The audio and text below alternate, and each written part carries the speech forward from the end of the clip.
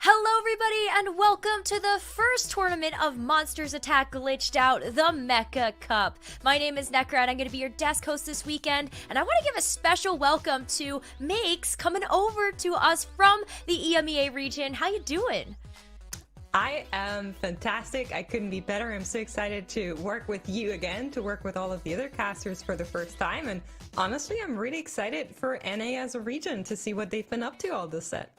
Yeah, I'm so excited to hear your insight on that and see how maybe EMEA and NA compare. But a big welcome back to Casanova as well. How are you? Yeah, I'm just glad to be back. My first tournament of Glitched Out, and I'm looking forward to seeing all the action. I'm also just stoked to have Makes here across the pond to welcome her, make her feel, at home. I decided that I would cosplay Impetuous Panda from the EMEA caster scene, get the mustache going for this one. So, welcome, so Makes. much. I'm happy to have you here. I love That's it. really sweet. It's going to be a fantastic weekend. I'm so excited to have you both here. And we will also be joined by Mortdog and Booposaurus later on today as we rotate through our lobbies. But Casanova, it has been a huge action-packed set so far as we take a look at the journey that we have had leading up to this point where we are at the Mecha Cup. Yeah, I mean, we had these cups leading into mid-set finale where Weijin was able to take that down, getting a world spot as well as a regional spot. A lot of, 3 other players being able to get those regional spots as well from that mid-set finale. And now we're still trying to get a couple more players for regionals via Mecha Cup we're going to send for, and then also getting those qualifier points to try and lock that down.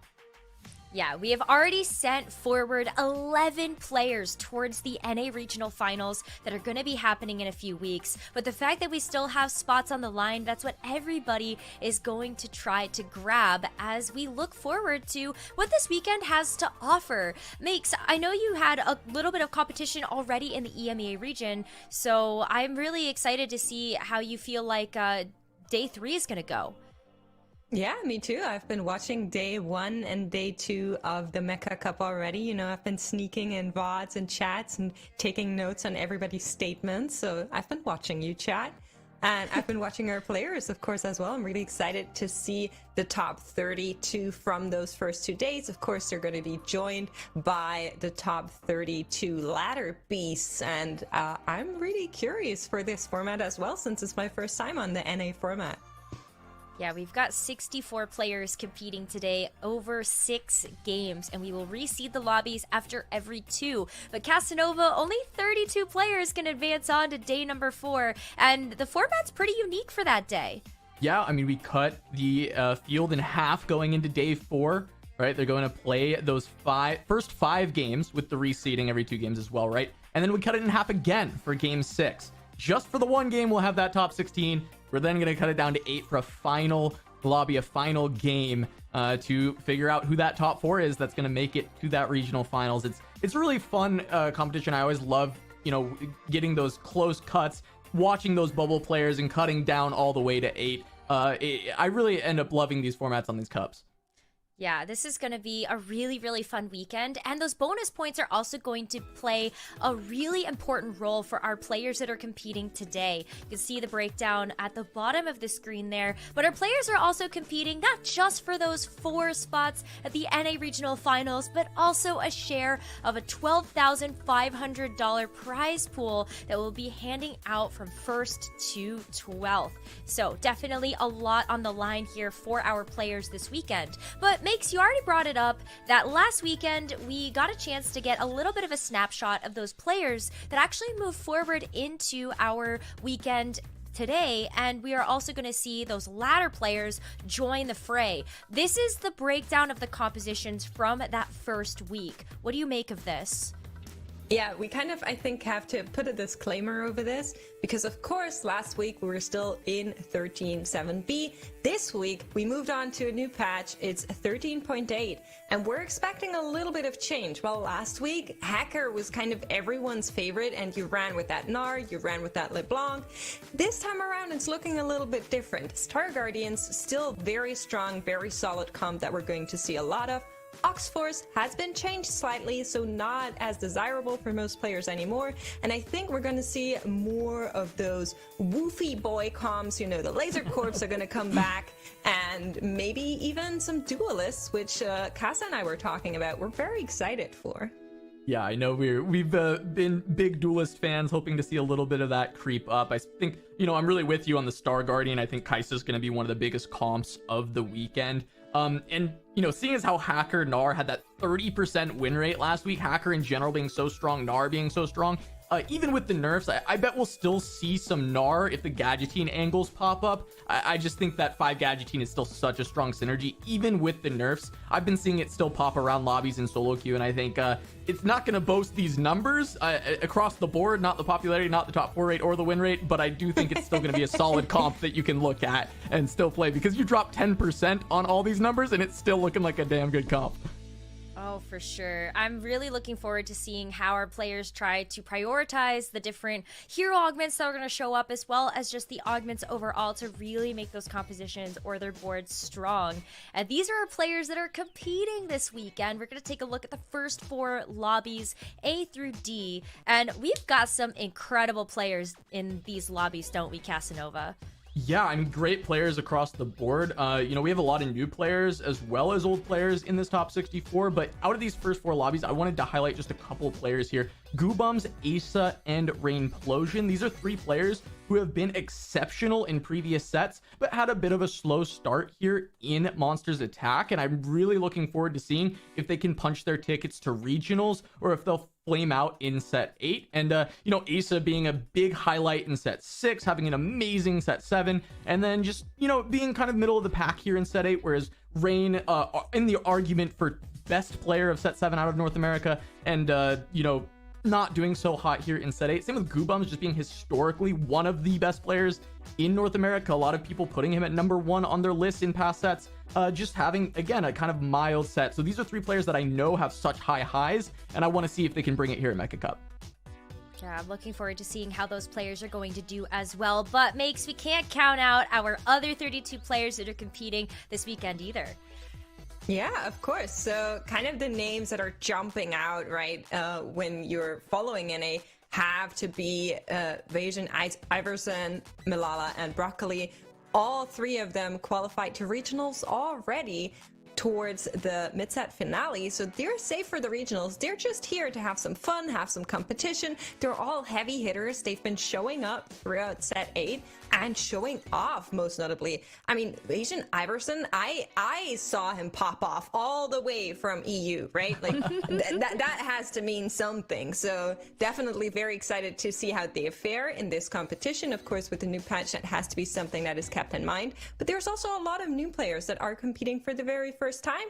And to me, that's always the storyline I'm keen to follow, because it's like, oh, who's this person? What have they been up to? And maybe are they coming up and being very exciting and we just haven't seen them yet?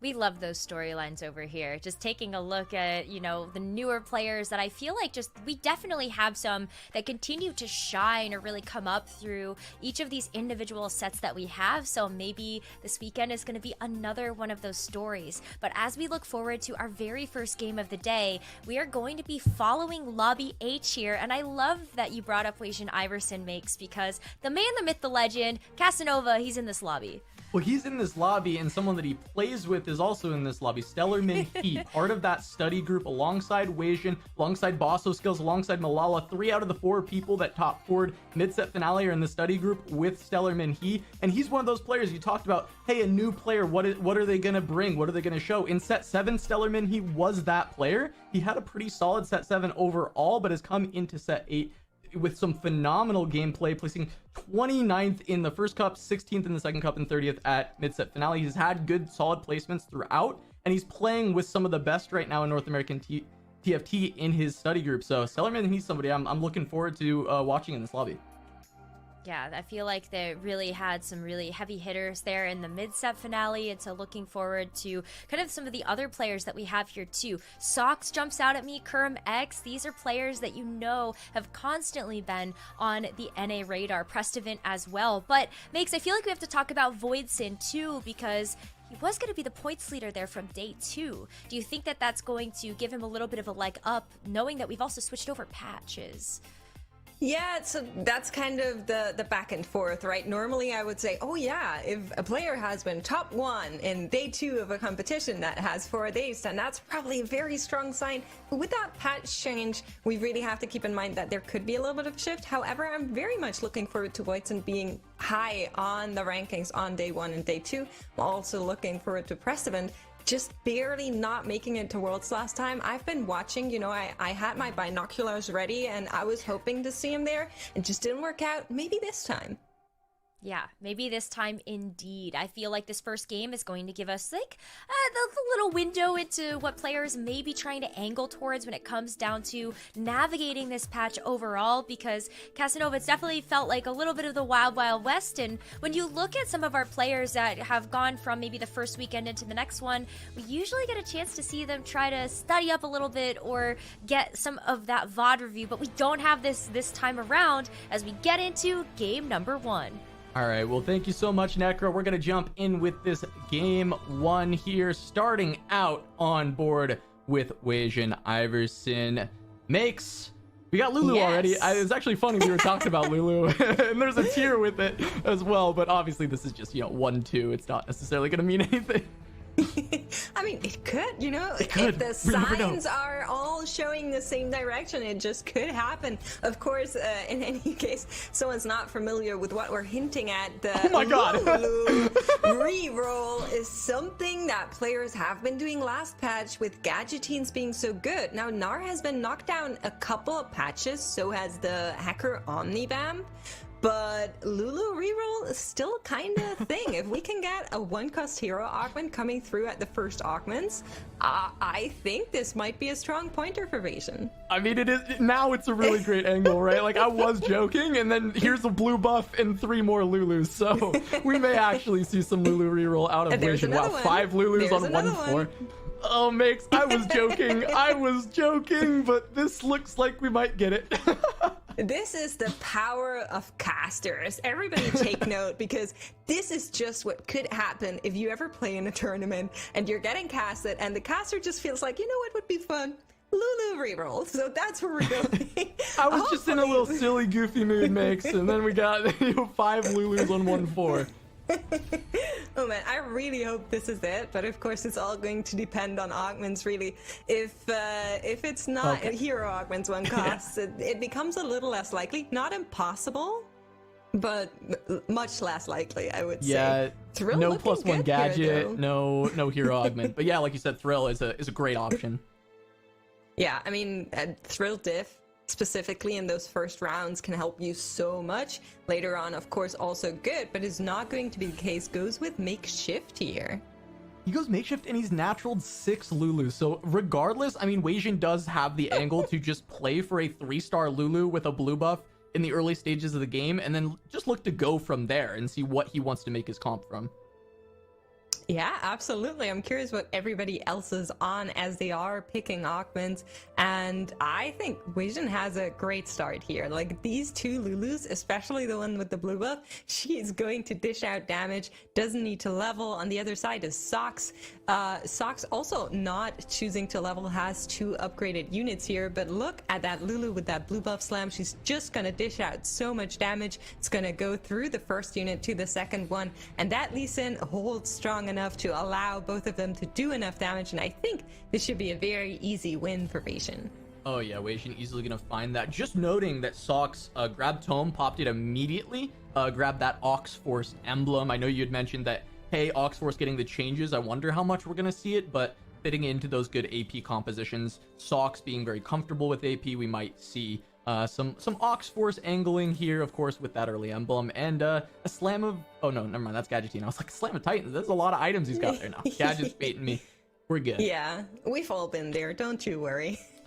Sometimes, I'm like, oh, wait, where did I get that item? Oh, I didn't slam it. It's like, it happens. But we are getting a note that players have picked up. I'm very curious for 2 augments here, and I think we're going to go there at some point, but just noting it for everybody watching, we do have a duelist crest picked up and a mascot crest. So 2, I would say, rather strong inclinations already on the board, with players kind of putting up a sign saying, this is what I'm going for. Don't you dare compete me on this. So I'm very curious to see how this one plays out. Of course, on the other side, we have Connor's Me with that trade sector. Is just going to get a lot of extra shops. Very, very nice to have. I think even in 13.8 still, 13.7b was rerolls all the way, basically. 13.7, a little bit, you know, more relaxed. Not as much as heavy rerolling, but still something you can go for.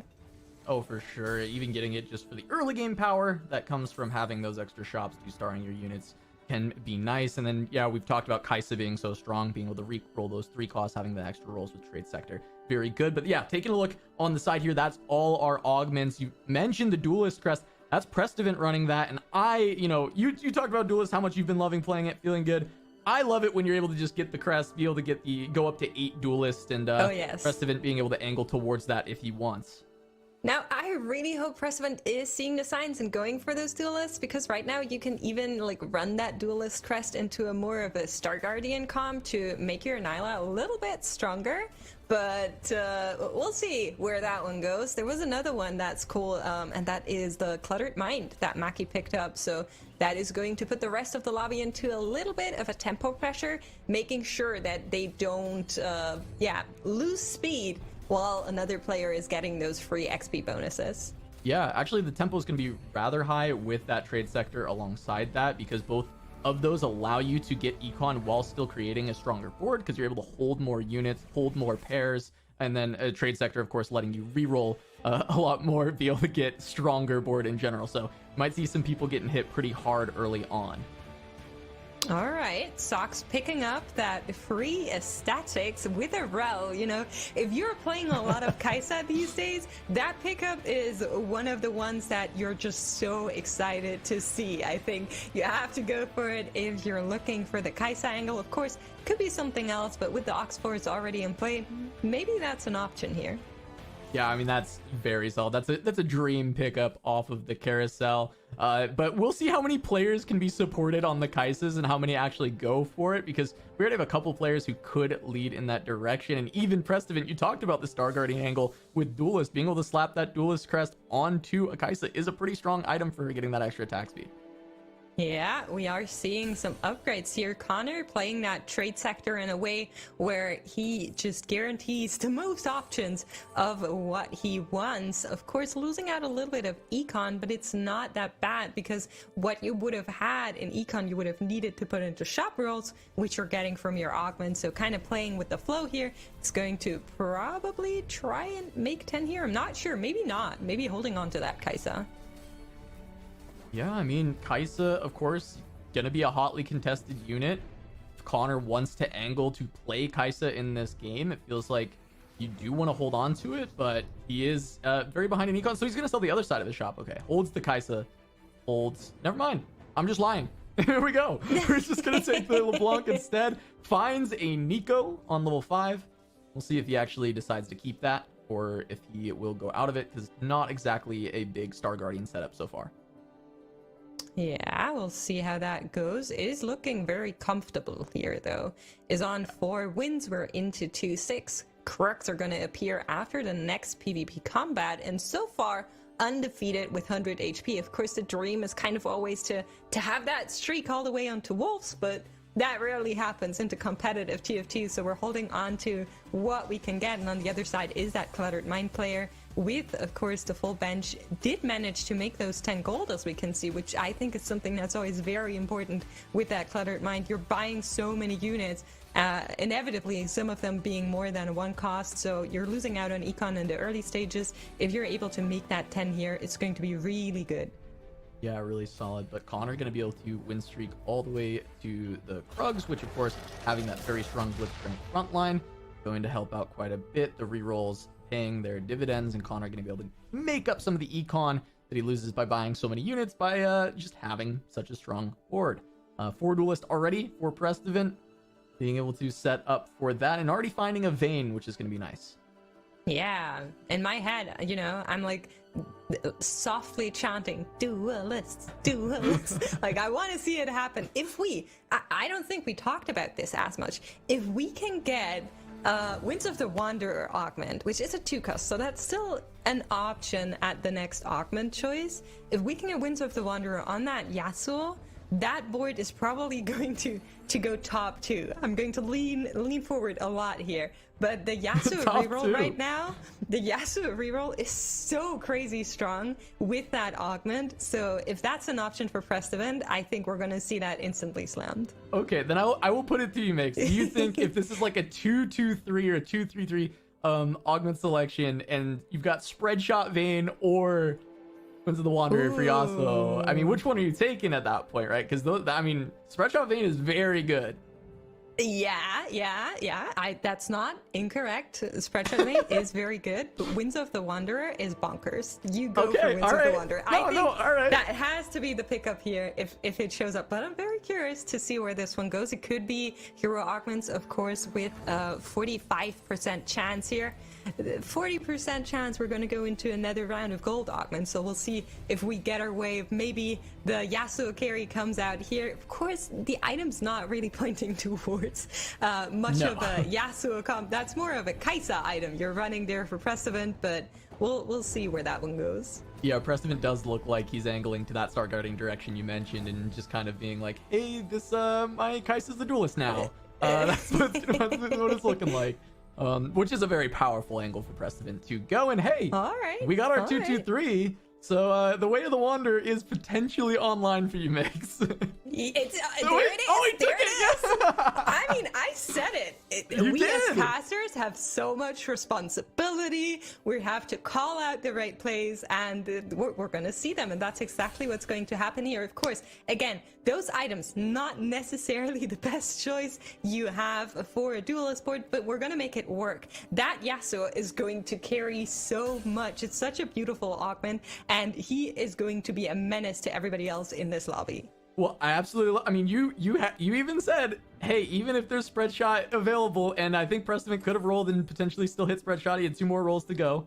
And he saw wins and he snap picked it. He said, hey, this is the augment. This is the one I want. So I absolutely love that. Absolutely, and there is another player with a Yasuo augment, and that's also Winds of the Wanderer. So yeah, I think that could be a problem for both of those players, as they're definitely angling to find that Yasuo 3, right? You definitely want that if you're running the Yasuo carry augment. So Voidson and Prestivent kind of starting to hold hands here, and if you're just looking at the board augment constellation, on one side we have the option to go for those 8 duelists, but on the other side there's a preparation involved. So both of these Yasuos are going to scale a little bit differently. I'm not sure which one is going to come out on top. Of course, that also depends on everything else, like what items are we getting and what's the third augment, but definitely an interesting content here at the very start as everybody else comes through. Yeah, let's take a look here. It looks like there is a third one of Yasuo Winds of the Wanderer mix, so everybody's going for it. Maki roll also there. We even have Neela's Gifted for Kurum, which I guess that's not fully contesting the duelist line. That's more, you know, looking for having a lot of Star Guardians, right? But at least the Neelas themselves will be contested. Gonna be rough for these duelist players trying to figure out who is going to be able to stay hard with the line and get strong enough while contested through S. Honestly, I'm so surprised because it was 2-2-3, right? So usually with 2-2-3, we're seeing a lot of rel, we're seeing a lot of multi-shot being picked up with players that are angling for those Kaisas. And, you know, I'm not the best with math, but I counted 4 Yasuo augments, 3 of which are the carry, and then 1 more that's Spirit of the Exile. So all of those players are looking at, you know, those Yasuo rubbing their hands, and that's not going to work out. You can't. That's like a 4-way contest, and that's going to be bad news for everybody that picks that up. And in the other way around, that's good news for the players that are not on that. Stellar Minhee, you mentioned him at the very beginning, picked up the mascot crest and is now an Alistar's support augment. And that could be a great comp in this lobby here. Not contested, not really having any issues with anybody else. Oh, I absolutely love this pickup. I think it's great with the mascot crest because He also has this blue buff. It seems like he can go for a Vex angle, and Alistar Stubborn, just 50% shred on the entire board the entire time just by having an Alistar in. It's really great for an AP leaning composition, and the Vex is going to be able to do so much damage with that. As we get a 3-star Gangplank for Wei Jin. It's not even hitting the Lulu first. Hits the Gangplank first instead, even though he was sitting on 6 Lulus on like 2-1. Yeah, you know, sometimes good things take time, and Wei Jin is experiencing that firsthand. But with this front line, I think we're in a good position. It is also on that Guardian Spirit, so a little bit of extra sustain here coming through from that Malphite. Would probably like to have that Malphite on a 3-star as well, but just look at that Lulu damage going out. That's a 1 cost with 2 items, and if you're remembering the Lucian reroll from last week, I feel like this is pretty much on par. Of course, you'd like her to be 3 as well, but she is doing so much damage back there. Yeah, and this was a great supers angle for Wei Jin as well, right? Just being so close to the 3-star Lulu early on in the game. You're just going to be rolling for that. You pick up the other things that you're hitting, and Wei Jin, I think, unfortunate on his heavy roll down not finding the Lulu, but he did at least find the Gangplank as a consolation. That'll help out quite a bit. If we take a look at Stellarman, he was 6 mascot in already. Yeah, that's a beautiful board. And honestly, I've been waiting for that Jin comp to come back. We have been seeing it a little bit in the last patch with the Jin carry you put in the mascots. You can also play this a little bit differently when you're bringing in the hackers, but now that hacker is not as strong anymore, you don't really do it as much. And what I've been told by somebody who's been running this comp a lot is that actually you want to get the Malphite to 3 before you get the Vex to 3. So your win conditioning is getting that beefy frontline first, and then you can go for Vex 3, but Malphite has to be the priority. Yeah, getting that extra front line is going to be fantastic. I wanted to note, I noticed Wei Jin did find Lulu 3 in that bottom right corner. We saw that pop up. So Wei Jin going to be in a really good spot with that. And I know you're happy because you were talking about Lulu carry maybe showing up. And in game 1, we get one of those. But also, yeah, having that really strong front line, you've got some extra damage from your support augment from the Alistar and Stubborn by getting that MR shred. And so that's going to allow for that Vex to do plenty of damage as you get her itemed up. A 2-star Vex is probably still going to do great as long as she's got the time to work there, especially since mascot, the longer the fight, the more value out of the healing, right? It just makes sense. You want a really strong front line with mascots. Yeah, when I play the game, I try to reduce the enemy's HP before mine gets reduced. That's how I normally win. But looking at the overall lobby standings, we are noticing quite a gap starting to form out, right? Stellarman, he on the very top with 87 streaking. At the very bottom, players are already in the 40-something digits, and that has to be a point in 4-1 where that last augment is coming up. You know you have your hero augment sorted. There's not really a necessity to kind of tailor your board to it, so you really want to turn this around. This is where you start rolling, it's where you make sure you hit that 7, and yeah, I'm very curious to see if Waitzen and Maki can turn it around. Yeah, we're on board with Kuramex now, going up against Stellarman, who is someone you probably want to avoid at this stage just with how strong he has been. But Kuram did just roll down quite a bit, make some big changes to his board. We'll see where it's at. It looks like he's angling towards the Oxforce version of the Spell Slingers. We do have that TF online, and he is playing that Fiora, trying to play for those duelists alongside the gifted Neela. Looks like it's going to be a pretty close fight overall, but the Vex just needs one more little cast here, and yeah, that's going to seal it up. But Kuram's board also looking quite powerful going up here against Stellarman Heat. Yeah, the big point I think has to be that he just invested a lot of gold going up against the first person and was maybe hoping for a win here. So that didn't really play out. Is going to be golden augments coming through, though. I'm very curious how he feels about these. Maybe the Sunfire board is worth a pickup, but none of these are like an instant, right? If you had Jeweled Lotus, that would have been something you really wanted, and it just keeps happening. I don't know. Yep. It must be NA diff. Everything I say becomes true. I'm scared to talk now. We are absolutely cursing this lobby consistently, Migs. We are a problem.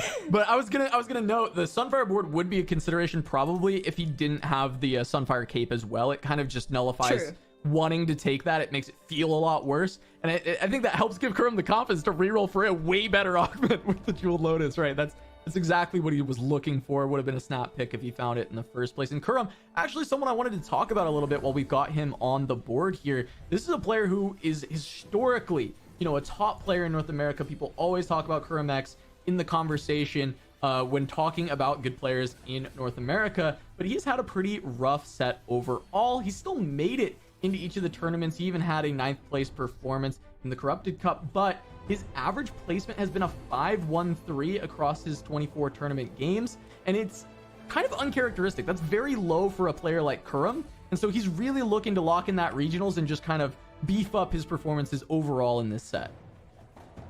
Yeah, for sure. We're now on board with Voitzen. Voitzen winning that day 2. So the previous day of this tournament last weekend. We're seeing all of them. Honestly, all of the augments coming through on the left side. Maki and Prestivan both going for that Axiomark, making sure the Yasuo is getting as many casts as possible. Voitzen, however, is on Thrill of the Hunt, which I love. I love Thrill of the Hunt. It's one of my favorite augments, and I think it might help here to keep that Yasuo on top, but we'll see. On the other side, there's a Jeweled Lotus being picked up by Connor, but of course, this is the Spirit of the Exile player, so a little bit of a difference here in kind of the weight of how these boards are played out. But the Yasuo, he goes down for Voitzen right at the beginning. That's not necessarily where you want it to be, and the Kayle, she's trying, you know, she's doing trying. her best. She's doing her best out here, Mix, but her. End of the day, not strong enough to take on this Mordekaiser that was found by Connor. Connor having all those laser core online, and we talked about before the broadcast, Spirit of the Exile being a nice pickup to go alongside laser core, and that's the direction that Connor took it, especially seeing how contested Yasuo was. He's like, okay, well, if I find a Yasuo too, fantastic, and I'll just push levels, go for laser core, hits the early Mordekaiser, and that's going to put Connor in a really nice position for this game. Yeah, talking about seeing the signs and making sure you have a new plan ready. As soon as he saw 3 other players on that Yasuo train, he was like, nope, not for me, not for me. That's not where we're going. So very, very smart to opt out of it. However, Maki, knee deep into that Yasuo, does not have the Yasuo 3 available, does only have the Yasuo as carry. There's an ASOL without items in the back. There's a Vayne without items in the back, and not looking too hot here. 19 gold to go. 12 HP remain. That's not a great spot. Yeah, I mean, this is looking good for Prestivan. He's hoping these Yasuos will go back into the pool. He's looking at Maki and Voitzen being at 12 and 20 respectively, and he's like, I just gotta hang on a little longer and then send it for these Yasuos when they get back into the pool. And Maki does not look long for this world as he goes up against Sox with a Twisted Fate 2. Those are some pretty solid items for the TF as well. Yeah, I mean, keep your eyes on that Yasuo. It's taking so much damage here right away. The Sona and the Twisted Fate are both onto its tails, and it goes down. The ASOL not even really getting that cast off. It just takes too long, too much mana, and Maki finds an 8th place here in game 1 right away. Yeah, Maki just gone. 3-way contest on those Yasuos, but even, I mean, Connor even having 3 Yasuos out of the pool, making it really rough for Maki. And that second wind coming in clutch. We saw the Twisted Fate get clipped by the Yasuo, drop to about half HP. It healed back up, lets it take a couple more tornadoes and find the time to take out Maki. But now, Prestivan's just watching Voitzen and hoping that 20 HP starts to disappear and he can find more of those Yasuos. Yeah, I mean, that's how it goes when you're contested, right? You're kind of lurking and waiting, hoping that the other person gets knocked out before you do, so you can steal all of their units. You can kind of grasp what they threw away. But here is Weijin with that Lulu reroll, and honestly, I'm so happy we're getting to see that. It's not even a Gadgettine angle. He's on the hearts, which is a preferred situation for the Lulu right now. Last patch, we have been seeing a lot of Gadgettine versions of this, but just look at the Lulu. Oh my god. She's doing so much damage. It's glorious. Yeah, late fight scaling of heart with 4 heart there, especially with the little buffs they got. Being able to do so much damage. Lulu going nuts. This comp really coming together for Weijin. And he's really gotten to the point where he can start scaling up. He's got the three stars already. He can probably push levels at this stage of the game. Yeah, and we are seeing the hero augment being displayed here. Thank you, production. Of course, that is going to be the Guardian Spirit, and that just, you know, helps to get a little bit more sustain, get that extra healing there. Of course, the Lulu has to stand in that second row to profit off of the Battle Mage, so really making sure she has a little bit to help herself with due to that hero augment. And something else that I always love kind of pointing out to players who are maybe not as familiar with the intrigues of top competitive TFT, what we're seeing on the top left corner is not a bug. Vision is holding off on picking up that orb because it's a guaranteed Malphite, and looking to go for that Malphite 3, he has just decided to leave it there, and as soon as the rest of the Malphites show up, he can pick it up, and it just is there, is not going to get pulled out of the pool. Yep, excellent for Weijin as he finds a Sona 2 as well here, just naturally, but still looking on the roll down. I think he really wants to find just Lee Sin 2, Alistar 2, just to try and beef up this front line a little bit for that Lulu, as he ends up just slamming 3 items onto this Gangplank 3. That's going to be hitting really hard right now. Weijin is not someone I think you want to run into, but that's a 3-star Vex on the other side for Stella Minhee. Yeah, Stella just right before this round was able to hit, but you can see it came at the price of rolling all of the gold, and the Malphite 3 is not to be found because, of course, Vision is holding some of those as well. So that Vex is trying to do the damage here, but she cannot. She is being targeted by a Gangplank right away, and that just takes her out. She needs more beef in front of her in the form of a Malphite to protect her. Didn't work out for Stellar here. Still has a little bit of extra HP to make it through. Shouldn't be too worried, but a player that is probably worried is Voidson on 6 HP here, 5-2. Also holding one of the orbs, but you're so many Yasuos away here. I don't think that it's going to be an option. We're picking up the Fiora 3 here, but I don't know if that's enough to save him. Yeah, no items on the Fiora is going to make it, a lot worse, right? Getting that Fiora 3, it's a good spike. It's going to help. The fact that he's fully prepared on that Fiora is going to be great, but going up against Prestivan, this might be an easier fight overall. I mean, Prestivan decided to just push levels when he noticed he was being contested. You see, he's just stuck on 3 Yasuos. He does not really care to try and find more, but that's going to be plenty from Voidson, and coming in clutch with that Thrill of the Hunt. You saw that Yasuo go from no HP to full HP with one of those tornadoes.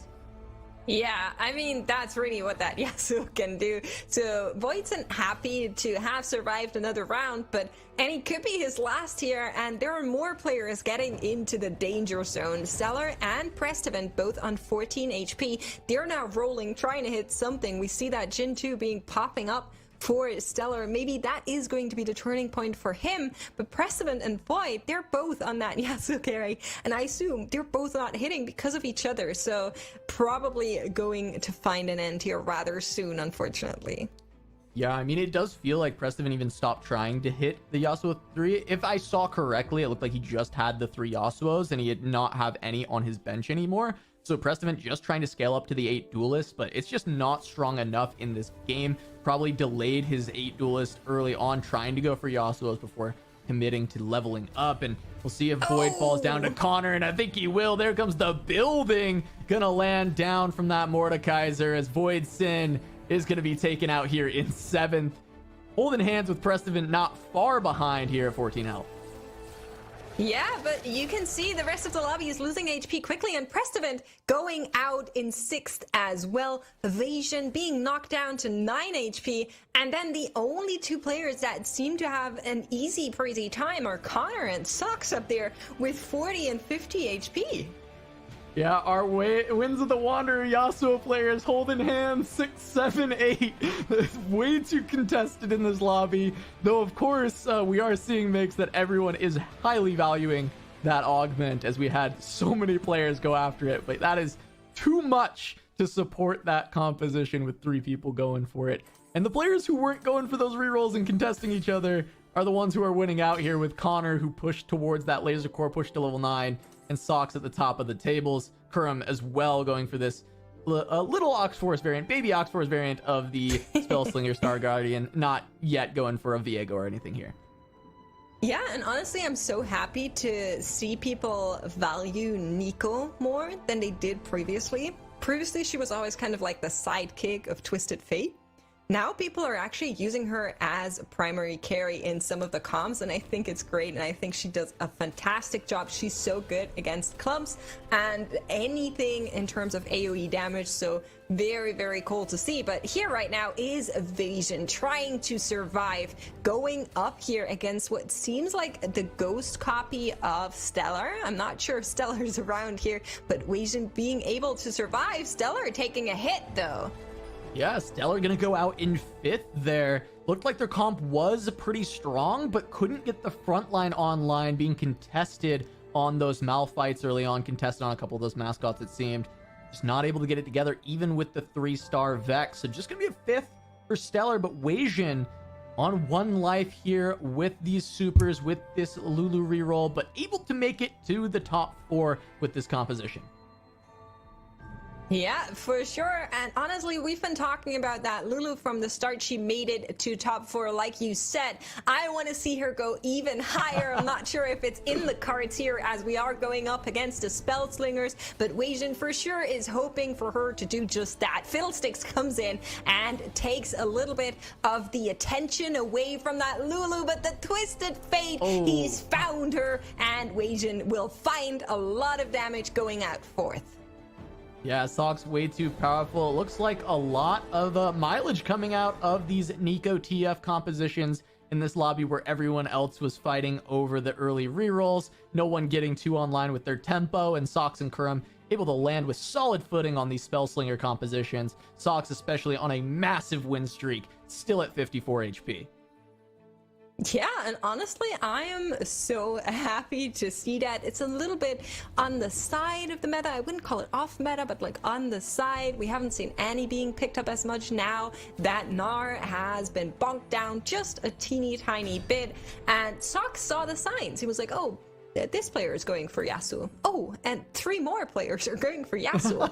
2 other players are going for Malphite. I guess I'm just chilling with my Annie. And it worked out. That's exactly what happened here. Reading the room, doing fantastic at that. Our top 3 are already determined in this game 1 of the day. Of course, there will be another game after this, and I think the players will be a little bit more careful with their hero augment pits, maybe scouting, you know, a little bit more, make sure that they're not getting any big contests. But I think Kermex might be done for a meeting with Socks here on the right side of the screen. That could be a big loss coming.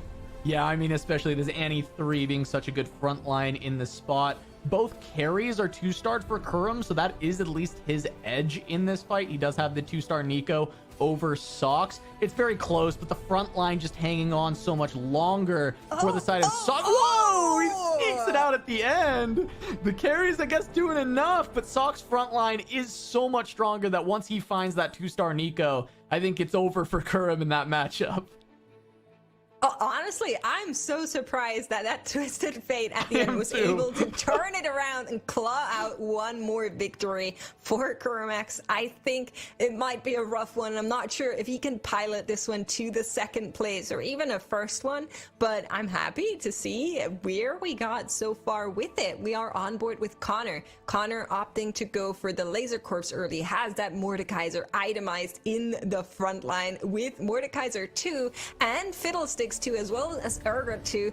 This Bard is probably at the most capped it can already be. Connor is dishing out damage left and right, meeting with Socks, but on the other side is Kermex, and he is taking a lot of damage, getting knocked out here in 3rd place. Connor got destroyed by Socks. I'm so surprised with just the power level of his board, but it just doesn't break through Socks' front line of this Annie 3, and Guardians or Burning Spirit being such a strong supporting augment for the Annie as well, just generically for this comp, is just letting Socks do so much damage even though he's only on a Nico 1. I'm just surprised at just the level of destruction that happened to Connor's board. I thought that fight was going to at least be a lot closer. Yeah, honestly, me too. But sometimes that's how the cookie crumbles, and it could be crumbling for Connor as well. 8 HP remain as he goes up against Sock. We are watching on the perspective of Socks, and it's all about the twisted fates in the backline. And I'm not sure that's something I expected going into this day. There is a little bit of a CC coming out by the undertow of the Urgot, but will it be enough? The twisted fate is ramping up for Socks, and I'm not sure Connors can keep up here. Twisted Fate onto the Blitzcrank. He has to take it out and on to the last one, but the Laser Corp support comes in for Connor and takes out a win against Socks. There we go. I'm curious what happened that I might have missed in that last fight that made such a big difference.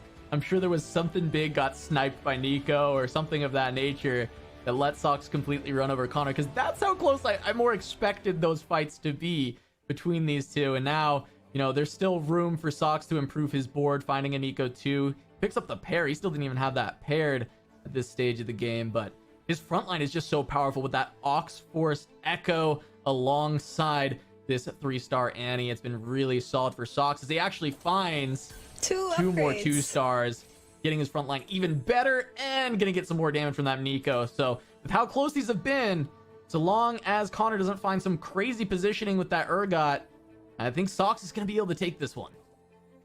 Yeah, I mean, we don't know. Maybe the Laser Corp support is strong enough for Connor to turn it around one more time.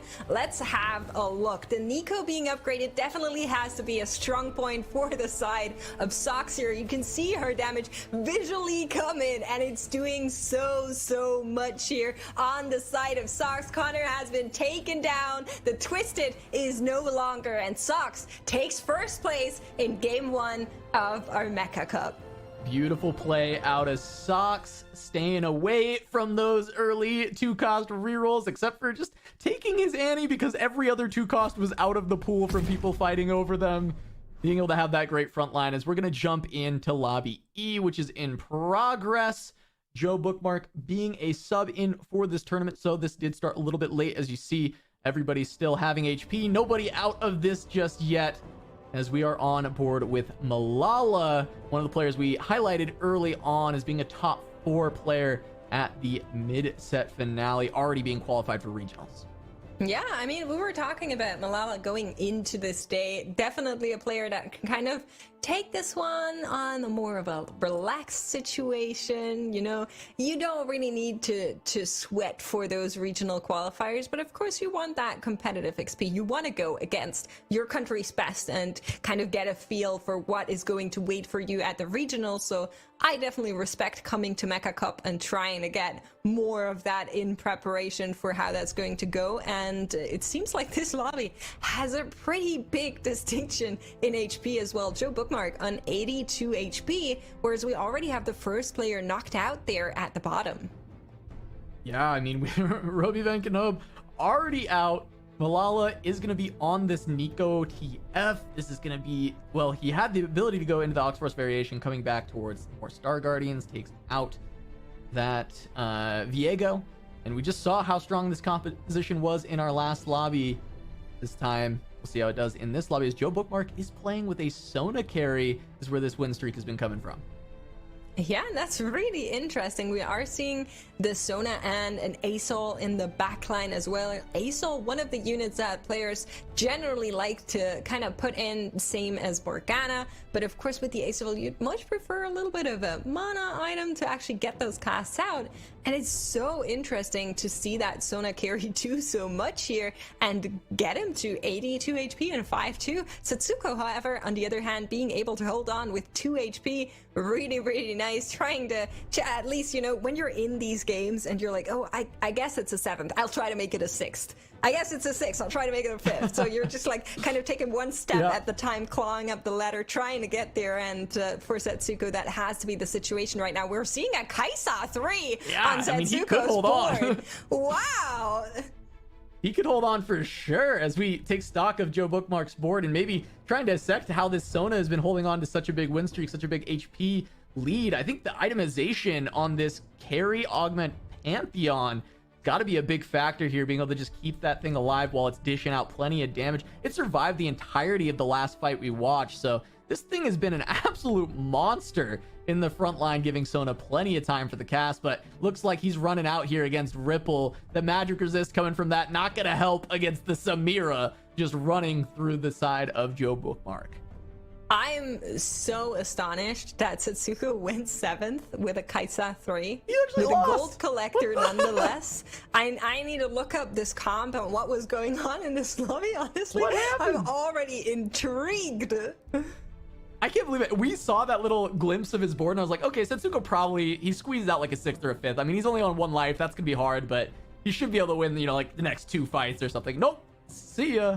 He lost. Wow. I don't know who he lost to either. I'm curious what board was able to take out that 3-star Kaisa so easy, but also I guess we only got a glimpse of Setsuko's board. Maybe his front line was completely fake. Yeah, maybe. I mean, we'll have to kind of dig that one out and see what was going on here as we are still looking over the shoulder of Joe Bookmark. We are seeing that Ripple Overdrive has found the ultimate Ezreal too, which probably indicates that that's an Infinity board that we're currently having in 2nd place. But just look at the HP total difference. Joe Bookmark 66 HP and Ripple Overdrive as 2nd place in this lobby on 27. That is crazy. That's so much HP that you can fall back on as a cushion that even if Joe Bookmark went to like grab a coffee right now, he'd be fine. Yeah, we'll see as he does get rocket grabbed. Maybe he was grabbing a coffee when it went to positioning for this fight, because he does lose his carry Sona right away, not noticing that in the scouting, and does get punished here by Sacrifil. And this is going to be a close fight because of the fact that he's still kind of in it after losing his carry. Is rough. I think that Warwick should be able to clean this up, especially since the magic resist not going to be helpful. But yeah, that fight's still taking quite a while to get through the front line. It's so funny to me that we're seeing Sacriflip because, of course, in preparation for this tournament, you know, I was kind of like looking up all of the players, particularly the ones that I wasn't as familiar with. And Sacriflip is one of the players that's competing in this tournament for the very first time. So not somebody we have a whole lot of records of. So I kind of went into the streams and I like took notes on titles and what they were saying in chats. And to give you a little bit of a glimpse of that, the title from Sacriflip was worst player in day 2, do not wash. He came 13th though, so definitely not the worst player. Not bad. 13th is not bad, Sacriflip. We got him with a spicy little 8 brawler board here, making it to the top 4. It seems like of this one with his 4 win streak, still having 22 HP. He's looking like a good shout for making top 4 in this lobby. Still gonna be a close fight here. That is a 3-star Renekton and 3-star Ashe. Going to be shredding through all this HP, but 8 Brawler does have a lot of HP to shred through. We'll see how this Warwick does. He's got all the lasers follow him, all the drones. Can't quite get enough damage through, but that's still going to leave Sacriflip with another life to hold on, see if he can close out this top 4. Yeah, and we are getting word that currently the title is worst player in day 3 by far. So not looking like that. Honestly, I feel like that might be fake news here as Sacriflip is currently lined up to go 3rd into this lobby. But of course, Malala and Jukyu trying to get there as well. We're in a little bit of a PvE round, getting some upgrades, hoping to turn something around. And Sacriflip so comfortable on those 52 HP. 52 gold. Yeah, I would say Malala and Jukyu are some scary players to have biting at your heels, running up behind you. Those are 2 players with excellent tournament track records. Of course, we've talked about Malala, but Jukyu, funny enough, was the player that had to bow out due to technical issues for that top 16 that Malala got to replace when he made that run all the way up to 2nd place. So these are some very solid players. Yeah, for sure. So we'll see how that goes. Malala could be one of the opponents to meet with Sacriflip here. Could also be Ripple Overdrive. There's a Shroud of Stillness in place on one of the boards. We are seeing him kind of hop around, trying to sweat the positioning last seconds, making sure that it doesn't target anything that is in danger here. But it's not going to be the board that he meets up with. It is going to be Malala. So one of these 2 players is probably going to get knocked out here. Yeah, both of the boards very beefy as we see Sacriflip just taking a look down to see what Jukyu's doing on that board. But it looks like Sacriflip's going to take a big amount of damage here in that loss. And he's just hoping that Jukyu loses as well and loses hard. But Jukyu looks like he's hanging on. and it won't be a top 4 for Sacraflip. Will be a 5th this game. Malala, Jukyu, Joe Bookmark, and Ripple Overdrive are top 4 of Lobby E. Ripple, another player who has been incredibly consistent throughout set 8, kind of a big up-and-comer here. You can look in the bottom right corner. You see he's currently ranked 7th in qualifier points, so just needs to have a decent tournament here to lock in a spot at regionals. Yeah, and honestly, that is still well within the cards. 27 HP, nearly tied with Joe Bookmark, and then there's 2 players on the single digits. If they can knock him out, you're in a great start for this day. Shroud of Stillness coming in for both sides. It is going to hit the A-Soul on the enemy backline. That's great for you, but there's a Mana Zane involved, so not going to be doing too much because the casts are going to keep on coming right now. The A-Soul taking out so much, but it's not enough. Ultimate Ezreal has already decimated the board before. Yeah, Ripple's board has so much damage. The 7 Infinity Ultimate Ezreal in the back there with the Samira to follow up. You got the big damage from the Ezreals dropping everything low, and then Samira casts and Ace executes everything. Yeah, absolutely. And honestly, I really love playing Ace into set 8 kind of the beginning, because there's a little bit of like something going on with me and Samira, and like I love her a lot, but I haven't seen too much of her except for in Infinity compositions, and she does so well there because of exactly what you just said, with the Ace being able to get the last hits off once that Ezreal has come through. We're probably going to see that combination once more. The Warwick being stuck onto the Samira. Thank you, observers. We wouldn't have caught it any other way, but the Samira is shredding through that Warwick, takes him down. Ezreal gets his cast off, and it's all on to Ash. She is going to fall. Jukyu is going to lose so much HP here and might be a double knockout. Oh, no, it is not. Joe Bookmark holds on with 9 HP. Ripple just showing us that the Warwick was feeding mana to his Samira, just like, hey, look, free mana. Here we go. Just gonna be able to clear up this board. And yeah, Ripple with an incredibly capped board. Joe Bookmark had the HP lead, but Ripple able to find a really solid board, and I think he should be able to clean this up against Joe Bookmark unless we get some big hits. There's a Leona 2, at least for Joe. Yeah, there's an Urgot and an A-Soul too that we could pick up here. It is going to be the A-Soul, and I'm curious if that's going to do a lot. Honestly, like, doesn't have mana, doesn't have any items, so we don't have any mana augments. We're just kind of going in natty for Ripple Overdrive, and does it even get a cast off? Has to be my question here as we go up against Joe Bookmark. It's going to reduce all the healing that doesn't exist because the board will be gone by the time this Aurelion Soul casts. As we've got the cast from the Ultimate Ezreal's about to go off. Here they come through, all the big damage onto Joe's board, and there's the Samira to wipe it up. Ripple Overdrive gonna grab first in game 1 of Lobby E. That is a fantastic game played by Ripple as we welcome back Necker. Necker, what did you think of our first kind of 2 games we were looking at? Hey, it makes me so excited to see what the rest of the day is going to hold, because I feel like we got treated to so much. I'm going to thank Makes for that one. I don't know what kind of magic you brought over from EMEA, but we got the Lulu reroll there from Wasian. We got a bunch of duelists, which may or may not have worked out for a lot of people. But I mean, hey, what are you thinking about that first game, Makes? I mean, like you said, I think after a patch where it was very kind of straight beelining for anything hacker for the most part, we're now getting a big variety of comps. A lot of comps are good, a lot of comps are sustainable, depending on hero augments as well, which I think is the sweet spot of hero augments. So really happy to see that play out with how they come in and change the pace and the cadence of a lobby. And I'm ready for more of that. Also, sorry to that A-Soul. It did get 1 cast off. It did. Well, Mix made like a little wish list coming in. It was like Lulu, Duelist, and then the players were like, let's just do all of them in game 1. Let's get it over with. You know, Mix doesn't have to worry about the wish list anymore. We'll handle all the composition. We got you, Mix. Welcome to NA. Thank you. I can It's feel a warm the love. welcome.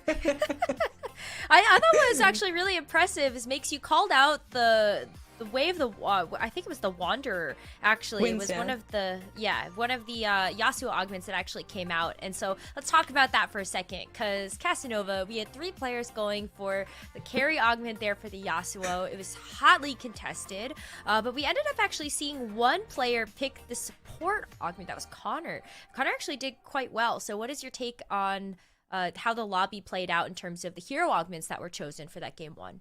Yeah, so the big thing between those 2 augments is, of course, the support augment versus the carry augment. One of them you're just picking to help the other units you want, whereas, of course, the carry augment you want Yasuo's. And I think Makes and I talked about how for Winds of the Wanderer, you do really need to 3-star this Yasuo for it to be like a genuinely very strong composition. It's okay, it's gonna win streak a little bit if you early 2-star and you've got it, but you need to 3-star it if you're gonna lock down the game. It's contested 3 ways, and Connor's still holding 3 of them out of the pool, which might not usually matter, but when it's contested 3 ways, it starts to matter a lot. No one else able to hit their 3-star, and with that, they hold hands 6th, 7th, 8th. Yeah, that makes sense. I feel like with the Spirit of the Exile, or like when you look at a supportive augment, maybe you're looking at being able to run something like a 2-star and be totally fine, right? But I feel like when you look at some of the other players that were not contested in that lobby, we saw an incredibly dominant performance there from Sox. Yeah, for sure. I was honestly so surprised to an extent to see the Jin and the Lulu not do as much as I was kind of expecting them to. I'll have to like relook over that and see what was going on there. But we were mentioning it, the Annie being completely uncontested for the most part. You had the option of going for those AP heavy comps, and Sock saw that and ran with it. 6 Oxforce. I wasn't really sure how Oxforce was going to land just based on the rework that came through from the patch, but looks like Sox is going to be able to take that to a first. We've got other lobby scoreboards to show you, though, just to give you a snapshot of how this first game played out. Casanova, there's not a whole lot, I think, to talk about here in terms of where players are going to stand in terms of the fact we still have 5 more games, but I want to talk about DPay for a second there. Yeah. First place. Let's talk about DPay. DPay did just qualify through 2 regionals via the ladder snapshot, and then he comes in and he's like, you know what, I'm going to try and qualify again. Let's get a first in Lobby C. He's actually been a player that people have been hyping up quite a bit recently, especially, you know, with him qualifying to regionals. He's been playing so well on ladder. He's kind of committed to TFT full time for this set. Before, he was kind of playing it on the side and still kind of showing up at tournaments occasionally, having decent results, being respected as a pretty solid player. But now, with his full attention, having a regional spot, I'm really looking forward to seeing just his play at Mecha Cup, watching him, seeing what he's going to bring even going forward into regionals. Absolutely. I feel like that's kind of one of those things where you see those players that have come back, they still have the fundamentals that have been established from sets ago, but we have some other incredible performances that came through for our other 4 lobbies makes. Yeah, and I mean, we even took a look at Lobby E there towards the end, and Ripple Overdrive is in a great position to get the points to qualify to regionals here in Mecha Cup today, and starting today, fantastic, right? That's exactly where you need to go. That's exactly what you're looking for. Found that angle, went for it, and I'm really, really happy to see that. Now, something that I think is very interesting about this format is that they're going to stay in that lobby 1 more game, and so they can kind of adapt to what everybody else was doing, right? Yeah, so let's look at Lobby H as an example. We're not going to see, I think, a whole lot of Yasuo augments getting picked if it does end up showing up again. We'll see. I don't know. Surely Maybe you keep forcing it. it. We say that, but you know what? It's TFT players, so I don't know what to tell you there. We're going to take a short break, though, get our next game set up, and when we come back, game number 2 of day 3.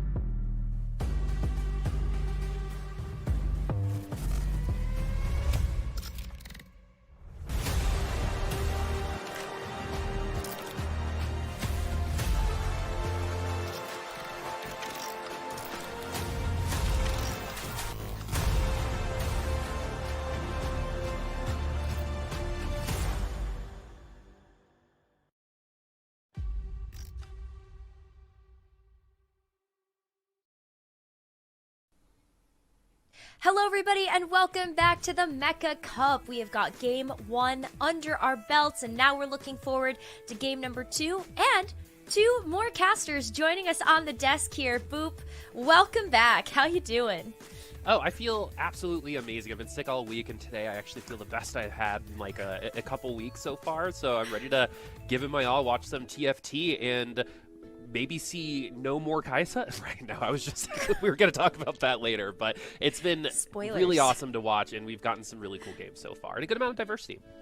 For sure. And Mort, welcome back to the broadcast. Really exciting to have you here, especially given that we have just switched over a patch as well. So what are you looking forward to seeing this weekend? Yeah, it'll be interesting to see. Obviously, we saw last weekend, day 1 and day 2 of the Mecha Cup, we saw a lot of Hacker. That's a lot less prevalent now. We saw the big Oxforce rework, which we'll talk about, so seeing some of that. Kaisa, despite being nerfed, clearly looking very, very strong. We saw 3 people try to play the new Yasuo carry augment that's really good. Didn't really go great for them. But yeah, and so be interesting to see. And it's been a while since I've casted, so it's nice to be back. Definitely, it feels good to have you both back on the broadcast here, but you kind of started to tease it a little bit, so let's get into it, Mort. We did see Sox go 6 Oxforce to get that first place in that first game, so can you tell us a little bit about the rework and what you feel like it's going to lead to in the meta? Yeah, so the rework now, instead of being invulnerable for 1 second, they just get a very large shield for 1.5 seconds. And so this is a big nerf to like a 1-star Oxforce blocking an entire Misfortune ult, right? That shield's not going to cover all that damage. They'll die pretty quick. But the shield does last 1.5 seconds. So in some cases, it can be a pretty big buff. And 75 armor and MR is still a lot of power. That's a lot of tank stats to have to chew through. It covers both your weaknesses on armor and MR, so pretty good play. And then you still have Twisted Fate, who has been a little less, but now with Hackers out of the meta, is now a great backline carry. Yeah, we kind of saw a little bit of the discussion between like, okay, do you go Twisted Fate for Spellslinger Flex, or do you try to go for maybe like a Nico carry? But no Kaisa? Boop, what's up with that right now? I think that was more of the players in the lobby not clocking it, maybe. We were literally talking in the back end that if someone went the Kaisa line, they probably would have just top forward, because the Duelist players all, I think I said it's like a shark in the womb, right? They kind of feeded off of each other. None of them did very well in that lobby. So we'll see on this one if that's going to change. Yep. Let's go ahead and jump right into game 2 and see what's ahead. All right. So it's your... Everyone, make sure to say happy birthday to Mort. Oh, he's giving away gun buddies in celebration for his birthday today. So make sure to DM him in order to qualify for gun buddies. Isn't that right, Mort? No.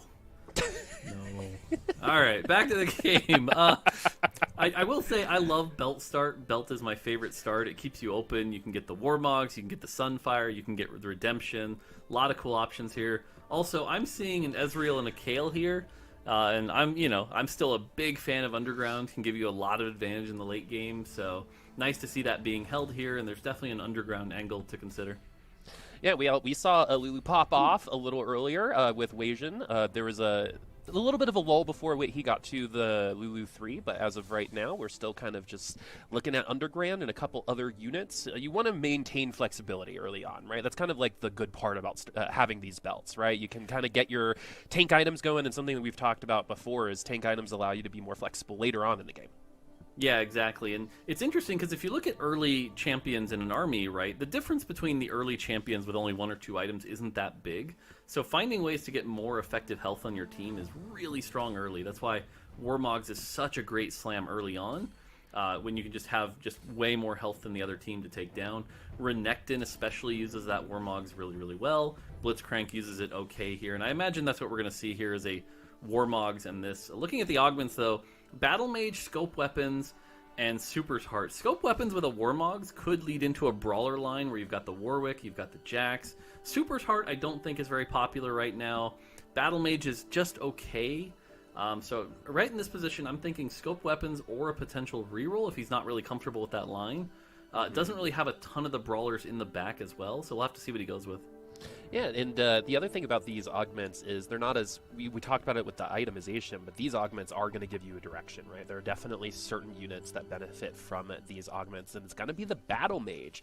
So we're going to keep things in the front line. We have those admins going. I didn't quite see what the snap pick was there on that one just yet, but we have the admins going, and this Blitzcrank with the Warmog should actually be able to sustain some damage, but let's see if we're going to be going up against stronger comps, which it looks like we are, and now it's about how many units we lose by. Yeah, I think seeing that he got no 2-star champions was a pretty clear sign to just slam the Warmogs, try to get a kill or two, play off the Battle Mage, which can help enhance your front line quite a bit with that extra armor, which is really good in the early game, since most of the damage in the early game is physical. And it's just going to decide to not level, try to lost streak here. It manages to kill one unit, which you're pretty happy with. If you can get the Neela kill here, nope, doesn't get it. So it takes the 6 damage, unfortunately. And I imagine what we're going to see here is, unless he hits a really good 2-star here, you know, sell some stuff off and hit to level 10, so... Okay, looking at these augment choices, it looks like we do have a build different on the board, which is exciting, or is that Exiles? But we also have a couple really interesting player stories in this particular lobby as well. Someone that we want to point out always is Ramblin. Unless they're in a tiebreaker, they're usually in a really good position when it comes to days like today. And Ramblin also is one of the more well-known AP players just in general, and has been pretty consistently AP throughout many of these sets. And with items with tiers being so well, I think this would be a very obvious time where you might see Ramblin find some success. Yeah, we'll have to wait and see. Looking at this board, by the way, this is one of the bigger, powerful augments right now, is the Gadgettine +1. Is going to allow you to get to 5 Gadgettine very early, and we see that if you can get that 5 Gadgettine early, not only you up an extra item from the Gadgettine items, you get that extra damage and damage reduction. And so this is a good spot to be in with that augment. Does still lose the fight, but if they can find that Gnar pretty early, getting that 5 Gadgettine spike does lead to a pretty consistent top 4. That actually was the glove slam in the middle of that fight that might have actually I think maybe it would have been okay, but that was definitely the way to put the cherry on top and secure that fight, because it was a tier 1 versus tier 2 situation there. Looking at the bench, we still have a good amount of pairs, which gives us these options. Right now, the Anima squad's starting to build up. Jinx did get some help in that last patch as well, so we'll see where some of this itemization goes, or if we're going to stick with Anima squad for much longer. Yeah, Anima Squad got a pretty big help in the early game with the Nasus buff in particular. Nasus got a lot stronger, can deal some more damage, and just does a lot better in Stage 2. We saw a big spike from that. And then, like you said, Jinx got a bit of a buff as well. So it's going to allow Anima Squad to shore up one of its bigger weaknesses we saw, which is the early game, where you kind of had to run those 2 units that weren't quite as powerful. And so hopefully that allows Anima to be a little more prevalent. But what we do see in the late game is that it's kind of hard to run 7 Anima Squad, because some of the units you have to carry, like Sylas and Nasus, just end up falling off in the late game. They kind of evolve into tissue paper into the late game, especially with some of the units like Kai'Sa, and even like in the mid game, it's like you got that strong Lux augment, right? Lux goes front to back now. If you don't have that really strong front line or itemized front line, then things like Sylas and Nasus can get taken down quite easily. So we are going to have a fun little moment here with the Anvil, and so we know one of these items, and we'll see what the other item is going to be after we sell. Yep, so we do get that Lux 2 as well to get on the board, and we do get a good variety here. We got our defensive and offensive items. Yeah, Ramblin's in a good spot here. This is kind of what we were expecting with the sort of meta comp, right? You get the Star Guardian emblem, have a nice defender. Rel is a great parry, or a great a partner for the Kai'Sa.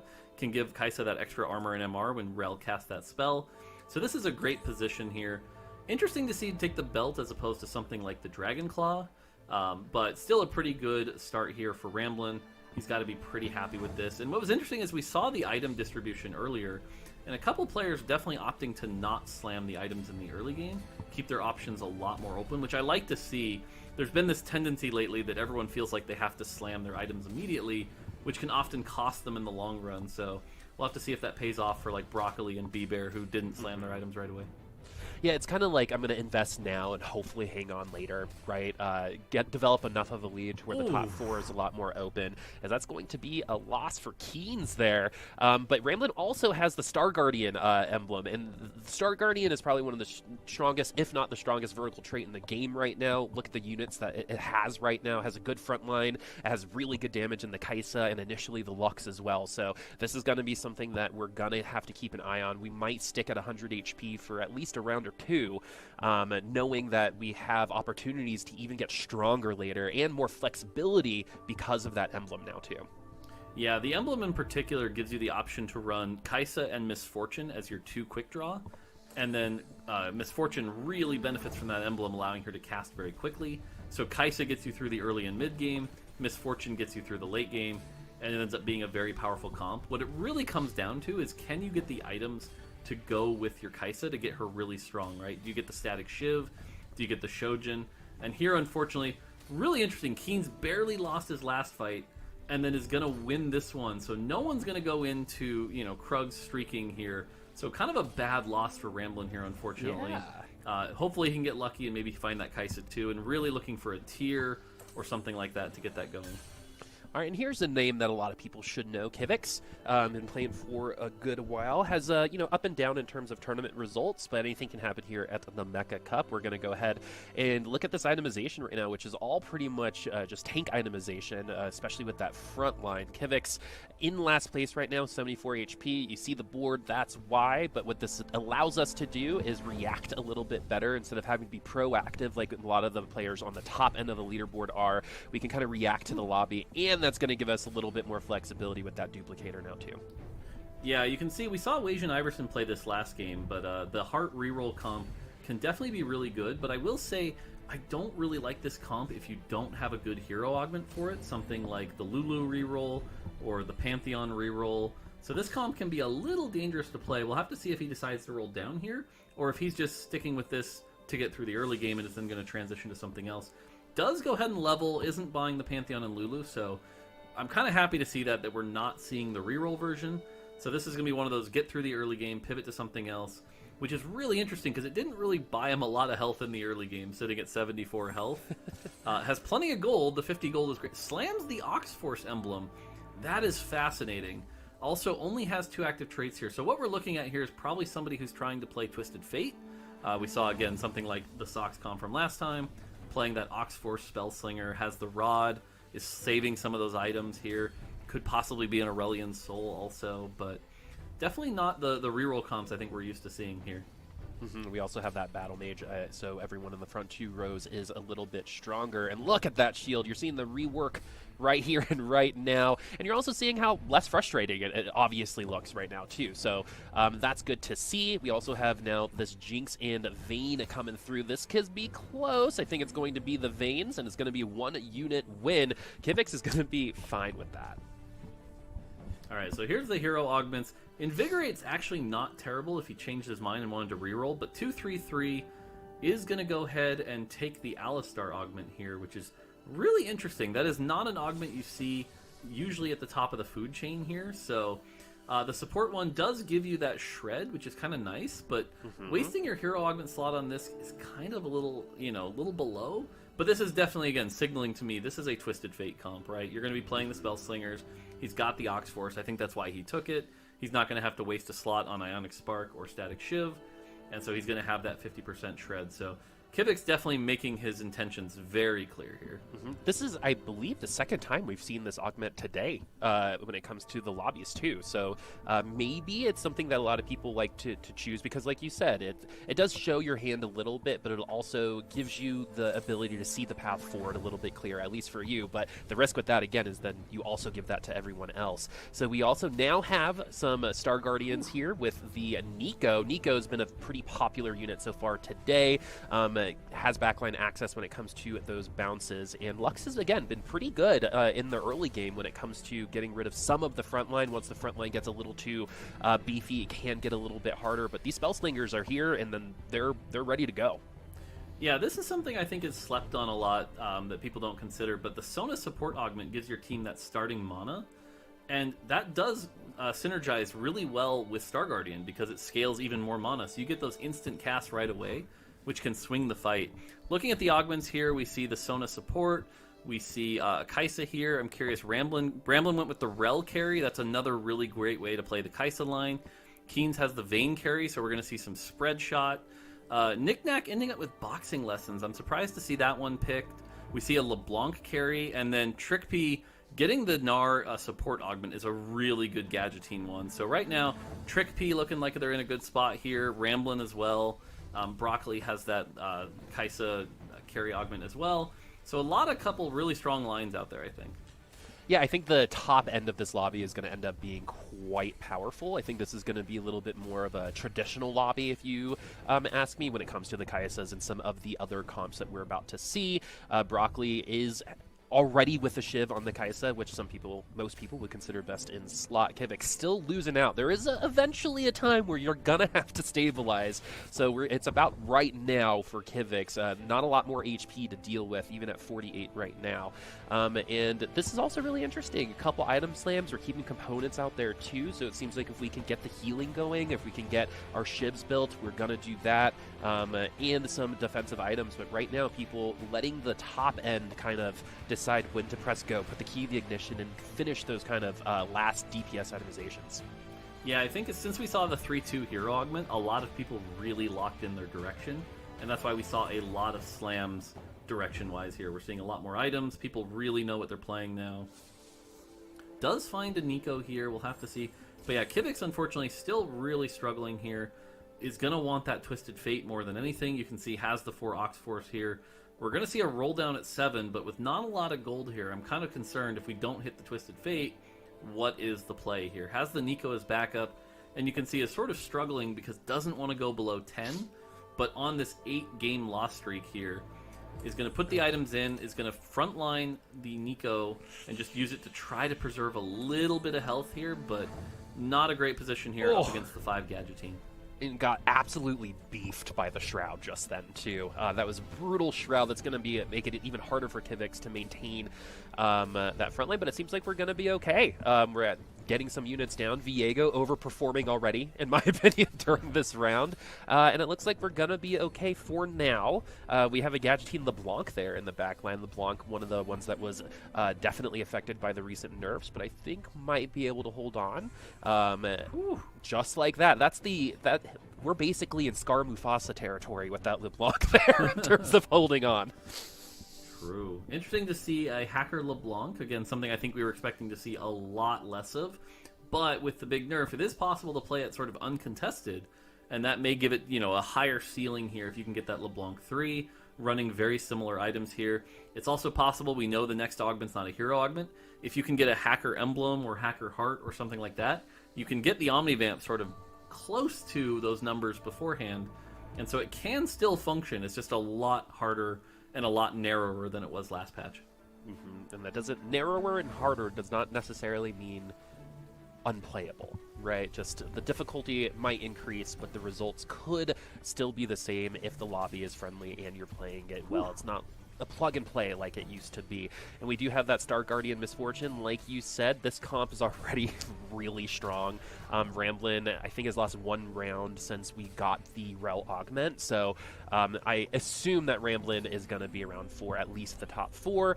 But Broccoli also still on a fire as we move over to this JX. I believe this is also their first Riot / Wisdom tournament. So, and I think this is a really cool statistic, 13 or 14 first time ever playing in a tournament for Riot Games in this top 64, which is just a really cool thing to think about in terms of growth and where, people are coming from and deciding to say, hey, this is the game that I'm going to focus on and I'm going to try my best and compete.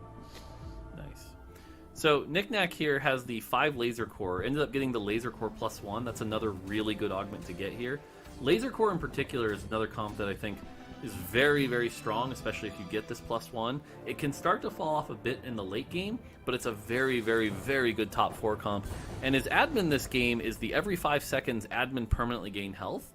So this Warwick can actually get a pretty decent health pool going if he can stay alive a while, which is why I really like the Edge of Night Slam here.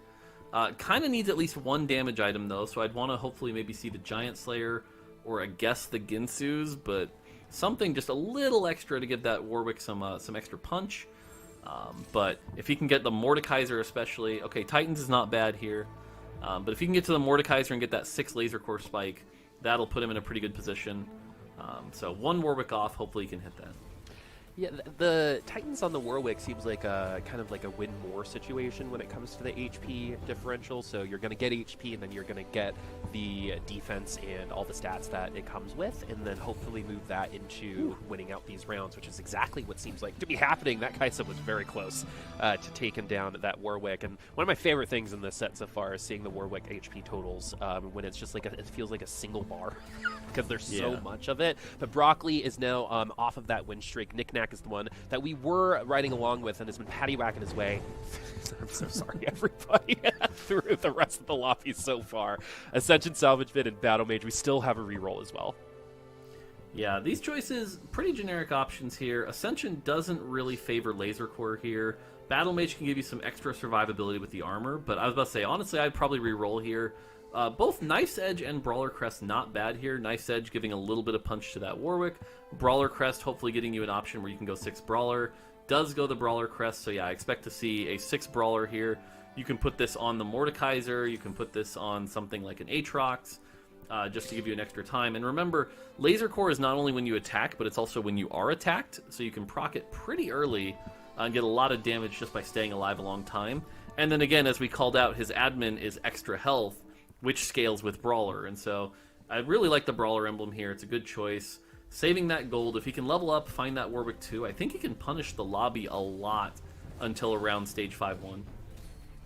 When the Star Guardians kind of start peeking out, right, and getting that burst damage through onto something like this Warwick. Right now, the Titans in the Edge of Night is working really, really well. No one really contesting that Warwick just yet in terms of the damage on this round either. We haven't even gotten the Edge of Night to get clocked off just yet, and we don't have to. I think Warwick actually attacked every single unit on the other side of that board and was able to get a good amount of health as well. Yeah, a big part of it there, they were still up against a Lux 1, and Lux 1 really just starts to fall off around here. Getting a good look at the augments. Keen getting the Jeweled Lotus is really good for that Vayne. Kivik's also picking up Jeweled Lotus, pretty good. Otherwise, not a lot of major callouts here. I do like Ramblin getting Thrill of the Hunt, so that things like his Kaisa and his Rel can get a little extra healing. B-Bear Dota getting the Spellslinger emblem. But yeah, otherwise, not a lot of big swings here, so again, everyone's kind of picked their lane at this point. Now it's time to see who can really power up their comp the most, hit some of those big 3-star units. Ramblin playing around this Rel carry augment. We talked about it briefly, but I really like this because Rel is just not that tanky by herself, but getting that extra 35% damage reduction that stacks with things like the Bramble Vest and the armor from Defender can really give her a decent chunk. And you see Thrill doing some big work there, not quite enough, though, to beat the spread shot here. And so, unfortunately, it looks like Ramblin's roll down hasn't been great, only sitting at look like 5 Rels. So that's a little unfortunate for him. The Kaisa's also contested, but we also know... Ooh. Exactly, Mort. Now, everyone who's contested, they're going to maybe use these pretty quickly, right? And you're going to have to... Is there any strategy when it comes to these golden dice on like when you use it? Are you going to wait for someone else to? Do you want to compete at the same time? Use it as quickly as possible once we get to your board again after this carousel? Yeah, I think it depends. For example, someone like Ramblin, who's really looking for that 3-star spike, I would say, you know, roll down a little bit, try to get like 7 Rels and then use it pretty quickly. But someone like our Laser Core player, for example, you might hold off and try to maximize your odds to really find that Mordekaiser, which is a very key spike here. So, you know, an example looking at this board, I might wait until I find one more Nico and then try to slam it to get the second Nico. So we'll have to see, but there's a lot of different options here, and that's why it's a pretty dynamic item. And then, of course, there's figuring out who the right person is to slam it on, which is always a bit of a puzzle. But yeah, like I said, right now, really, I think looking for that Nico. So... All right, we still need that Nico 2 as well. I'm sure those Lux items will eventually find their way. There they are. They're getting slammed right now. And I like the move. Lux has already kind of overstayed their welcome. Yep. It's the person that you want to leave first at the party because you know they're going to go a little crazy. Yeah, so you want them to leave, you know? One thing I'll call out here, though, is that Spellslinger already gives you a ton of AP. And so having the Archangels can be okay, but it's definitely not one of those optimal items you can get. something like a Hodge can end up scaling better, or even like the Giant Slayer that he's got on his bench. So I'd like to see something more like that. The Archangel's just not quite ideal, but again, can make it work here. Looking at Broccoli's board, though, we see, again, Kaisas are pretty contested, has 5 of them, kind of lacking frontline right now, right? And this is where, even though he has the best Kaisa carry augment, without that Rel augment that Ramblin chose, your frontline's just kind of lacking, and just looks like also didn't really hit a ton of frontline items short of the Warmogs on Echo. And so level 7, 10 gold in the situation. This is a scary situation to be in right here. Yeah, the good news for broccoli and any broccoli fans out there, I love broccoli anyway, the vegetable. But the good news is that we actually developed a really large lead at the beginning of the game. So as the lobby is getting closer, look at just the difference between 6th and 2nd, for example. We got 20 HP, which actually is a lot smaller than I think broccoli would have liked at this point, because this is exactly at the time in the game where all those HP totals will start. Ooh. Oh my goodness, because Vayne had to move. I think the Kaisa actually gets the win there. Sometimes eyesight really does matter when it comes to ability in this game. That was an RFC diff is what that was. Yep. So, yeah, looking at the bench, by the way, you can see Ramblin definitely used the dice to try to get a few more Rels and a few more, but it's still level 6, and unfortunately only sitting on 6 Rels. And so he really wants that Rel 3 to kind of be this unkillable frontline. The other thing I'll call out is they put the Sunfire on the Rel, which means it's kind of down 1 extra good tank item. It will allow it to get the anti-heal off there, but it's just not quite as efficient as, say, as something like a Redemption. So we'll have to see here. Really wants a good third item here, something like a Shojin, Jeweled Gauntlet, or a Death Cap for this. And so we might see Hodge here, or Giant Slayer. Yeah, Giant Slayer, it looks like. There is that Brawler player, so Giant Slayer is a good catch. Yeah, and so that's going to. So here we see the roll down. We're at 7 Kaisas. Does have the duplicator at least. But wow, we're just not hitting any Rels. There's 1 Rel, 2 Rels, 1 more to go. Really rolling for it. Ooh. Oh, there it is! Oh, this is huge. No, this is huge because also the Kaisa. That's also the Kaisa. That's a big hit for Ramblin. So it cost him all of his gold, but to get the Rel 3 and the Kaisa 3 is massive. And so he's going to go ahead and slam the Guard Breaker. I like that. It's going to, not going to be able to crit, but at least a little extra damage. And then gets the Giant Slayer on the Misfortune. But we are up against, unfortunately, the Nightmare from last patch. That's a Hacker LeBlanc. Woo-wee, that did not look close, but look at how tanky this Rel is, right? So maybe the Sunfire Cave is actually going to maybe steal a unit or 2 here. Maybe 3 units? Yeah, it might kill the Sona. It might kill the Sona here. So it's not going to kill the LeBlanc, but... No. Eventually, the LeBlanc, especially in overtime, is going to be able to take this. The Jewel Gauntlet is there, too. China's favorite item, in my opinion. That was really close, which was very interesting because the carries for Ramblin died so early in that round, but now you're seeing the power of that augment, right? When you have a frontline that good for a comp that doesn't necessarily have access to that kind of, heaviness in the front line, you see how much everyone can be enabled, plus the Rel unit itself. So still working out really, really well. And we have a couple of admin players. We have admin 4 on this JX. Trick P here as well, going the 5 Gadgetine route. And thank goodness that we did, because we don't have a Nunu yet either. And shop. We have no gold. A lot of good stuff in the shop, like you said, though. Look at this shop. That's got to have been a dice shop. And unfortunately, hasn't hit the Gnar 3 and is playing around the Gnar a bit. One of the things we've seen this patch that has started to develop is there's actually a different way to play the Gadgetine line where you play around Sona. And it looks like Trick P's not as familiar with that line, still playing the classic, Hacker Gnar version. And so we'll have to see if it's enough here. Is enough and is going to knock out our 3-star LeBlanc. So definitely a different patch here. And poor LeBlanc going out in 8th place, though. I'm sure that was cathartic for a lot of players. There it is. There's the Gnar 3. If cathartic was too many syllables, it means that it felt good by living through another person's experience. Yep. I remember taking the SATs so many years ago. Thank goodness I took Latin. But yeah, Kivix is still around too. I think at this point, that 7th place is actually feeling pretty good. We had a pretty rough roll down when we were trying to kind of claw our way back and stabilize at around 48 HP. But here we are at 3 doing all right. Trick P as well in a 6th place. Everyone, is still in this game, but 30 to 55 from first to six is not that much. Now we also have some fun Q-cones as well, and a Hextech Gunblade. Let's see if that's going to be able to burst down these super tanky units for this Ox Force. The Gnar and the Annie both in that tier 3 territory, and we also have the Gnar just pushing healing along with the support augment. That Gnar is a sight to behold unless you're Kivix, because you can no longer see because you're dead. I mean, when you're stuck running your Nico 2 carry with a double ice cream cone, that is not the position you want to be in here. So we get a look at the carousel items. That's another Star Guardian emblem that both Broccoli and Ramblin are going to want. Broccoli is going to manage to pick that up. There is a Spellslinger emblem as well. I think that'll be pretty popular. No one playing Infiniteam really in this lobby, so that's probably going to go unpicked. And so Ramblin's still at level 6 now. Finally, that he has his 3 stars, is going to be able to level up and maybe throw in a few other units, because he definitely finally hit the comp. It just came on a little late, and so he's going to have to level up here. Looking at this board here, though, we talked about the Brawler line. He's level 9 now. And so this is there it is. There's the Mordekaiser. We have the 6 Laser Core, 6 Brawler. And this feels like the comp that, again, is like secretly just a little bit below some of the S-tier comps. But because of that, if you get it uncontested like this, ends up being a very powerful line to play. If he can hit the Mordekaiser too, combined with all the healthy stacking from the admin here, this is going to be a hopefully pretty good finish for Nick Nack.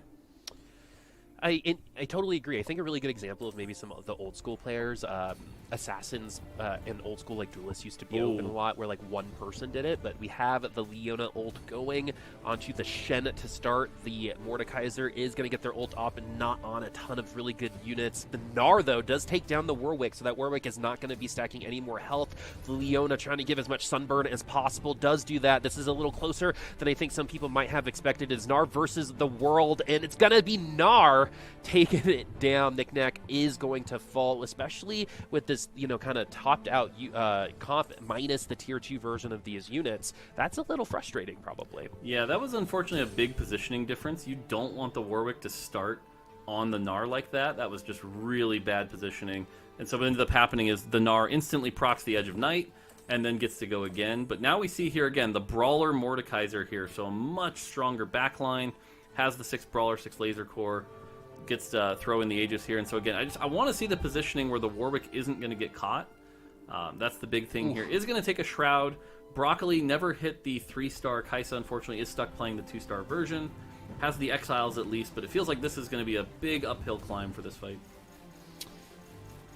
Yeah, and look at those units literally just eating those Misfortune ults like pancakes for breakfast. You're going to need at least 3 of those to even compete, and you're not even going to get to that third one. That was not close. That was enough to knock Broccoli out, who was in charge of the lobby for the entirety of the first half of this lobby so far. But that's the whole thing. Sometimes you just don't develop enough of an HP lead. You don't hit, you don't, cap out that power, and then you finish in 6th instead, while everyone else is starting to hit those units. We got Nick Nack, who did just win that last one as well. I gotta call out, last lobby we saw the 3 Yasuo players pick that very popular augment and go 6, 7, 8. Broccoli manages to get, what's currently data-wise the best augment with that Kaisa carry augment, proceeds to go 6. So it does feel like that, some of these popular augments are definitely play a bit differently in tournament when you're a lot more contested, or maybe the skill gap is a lot narrower. So something to think about as these players move forward is, do consider some of these other lines that maybe aren't going to put you in such a different position if you don't high roll and hit everything. Yeah. I love that you said that, because a big thing about most games and esports in general is sports in general is just taking advantage of when your opponents make a mistake, right? When your opponents aren't making those mistakes, you have to try to find those advantages in some other ways, and I think we are seeing a little bit of a difficulty there when it comes to some of these kind of like plug-and-play comps that, felt plug-and-play in the past that now require a little bit more of that effort to push through. So I definitely agree with what you just said. We also have the corners on the TF and the Nico now. The Nico's the battery, and the TF is going to be the damage. So I have to call this out. Look at this start, by the way. What happens is the Sona support augment instantly gives the 2 Syndras enough mana to cast instantly, and so he's instantly up 2 extra units. Then the Nico goes to town, the Syndra manages to get another cast, and so this is sort of peak Syndra here. The one challenge is he still might lose because the Warwick is just really hard for these AP champions to take down.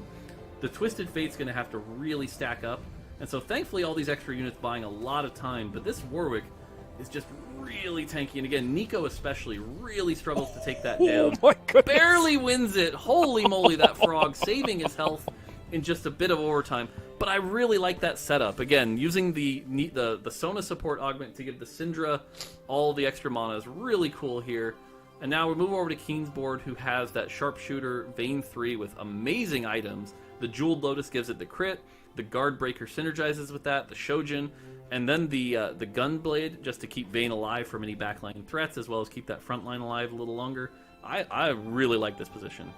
This is a great example of what we were talking about. It's not the direct line of someone else, because yeah, Kaisa and Misfortune are contested, but the Vayne's not, right? And so I think this is a really good example of what we were talking about. Statistically, it might not be the best, like on ladder, right? The percent or the average placement might not be as high as you would want, but in a tournament setting, understand some of these lobbies, this is a really great direction to go, because you are probably going to have access to these units and be uncontested, because not a lot of people did go the Vayne, but maybe that's why, as we lose by 5 to 6 units. But it's a good thing to think about, because it's a great way to top 4. If you kind of know you're falling behind and not going to win that lobby, right, that's a great way to go to make sure that you do get that top 4 and set yourself up for the next one. Other than Ramblin', this lobby is really close, and it feels like right now, this matchup, who's going to have to face Ramblin' this fight, you know, that's going to put them in a bad position. It looks like, looking at Keen's here, he could either face TrickP or Ramblin', so he's really hoping for TrickP here.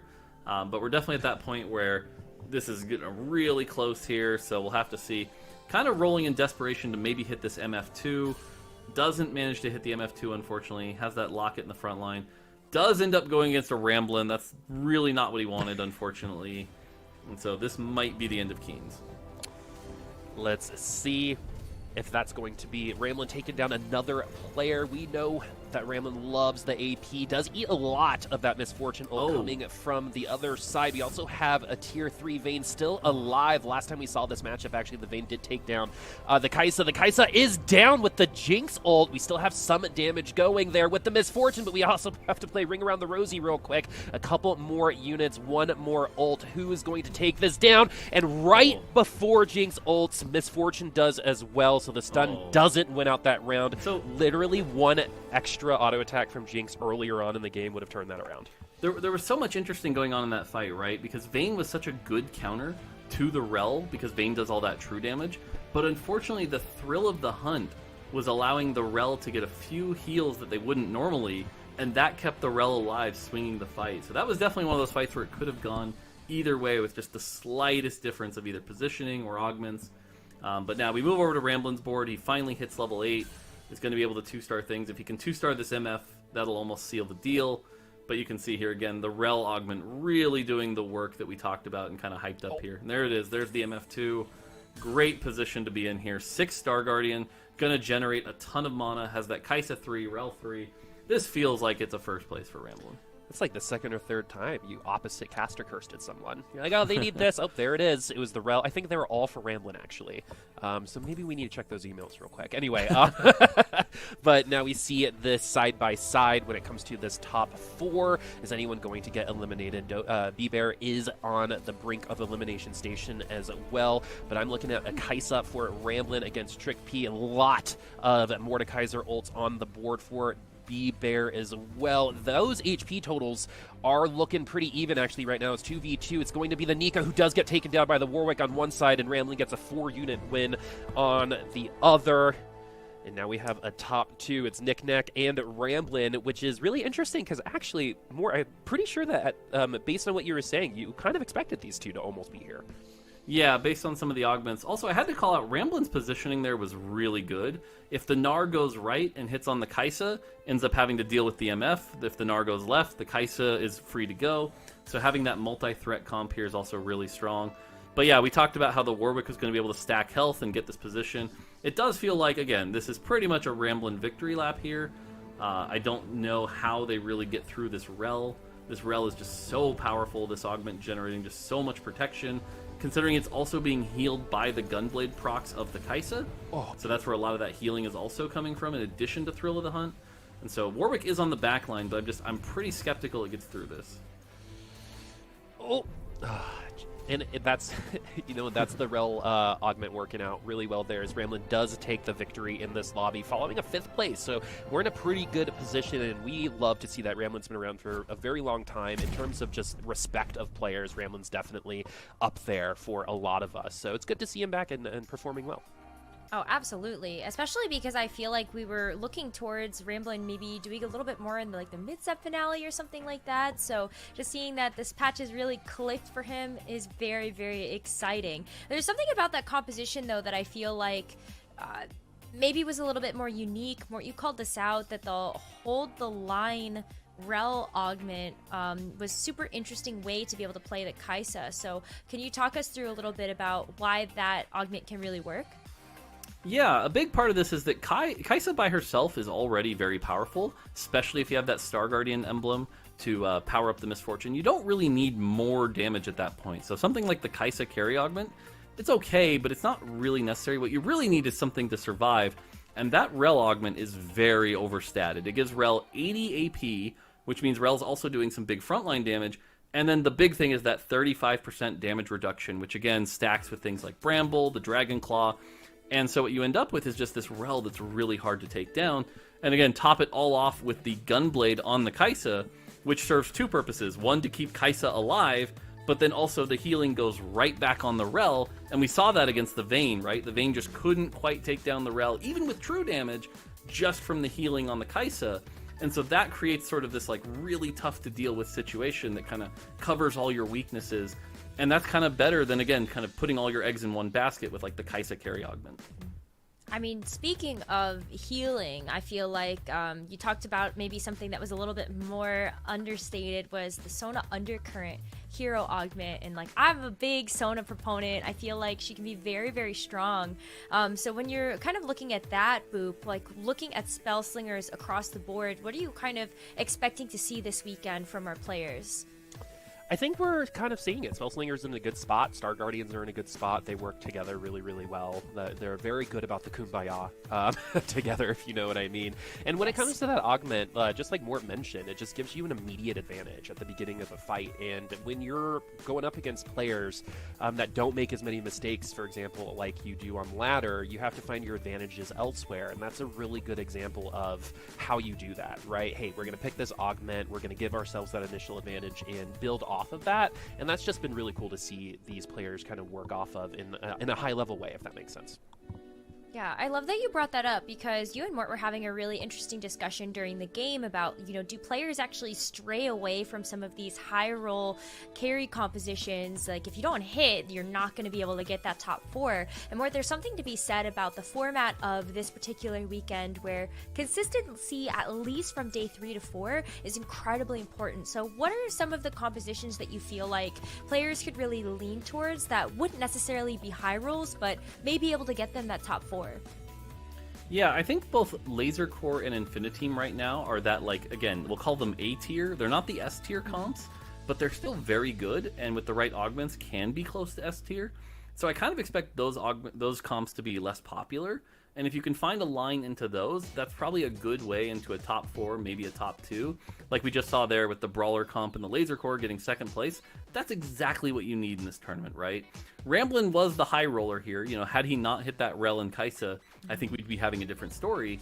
But that Brawler Laser Core comp, we knew right away that that was a very good top 4 comp. And so, like you called out, I think today it's about finding those compositions and not playing the high risky, high, the things people are fighting over. And then tomorrow, that's going to have to change, right? Because tomorrow is all about, especially when you get down to that final 16, final 8, that's where you got to go big or go home. And so I think knowing both of those is going to be really important today. Okay, so maybe trying to mitigate the risk in some ways to be able to make sure that they can get through these next 4 games. We're going to take a look at our lobby scoreboards to see how the rest of our players have fared in our 7 other lobbies. And, okay, Boopasaurus, we've got D-Pay getting back-to-back firsts. Interesting that you gave me that question, Neca. Yeah, isn't that funny how that happened? Isn't that funny? If you look into our histories, you'll know why that we picked out Deepay. But I think if there's any mind that's going to be able to come from one sport to another, it's a coach, right? And so Deepay coming through, there is, I think, an awesome interview that is available as well when it comes to Deepay, just talking about how they prepared and how the coaching informed that kind of decision making of becoming a player themselves. And I think we're seeing it right here and right now. And the other thing I also just want to quickly point out is we've had some flip-flops when it comes to these last two lobbies. I believe Phoenix is an 8-1 is in an 8-1 situation. Dish Soap, I think, was bot 4, now won the lobby. I'd be very scared of Dish Soap at this point, because if he's upset and wants to really do well after that first lobby, he's the last person I want to feel that kind of motivation for. Yeah. Absolutely. I'm looking at, I think Garchomp Pro has found a little bit of consistency, at least for games 1 and 2, and then you look across the board at maybe some of these other players that have taken a couple of bottom 4s at this moment, but we also have another page of lobby scoreboards to go over to show you what's been happening in lobbies E through H.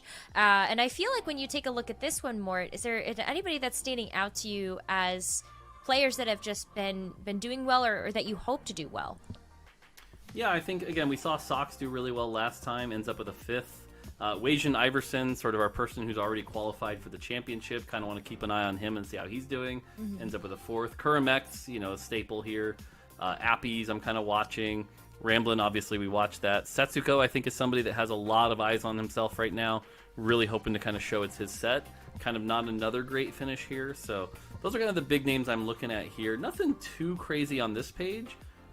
So, yeah, I think Precevin, unfortunately, with the 6th. But otherwise, yeah. I mean, this is just going to be the first 2 games of the day, and as we look forward to the next 4, we're actually going to be reseeding the lobbies in between this game and the next one, and we'll do it again in between games 6 and... Not 6. 6 is the last one of the day. I mean 4 and 5. But do you feel like that could shake anything up, Upasaurus, when we mix up the field a little bit? Yeah, I mean, when you play Boggle, right? I mean, it completely changes the game, right? When you shake up the letters. And so, same exact situation, right? I actually think that worked really well at the end once I got there. But another thing that's always really fun is sometimes you randomly get a bunch of people who play the same kind of way in a lobby too, and that's something that's always really intriguing when you get a bunch of re-rollers and no one-cost, hero augments, right? How is that going to go? What mistakes and what advantages are going to be given because of just the makeup of the lobby? So it's not a big deal, but there are definitely some small changes that can affect the overall look of the lobby based on specific playstyles. Yeah, AP versus AD, creativity maybe when we look at some of the players that are able to just take what they're given and run with it. We have so much more in store as we look forward to the rest of the day. We're going to be taking a short break, and we're also going to be checking in with this interview with Deepay. 2 firsts? What's going on? Let's find out.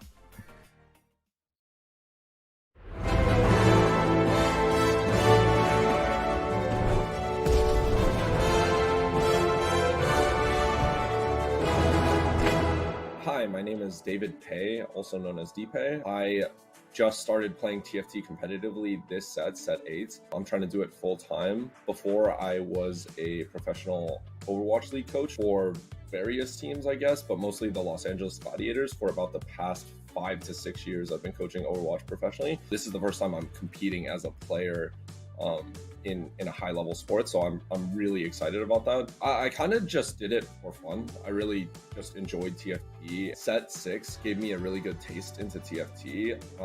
I had never competed quite individually before, at least not at a high level. So I think it was really interesting to kind of just rely on yourself and play for yourself. Normally I'm telling other people what to do, and it's such a different perspective on what I need to do. So playing was really interesting, where I had to keep track of my own mental, keep my wits about me, and really go in with a game plan and still do all the coaching stuff, plan out what I want to do. But I think the harder thing was to actually compete individually. With my coaching background, it's really interesting to play TFT, right? I still do all the coaching stuff in the background, just studying as much as I can.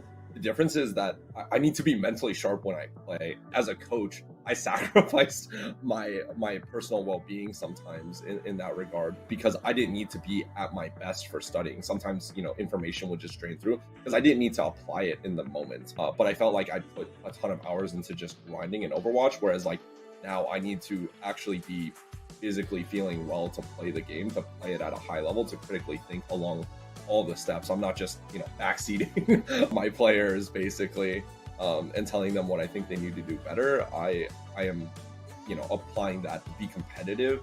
Usually streaming is not part of that, right? You don't want to just play, for example, 24 hours, 3 sessions in a row. Like, so you want to break up your day. You want to take breaks between games. You want to mod review between games on what you could have done better. That's a more efficient way of learning.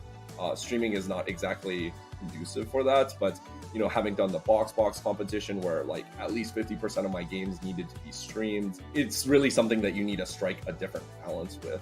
So it's a different type of stress, I will say. And then also, you don't have a team around you to support you. Getting that support, getting that brotherly love is why you do team sports. I'm obsessed with being the best at what I do. And everyone wants to point to something, but it's really just all the things. One of my assistant coaches, his favorite phrase was just do both at once. You have to be great at everything at once here. You have to have a great mentality. You have to study the game a lot. You have to have, like a great outside life, balancing that. You need to be able to not be stressed about it, at least to a certain degree. You have to be great at everything. I think I've gotten a lot of experience from that, just improving my own mental, understanding what it takes. And I think everything is kind of accumulated knowledge.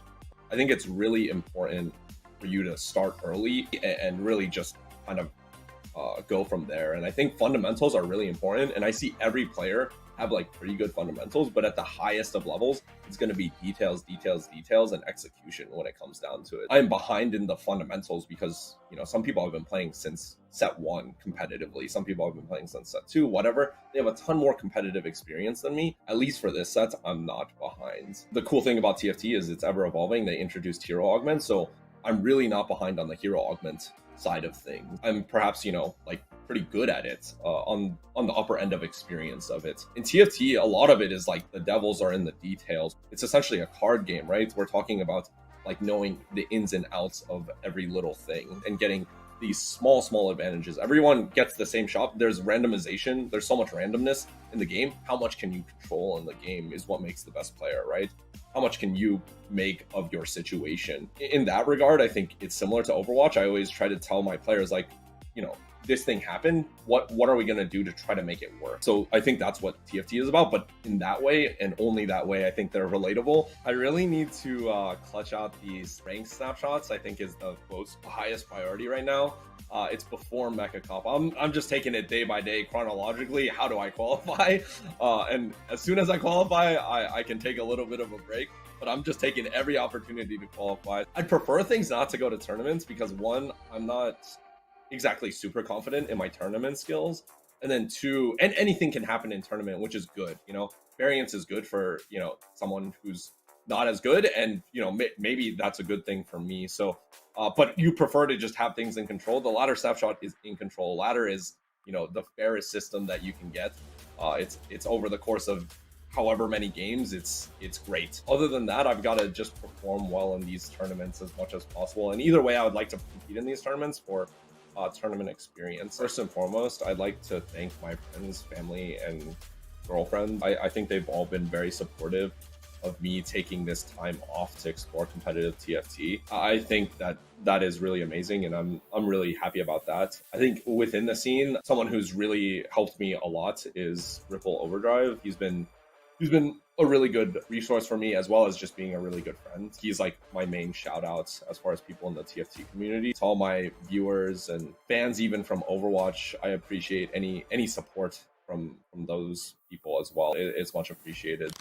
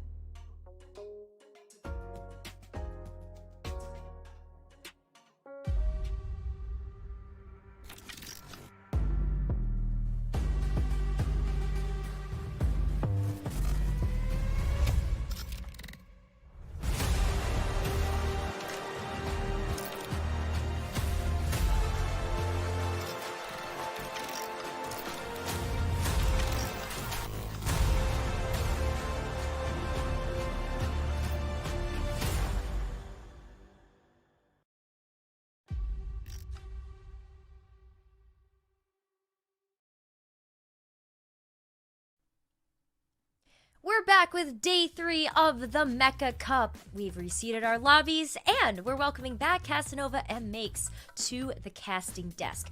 Now, it's been some interesting games to start off the day, but when we look towards our next lobby, I mean, are we gonna see more of what Robin Songs was up to, Makes? I mean, that was kind of special. Tell us about what was going on in that lobby.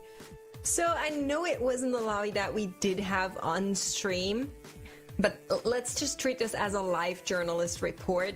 Please. You know, Casanova and I, we've been watching on the sidelines from like the perspective of Lobby B, which was Robin's lobby. Also Soju, you know, everybody always asks where's Soju, that lobby. And Robin, he got a Samira 3 and he won the lobby. I haven't seen anything like this before, but I've seen it now. I don't know how that happened. I would love to know. Maybe we'll get a chance to check in with Robin Songs a little bit later. But looking at our next lobby, we're going to be following Lobby A after we have reseeded them. And Casanova, I feel like there's a couple of players that we kind of need to call out here. One of which was actually in that lobby with Robin Songs. Yeah, so Phoenix was in that lobby. Phoenix was able to grab first in game 1, and then he took an 8th in game 2. It was the same game that, you know, Robin grabbed his first with that Samira 3. Phoenix was actually playing Yasuo carry with the carry augment, the one that Makes and I talked about in game 1 that was hotly contested. But he did 3-star it. He looked really good, but then ran into Robin and ended up going 8th, even with a strong sword. So we'll see how he does in the future.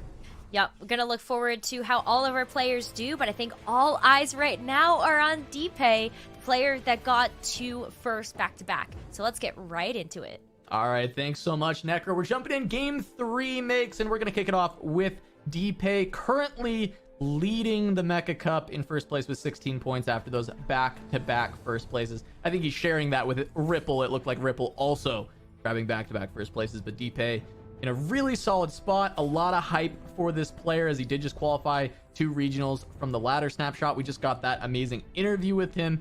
He's got a beautiful mindset for competitive gaming coming from that coach's standpoint in another game, and Deepay just an incredible player, has been showing it here at the Mecha Cup. Yeah, absolutely. But, you know, Phoenix also looking to prove something after going first and then 8th. You know, you're kind of in that situation where you're like, okay, it's kind of like nothing happened yet. The first equals out the 8th, and so you're in like a limbo. So we'll see where Phoenix drives this one. But the big point has to be, what are we getting? What is the game giving us? You know, Mortog maybe not as watching as attentively anymore, so we don't know what the script beholds as we are watching what Deepay picks up. Can go for the Kaylee 2 here, so 3 Kales, Kale 2, that way around. And does have Duelist on board, so you can tell players are really valuing that Yasuo, even after they sometimes hold hands and go 8th. It is still something they want to keep their options open for. That's exactly what Deepay is doing. Yeah, I mean, he's found a great spot for it in early Kale 2. He found the Fiora. He was handed that pair of Yasuos as well. His item's maybe not your favorite for it, but he can make it work, right? Guard Breaker is a potential. And there's a Duelist Crest. And the Yasuo would make it a 2-star Yasuo right away. So Deepay has to heavily consider this as an option with the amount of power it's going to give him right off the bat. And he's going to take it. You know, this feels like a little bit of we've been here before. In the very first game, for anybody that's just now tuning in, there was a Duelist Crest being picked up, and suddenly we found 4 people on a Yasuo augment. So I'm starting to get a little bit nervous here. Of course, it means we're going to have hero augments either on the second set of augments or the third, or none, which sometimes can also happen. But that is making me nervous. The 4 duelists are making me nervous, I'll admit it. Yeah, we have not been seeing success from these duelist lines so far, but I don't know that it's like a signifier of the comp being weak. It's more just the situations where these have popped up have not been great with how much they've been contested.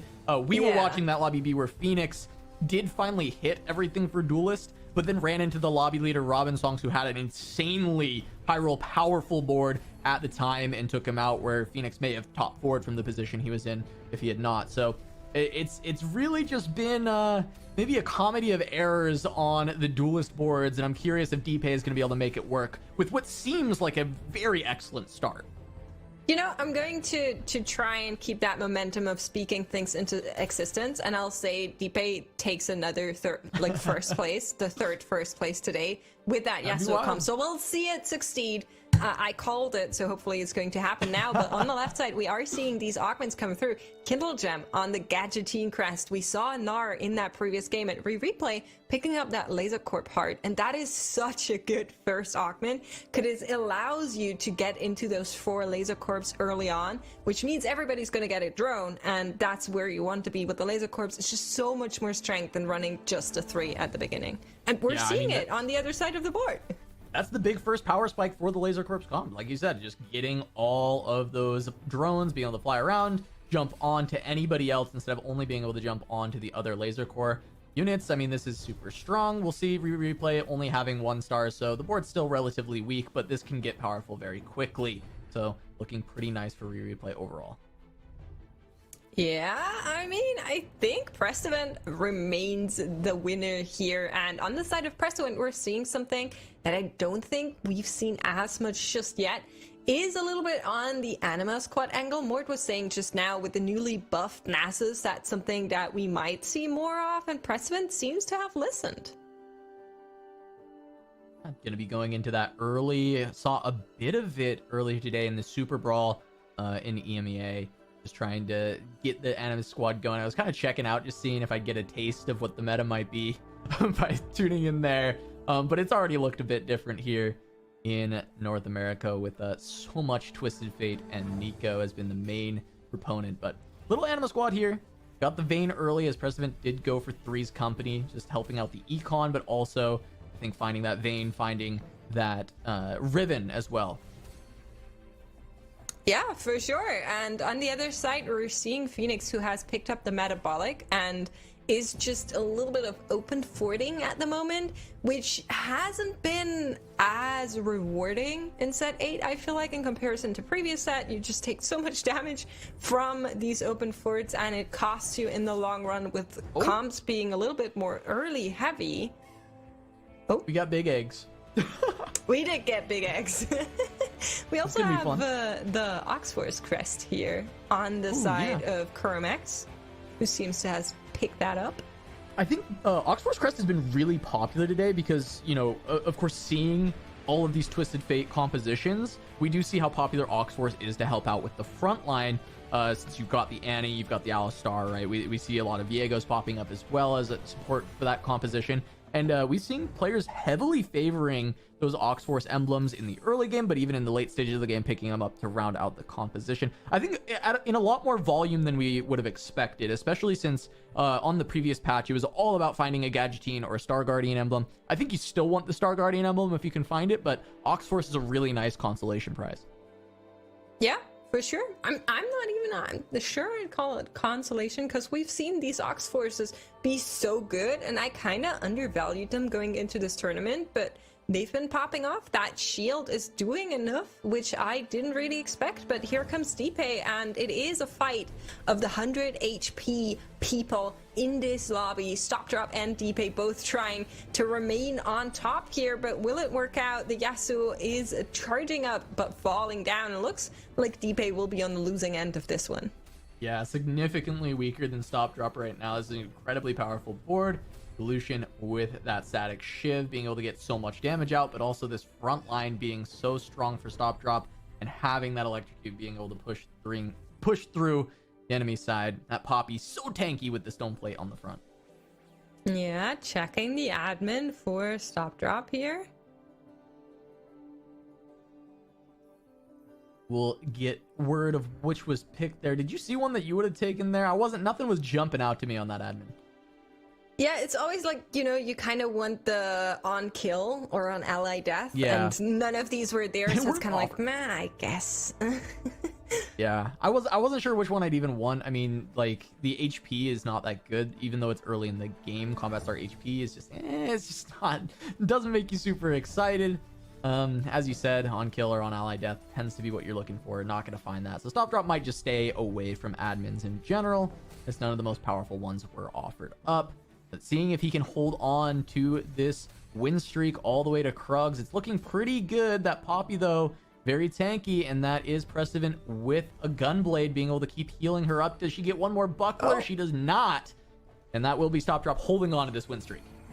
Yeah, I mean, it was really close. I think if that buckler would have come out, we probably would have had a closer outcome. But here's Kermex does have the option of picking up the Nasus too. I don't think that's where you want to head this, but is holding on to the Nasai for now, and we'll pick it up.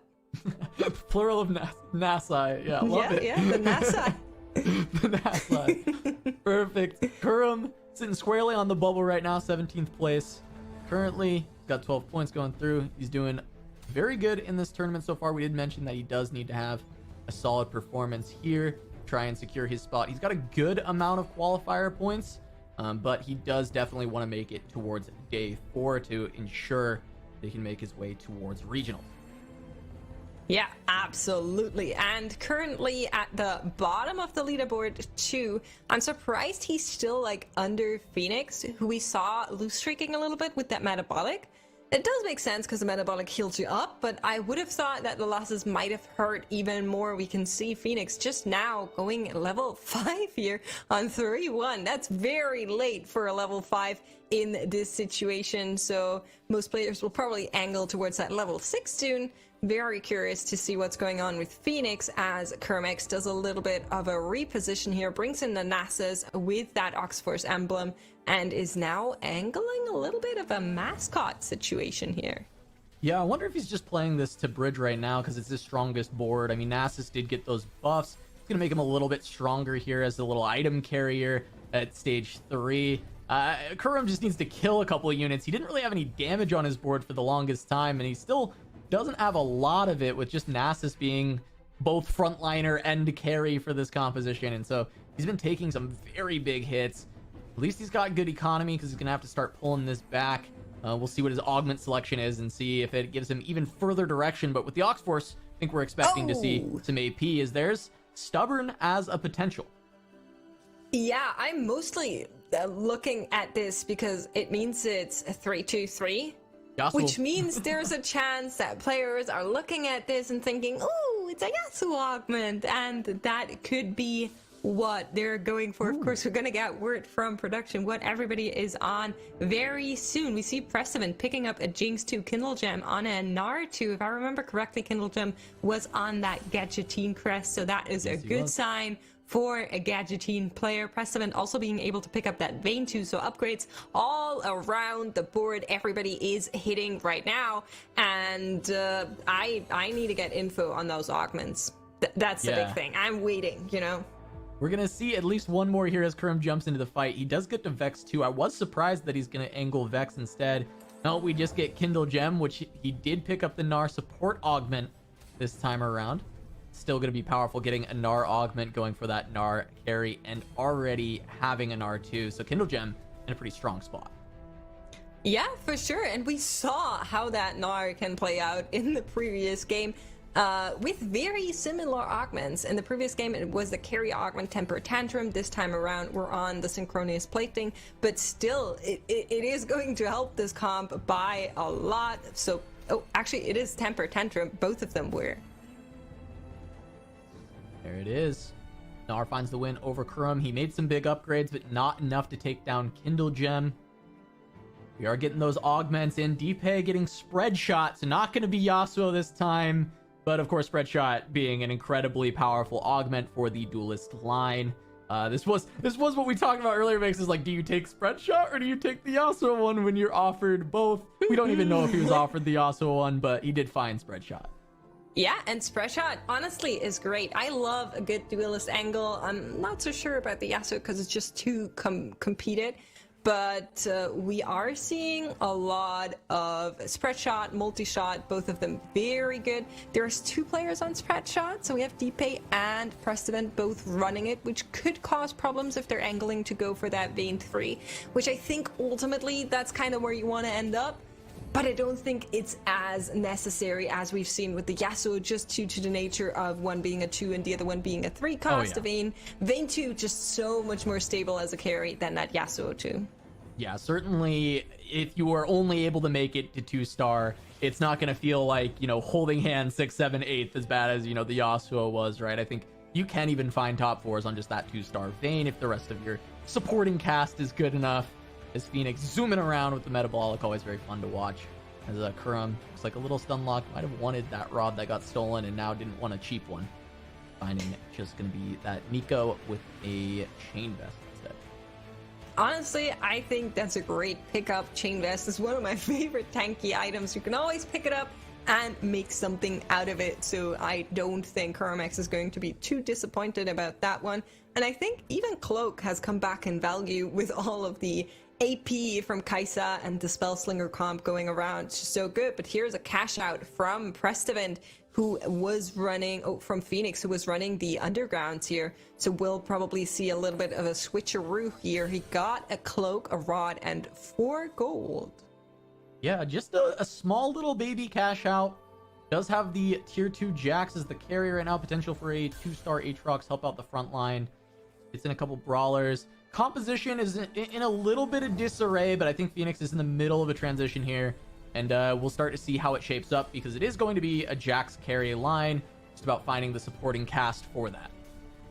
Yeah, for sure. It is probably going to go a little bit into the mecha and brawler direction. Brawlers are already on board. The mecha is still far away, but Phoenix does have that metabolic, so should be a little bit more stable than what it looks right now. Big gap between him and Kurum X. They were at the bottom of the lobby leaderboard, and on the very top, Kindlegem and Deepay are kind of like shaking hands, nodding towards each other, both on fire, streaking here as we move closer to Wolves. They might meet each other, though.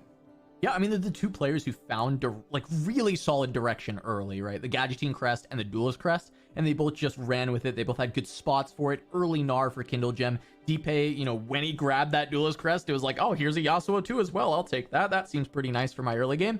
And they've both just been able to put themselves in such phenomenal positions because of it. And both those lines are just going to keep scaling up very naturally as they get through this game. We'll see if their rerolls land. They're going to kind of support each other. Deepay looking for Vaynes, Kindlegem looking for Gnars, pulling out of that 3-cost pool. I think they're both in really solid positions as we've got Deepay versus replay here. The spread shot Vayne 2 online with an Infinity Edge. Yeah, and you were talking about the players that got direction early. The same should be said for Replay, who was on that Laser Core Heart from the very beginning, has now picked up the triumphant return on the Riven. We saw a little bit of what to somebody that's not too familiar with the Augment looks like a strange positioning where like everything's kind of cuddled up against the Riven, but due to that Augment that production put into the broadcast, it means that everything around that Riven is going to get a shield. So that's why you're seeing that kind of clumping positioning, in case you're confused what that's about. And that's also really good for that Warwick. You do have to be a little bit careful with where you put him, though, since most of that comp around the laser core is melee heavy. You really want to make sure that that Warwick doesn't get, too much attention from enemy units from the beginning, but also still makes his way somewhere where he can do the damage that you want him to. So that is going to be a challenge that we're going to see on Replay's board. And now we hopped on over back to Knickknack, who is on that multi-shot. Yeah, and our eggs have cracked. A lot of gold, and 5-cost came out of there. So a Janna being able to be played for Knickknack. Windy weather is going to make this Kai'Sa do even more damage, as well as picking up multi-shot. So this is going to be a strong Kai'Sa. We've seen the power of this. We've been asking kind of where's Kai'Sa, and then Rambling got first with it. So here's one as well for Knickknack, only on the Kai'Sa 2 so far. Yeah, and you can see as we're hopping over to Kindlegem, he has seen the signs and he's holding on to some of the Kai'Sas, making sure that that Kai'Sa 3 stays a little bit longer away for now. Also, obviously helps in finding some of those 3 costs in shop to really target that Gnar 3 that you want as he goes up against Kindlegem. And just look at the damage. There's a Nunu involved for Kindlegem as well. Yeah. This board is already pretty high capped. Kindle's in a great spot. I think the egg popping was so good for Kindlegem because it gave a 5-cost. And the thing is whether that was the Nunu or the Mord, I don't know. But now he's got both. He's got the Nunu as part of the Gadgetean, which you really want to find as early as possible. So getting it on 4-1 is insane. but also he's got a Mordekaiser with Gadgettine on it that's going to be doing so much damage, and it's incredibly beefy as well. You get the damage reduction, and it's got Sunfire, plus having on top of that the Ionic Spark. It's going to be doing a lot of damage up there, helping out with this Gnar being able to follow up. Yeah, we can see Kindlegem just, slow rolling a little bit, is going to put in the Sona for now, as opposed to that Shen. Picked up one Gnar, but so happy, so healthy up there, can still sell something off to make that 50 back, is on 8 wins. That is so much into 4-2, and Deepe is right up there with him, so both of these players are looking to continue this streak, but Kindlegem will be challenged by Prestiven's Vayne. Now, there is still a few copies to go to make that Vayne really pop off, but you're looking at those pure power from Vayne too, and that is a lot. She has true damage, keep that in mind, so she's just shredding through this board. Yeah, she's doing everything she can. The Gnar's gonna get a cast though, might be able to finish it off. Prestivent gonna take a hit there from Kindlegem, a really scary board to go up against, but Prestivent also on the spread shot alongside Deepe, but he's going full into Anima squad, whereas Deepe was playing for the Duelists, as we do see him finally losing his win streak there. Kindlegem, the only remaining heavy win streaker, hot streaker in the lobby. Yeah, and as we're looking over to KurumX, here's a little bit of a different take on that mascot Vex. So this time, not so mascotty. We are seeing some of the Malphites on the bench being held as an option. There's a Nasus in play as well, and a little bit of an Oxforce frontline with the Garen and the Oxforce emblem. So a little bit of a one step to the side of what we're usually knowing this comp for, as we're going up against Replay, and he has found that Warwick 2 items slammed already, Bloodthirster and Edge of Night. That is so good on the Warwick, but to really pop off, you kind of want the Warwick too, so I think there's still a chance where KurumX takes a win here, and he desperately needs that. He does, because this board just, it feels like a little bit of a mess, right? This Garen is incredibly tanky, but it feels like the damage is so slow coming from the side of Kurum, and the fact that this is a Warwick 1 is such a huge boon for him, because he needs to get through this, and he needed to have just so much time for this Vex to actually clear away the board. So Kurum still needs a lot of work on this board to just hold on and make it past being just 8th in this spot. He doesn't have a lot of gold either. It's looking real tough. Yeah, and Phoenix is still down there as well, although that's a little bit of a fake low HP, right? Because of the metabolic, so don't get baited by it. He can easily come back up and kind of get into more of a healthier range, and he's been winning, I think, both of the last 2 rounds, if I saw that correctly. So KurumX is a little bit cut off by the rest of the lobby if we're taking Phoenix out of that. Replay kind of close as well, and then Prestivent with 50 HP is just so far away from them. Yeah, and Phoenix had also been able to grab an Ancient Archives here at the end, and it looks like he got that Mecha Crest from it, so that's going to allow him to not have to play as many mechas. He can just put it on one of his brawlers, give even more HP over to this Jax. It feels really good for curving out the composition to get that emblem, so really solid for Phoenix, and we do see him utilizing that extra dice that he got from the carousel, being able to find the Jax 3, and now here's where the healing can maybe start coming into play as he goes up against Kindlegem. This will be a solid test for how strong his board is spiked, because Kindlegem is so scary. Yeah, I mean, you're looking at the lobby leader by so much HP, and look at the damage that the Jax has already taken, but it is going up. That rapid fire, it is helping, trying to take out those units. The Morgana-san will come out, but he's onto the Sona, he's onto the Morgana, and Phoenix will find a win against Kindle. That is so good for him. Yeah, I mean, the spike was enough. We were just talking about, hey, this is a great test to see, and the healing from that Gunblade on the Jax was just enough to keep itself alive and keep Phoenix in this, because he was dropping so incredibly low, and now how much can the metabolic scale him back up at the end of stage 4 here into stage 5, and Phoenix start to make this as a full run back to a top 4.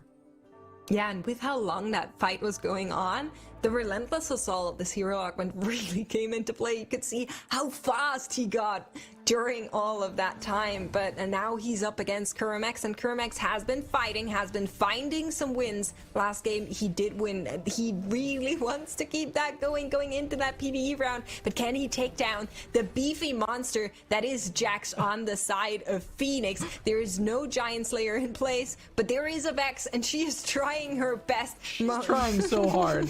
I don't think she can do anything though. There's a support coming in by Misfortune, but it wasn't even necessary. The Lantern Man has done it again, and he's bonked out the Vex.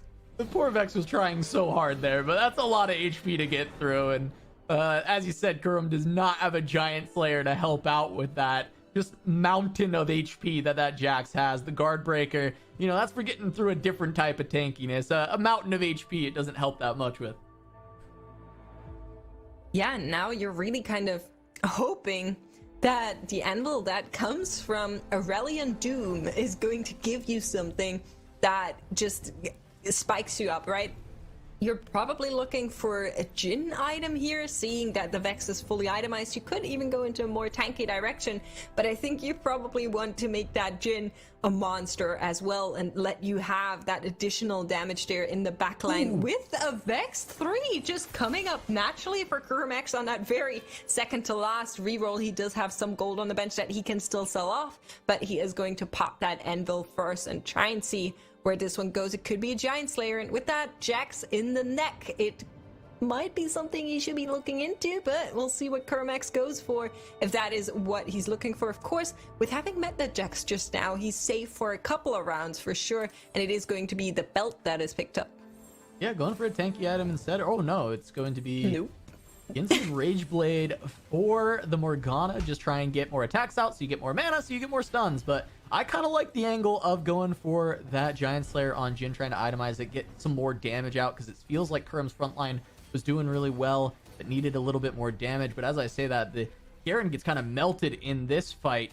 Does seem like the Vex should be able to clean things up since it is just a Twisted Fate 1, but Kurum still feels like he's in a lot of trouble even with hitting these upgrades. And speaking of upgrades, here's Prestament finding that Misfortune 2, blue buff, and the Jeweled already slammed. She is going to do a lot of damage, but the big pointer on this board is not that Misfortune, it is the Vayne that he found so early. She must have so many anima stacks by now. And the spread shot, of course, helping as well. Vayne 3 is a beast, so I hope we can see him turn it around. I think he just found her.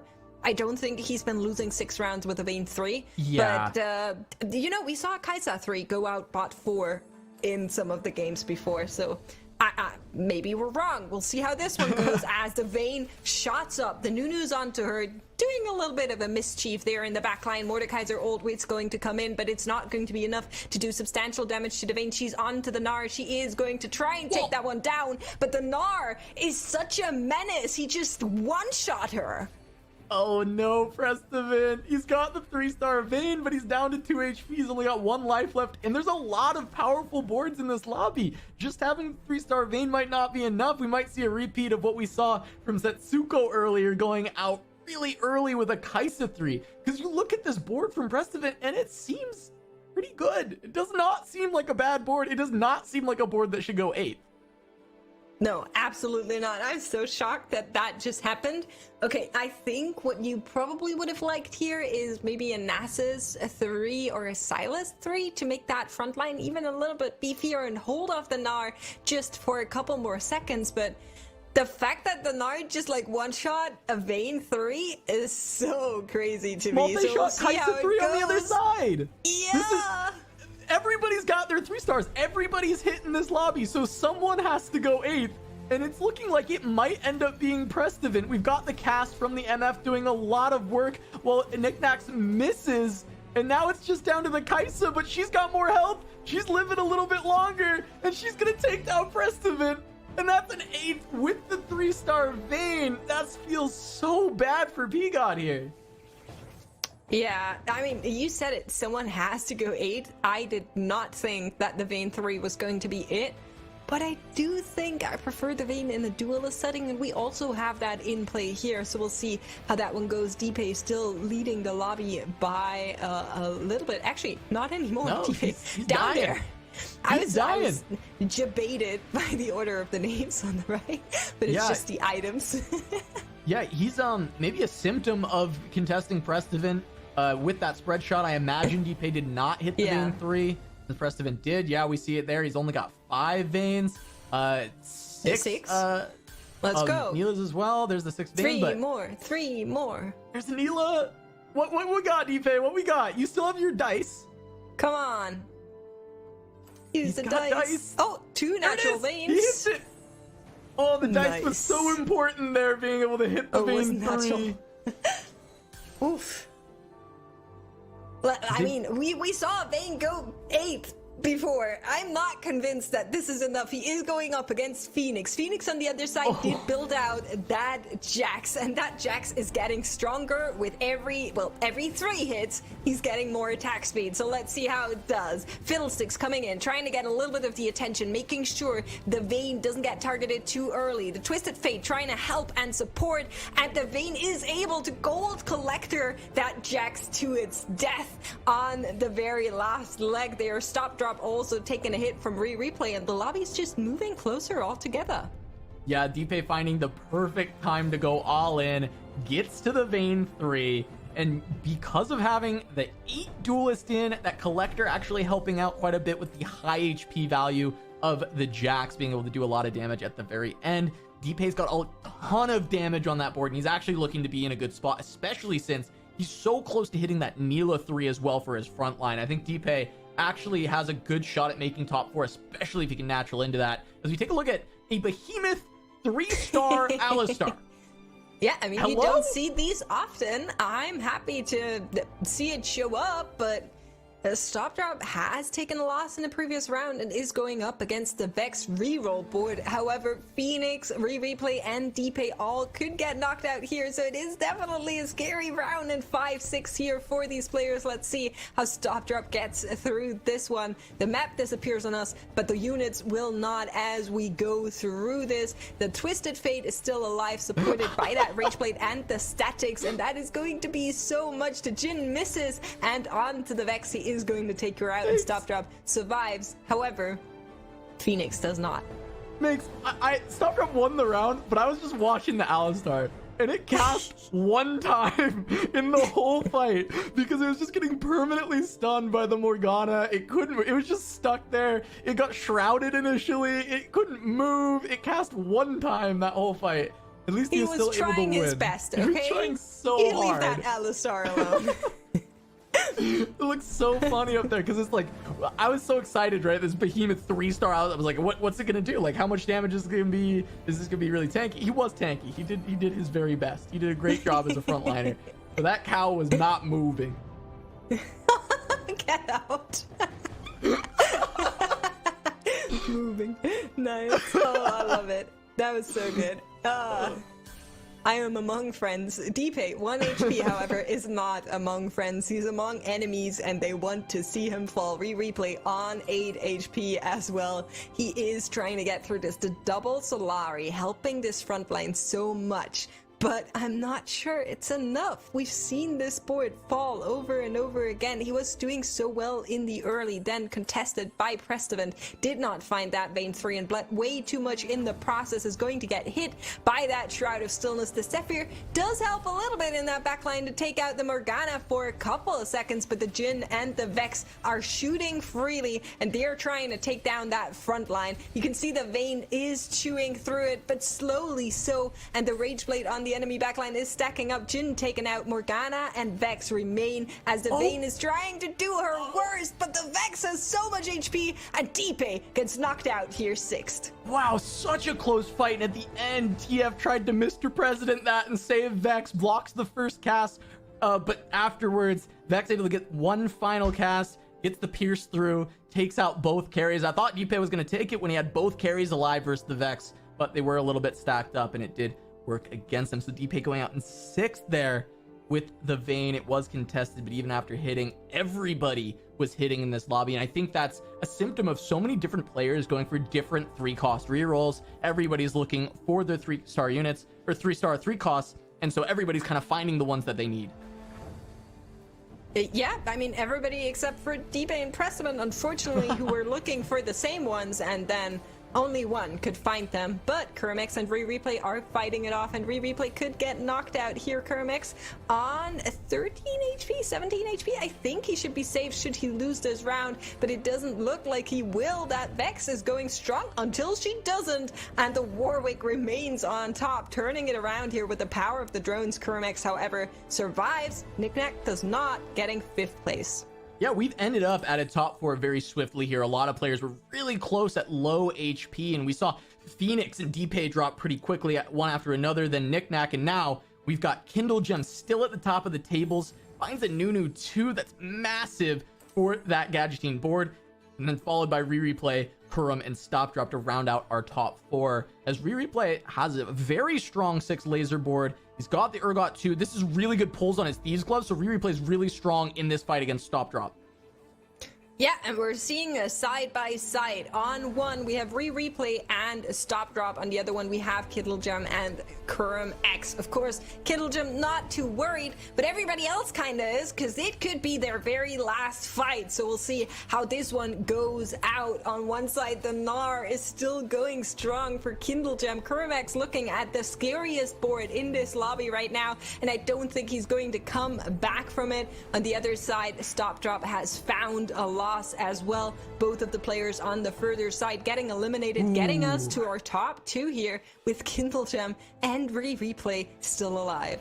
And Kurum going out, losing more HP there than Stop Drop, falling to negative 14. So Kurum gonna go out in 4th, Stop Drop in 3rd, but Kurum still another top 4. That's a great position for where he is in the day, trying to make it to day 4. Another top 4 is really solid. He's got to be happy with that as we jump on board with Kittlegem. And wow, just take a look at this board. All this power. Mord 2, Nunu 2, Fiddle 2 with Gadgeting, and the 3-star Gnar. We've been seeing some good spots for Gnar as we get 3-star Morgana to follow that up. This is pretty capped. This is a Kindle about to walk away with this against Replay, getting a first with a Gnar. And Gnar, even after the nerfs, now it's a little less contested. You still have angles to go for it with an early Gadgeting, even though it's not quite as insanely overpowered as it was on the last patch. Yeah, and you can just see that clump due to the triumphant return is so bad for Replay here, as it allowed everything to just go onto his units. The Gnar, the Mordekaiser, everything has been hitting. The Nunu's been running in circles, and Kittlegem says thank you for that win here in game 3 of the day. And with that, we are hopping over to another lobby, and it looks like it is going to be a lobby E where Ramblin is playing right now. He's been running that same little legend ever since it came out. It's his favorite. Hey, Mix, are you sure we're playing on the new patch? Because I'm looking here, and it looks like we had another Gnar going for a first place with Ramblin. Right here, we jump on board, he's got the 5 gadget. You know, I feel like for the last couple of days, every popular TFT content creator has been baiting me to not go for Gnar anymore. And so later today, once this tournament is over, I'm going to queue into Rankeds and I'll only play Gnar, and we'll see how that goes. Yeah, I mean, what's crazy is for Ramblin here, this isn't even a +1 gadget spot, right? He's just playing raw 5 gadget. He found his Nunu, so throughout the early game, he was not playing with 5 gadgeting. And Ramblin's still able to find success. It looks like he grabbed his Nunu on that 3rd augment, and so that was able to get him to 5 gadget at least by 4-2. So that's still very, very strong. But yeah, even playing it without the +1 gadget early is making me think that some players are still heavily going to be angling for these Gnar setups, as Ramblin looks like he should be walking away with this win over Asa. His board just looks so powerful. That's an MF3. Wait a minute. I did not see that on the corner of my board, and Asa is going to just wipe the board. Yeah, you know, I was ready to hype that Nunu up, but there is somebody else that is going to go strong here, and it is Asa. Welcome back, Necruff. You just witnessed craziness. Yeah, in both lobbies? What was with all these 3-stars right now? I feel like we're looking at, a completely different TFT than what we thought. Makes you called out such a great point earlier about being able to kind of look at the patch and say, hey, yeah, things might look a little different. Yeah, I'm waiting for that. You know, I don't know. I don't know, honestly. I just don't want to say, either. what a fun bait and switch from production jumping onto Ramblin's board, and it's like the most insane Gnar board. It's so cracked. It's like, this guy's gonna win, and then he jumps to the fight, and in the corner of my screen, I didn't even see it at first. There's just a 3-star MF that just melts it. It's so good. Ace to steal that away. That was sweet though. That game looked like it was really awesome to watch as well. I'm glad we got to catch the very end of it. Yeah, I feel like it's been kind of like the story, though, of this game is just all of these players hitting, finding all of their carries, being able to get those 3-star champions. And when you look at just even how Lobby A went as a whole, what a surprise to see the Gadgeteen work, Casanova. I mean, we talked about this at the top of the day, maybe getting a chance to see a little bit more Gnar, but was there anything in particular that you felt like allowed that comp to be successful?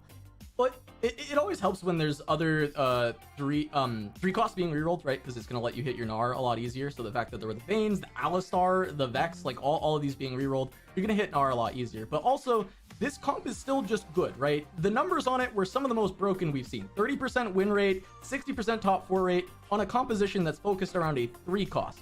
So even if you nerf that heavily, it's still probably going to do okay if you've got the right angle. And this is just get +1 Gadgeteen early, find a Gnar, start playing it, and it worked fantastic for Kindle Gem. Finding an early Nunu is the cherry on top, right? So that comp still looks good. I said at the start of the day, you take 10% off its stats, that's still a broken comp with 50% top 4 rate, 20% win rate.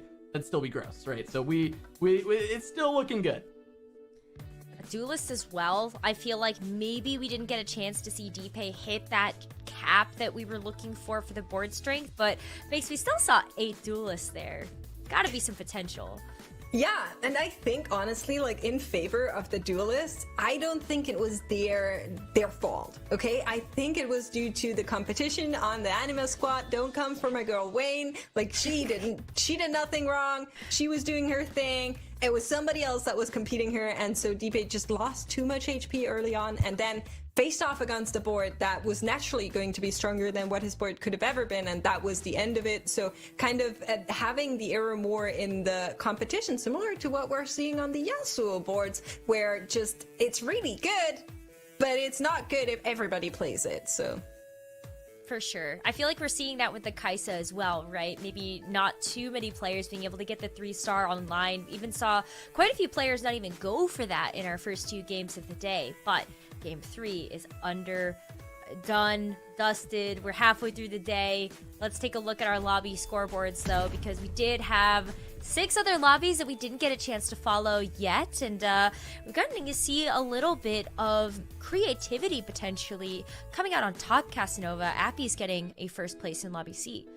Yeah, great to see Appy's doing well. He's a player I always enjoy watching, and he actually is somebody kind of on that list that I went over at the start of the day. You know, I said Goobums, Asa, Rainplosion, but Appy's is kind of part of that, where his set 8 has not been as exciting as he has been in previous sets. So great to see him get a first, and funny enough, Goobums got a first here and Rainplosion got a second. So I stay winning right now, I guess, with some of these players.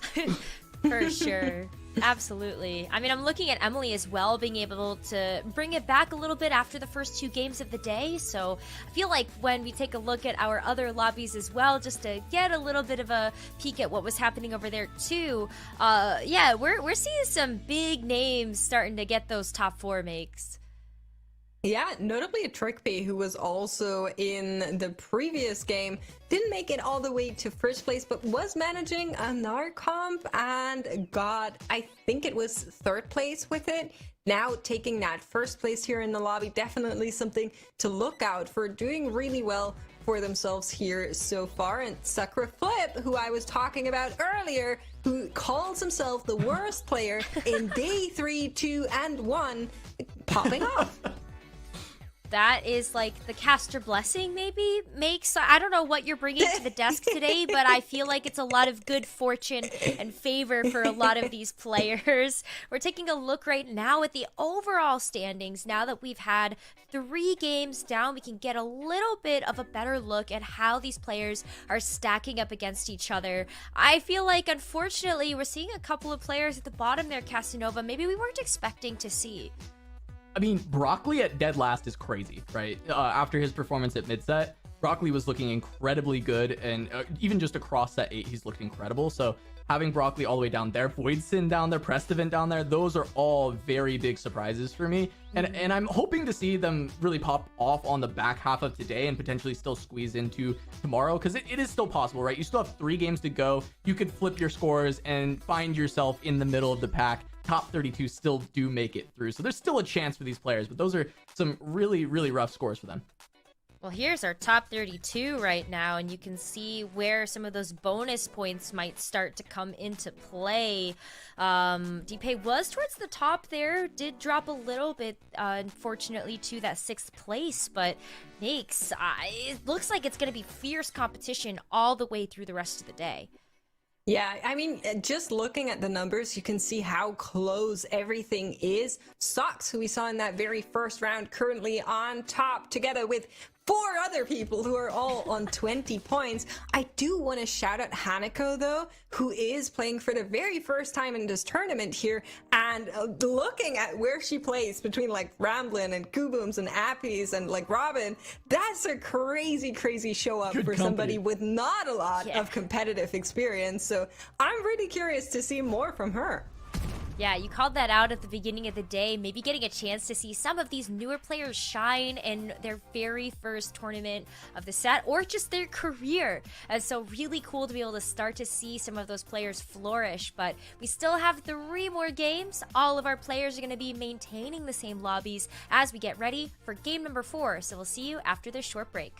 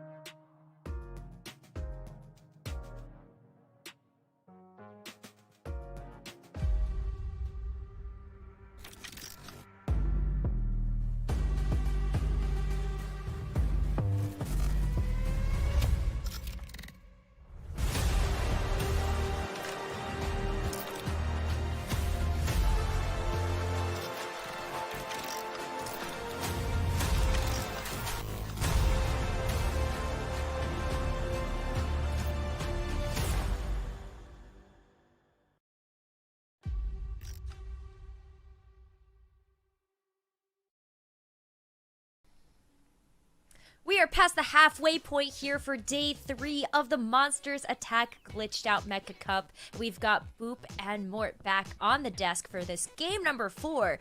And Mort, we took a look at the overall standings and look at that. Socks on top right now. Yeah, that was a crazy game to watch. That was one of the ones we were watching on the sideline. And Emily, you know, playing the typical Star Guardian line, but it turns out it's really good when you get 2 Star Guardian emblems. And then on the Stage 5 carousel, you get another tome that gives you a 3rd Star Guardian emblem. It turns out it's really good, and so Emily had a really crazy setup, but Socks managed to outposition and outplay it and get the first place, which frankly was really impressive because he had kind of the weaker version, but just really kind of outplayed Emily a little bit there. So both of them going first, second with kind of what we expected coming into today, seeing again the Star Guardians with the Kaisa and the Misfortune, but Socks really showing that there's still a bit of a skill difference when navigating that. Yeah, and I just wanted to follow up on that because I think that's what the best kind of TFT looks like, to be honest with you, right? That's when the special apps aren't going to help you with that positioning, for example, right? You're going to have to go one-on-one with just the person on the other side of the board until one of you goes out. And in that situation, one player was a little bit better in terms of positioning, and that was Socks, putting them on top of the leaderboard. But it's great to see Emily get that second place after a little bit of a rough start. Emily is one of the first streamers I ever watched, for example, and I know it's kind of like one of those players that eventually is going to take one of these things, and we'll see if it's going to be the the buff Chella or the nerf Chella when it comes to Emily right now. But it was really fun to see that 1v1 between those two there, because that's TFT in my opinion. Oh, for sure. I mean, we've seen even just a couple of team fights that have gone through where maybe some of the item differences have really helped out to try to squeak out a win for our players, and definitely going to see more of that as we head into game number 4. So, Boop and Mort, take it away. Don't tell me what to do, Necra. Just kidding. I will. I'm the host here. This is my ship. All right. Love it. Love everyone here. Bye. And then so it is like Necra said, Boop and Mort here, and we're starting off with Soju with arguably the best starting item if you want to be flexible. I mean, I think it's pretty obvious Tyr and Bow are kind of the best 2 starting items right now if you want to keep that flexibility. Yeah, I mean, Bow definitely has a lot of things you can play around, right? You can use the Shiv early for pressure and that shred. You can use it for Ginsu's, which is really good early for some tempo. You can even play something like it's a Rot Portal, which we don't see as much, but can be a really big tempo play. So there's a lot of good things you can do with that. Last Whisper ends up getting 2 Rels out of a box, so clearly it's time to force Star Guardian. No, but does have a 2 Defender start, which is actually pretty good. Having that Sivir on the back line, so a lot of good options here. Even has the 3 Infiniteam already. Does get another Bow, which is not ideal. RFC, kind of not something you really are looking for with this combination, but a lot of people fail to realize that RFC is a lot of initial attack speed, and so it's not bad even compared to something like Ginsu, and we saw it earlier, right, with somebody playing the Kaisa with the RFC doing okay with that, so not bad here. I think Soju's got a lot of different lines he can choose here. He's just going to have to pick one, and we'll see which way he goes. RFC actually won a round or 2 because of that initial attack speed, and just kind of following up what you said, there's nothing better in the early game than just raw stats, right? When it comes to HP and items that kind of increase those base stat lines, especially in the early game, that's really strong. So I can definitely see how that's going to help in the early game. Might fall off a little later, but like we said earlier, we actually did see it kind of pop off in a lobby before this as we get to our first augment. Brawler Crest, Salvage Bin, and second win are our first choices. Yeah, this is an interesting position. I was about to say, goes with Salvage Bin, which I think is going to keep him pretty... Oh, no. At least he can break it apart, but that might have been the worst item he could have got there. He already had a Last Whisper on bench, and hits a Last Whisper out of the Salvage Bin. Okay. Interesting. Well, good news there's an RFC. That's... All right, that's so funny, especially after what we just said. Good news is there's an RFC. Times have changed. The economy is different right now. We're going to... Yeah, there it is. I think I would have done that too. Yeah, the good news here is he can slam the RFC and not worry about it because he is playing Salvage Bin, right? He can break this apart later, make a Infinity Edge, make a Hurricane, make whatever he needs later. It's nice that he can slam that down, and that's one of the advantages of Salvage Bin. And now Salvage Bin is going to give him a 3rd component later. That was a buff it got here at the mid-set. So it's actually a pretty good augment at this point because you are up 2 components. You have that extra flexibility. So this is not a terrible situation to be in. The only thing is his front line was defender and does end up going up against a strong Lulu with the heart, so he may lose this fight, unfortunately, which is maybe not what he wanted with this kind of augment, but at least he's only going to lose by 1. 2 health, not too bad. I can only imagine the positioning in the chair over the last minute. Sochi right now, as we're going back over to JD, who's sitting at 12 points. That might seem like a low amount, but I think there were a lot of players at the 14 to like 11 point section. So anyone still in the running, we still have 3 more lobbies to go. And looking at these augments, we got a metabolic accelerator for Renzer, and then some emblems. We got the Lotus as well, a trade sector for a Sully, so that's going to be a lot of re-rolling over on that side of the board. But we're looking over at JD, who does have that Triforce already on the Kaisa. Yeah, definitely getting Kaisa. Kaisa's very strong at pretty much all points in the game, but especially at 2-1 where these fights go long and she can stack up the attack speed. And one of the things about Kaisa that a lot of people don't realize is like getting that first cast is ridiculously important, right? Because it gets that attack speed stacking starting. And so having the tier plus the Triforce here is going to speed that up a lot. Combine that with the Star Guardian, that's going to be a really good way to get that going in the early game. Calling back to some of the augments you mentioned, the one that caught my eye was I'm Spetham with the mascot emblem. So be curious to see how that gets played. We've seen mascot kind of do pretty good for like a 3rd place, 4th place comp today. But on board here with Underground Metabolic, has the Underground Metabolic start. This is one of those dream situations. If you can find that Sona, maybe find that Samira, can do some pretty wild stuff here. Can go ahead and lose. It's not a big deal. You're going to be getting that 2 health back. Go full loss streak. So this is a great position to be in. I was watching some Chinese Overwatch a little bit earlier this morning, and there was an underground comp that was very good. And was winning rounds a little bit later in the game. So it's also something that might be sticky. I believe it was a Vi augment that they chose for that. But, I mean, at this point, any unit loss is going to be great, especially since we're going to get that HP back, right? So this 3-unit loss is great for Renzer. We're gonna develop potentially a battery a little later on when we do cash out, when we get a little bit more HP. But as of right now, that's a great place to be on for Underground, which is a very risky type of comp, actually, more for not the last day of a tournament. Yeah, I mean, I've played 1 or 2 games of Underground before, and it's definitely a comp that can definitely hit or miss. But again, having that metabolic is going to make it a lot safer. It's about preserving your health, and so you're really going to be counting every unit loss here. So we get the lesser duplicator carousel, by the way. This is going to be really good for some of the people who are playing like Kaisa, Gnar, these 3 costs especially. We've seen this just kind of inherently boost the power of those champions. And if we're going to want to watch the right side bar here and see who gets any 2-star 3 costs, right? Because that's the big spike that can happen at this moment. And so if we see any of those, they're going to be a force to be reckoned with in the lobby. Tempo is such an important thing to think about, especially in these tournament settings. We do have 2 champion duplicators. Yeah, I was going to say the 2 duplicators here. This is a really interesting situation because now you have a choice where you could slam it right now, spike it, and push the lobby, or you can try to go for something crazy like you're playing this Vex here. That's a lot of insurance towards a Vex 3, which is definitely one of the ways that comp can succeed. And so it'll be interesting to see what I'm Spetham goes with here. We also have some like all-right itemization, but we don't necessarily need to slam it down right now, because if you're looking across the lobby, at least during this round, there isn't a lot of itemization to go around anyway. So we're just working with good units, best on board, and good stats right now. That second window is going to make this a little bit more challenging. That's going to be the difference between having potentially 1 or 2 units remaining versus the rest. But I mean, as time goes on, this Vex is going to start ripping through a lot of this HP, and the second win just wasn't quite enough, especially with the shielding the Lee Sin and the Pantheon were providing there for the front line. Yeah, the Mascot healing, this is where Mascot does its best. You've got that extra healing in the early game. When that Blitzcrank dies, that's even more healing. Manages to hit the Vex 2 and does use one of the duplicators. Pretty interesting play.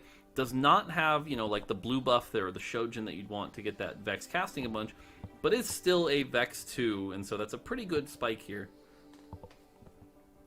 Vex 2 with the mascot, like you said, that's a good kind of battery. It's like, especially in the early game, sometimes like those little improvements are enough, right? To win a lot of these rounds. You're going to have an advantage versus the people, for example, who don't have the ability to get all of that. But also look at this Vayne, a unit that's been a little up and down a little bit today, but we have the IE Last Whisper, which is one of those tried and true combos. They work so well together along with the RFC. So we're not going to get a lot of we've seen Jeweled Gauntlet, we've seen Hextech Gunblade on the Vayne, but this one is going to be like a traditional AD carry in the backline. Let's see how this is going to work versus some of the other Vaynes we've seen. Yeah, close fight there. Almost one cast away from winning that, but the item slam from Soju making a big difference here. And so we're seeing a lot of people in the lobby kind of take the lost streak route. We see 3 people below 80 health here, which is pretty uncommon. So a lot of people taking some big damage here. But Pitsy, level 4, has the 50 gold here.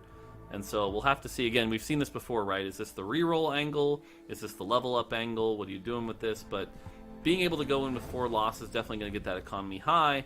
So now it's a question of how do you turn this around? What do you do? And the items you get here can make a big difference here. Gets the belt.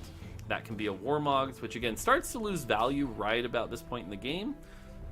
Gets some extra champions, nothing too crazy there. Sells pretty much immediately other than the Annie. Kind of seeing a Spellslinger angle here, holding the Annie and that. So again, Warmogs and Gargoyle here, which is a great front line. So those are really good frontline items, just not much damage in the back line. That's kind of what I'm expecting here. You can also go Ionic, which will give you the MR Shred, but I really like the Gargoyle. Gargoyle's been rising in popularity a lot, and this is going to make this Pantheon really hard to deal with.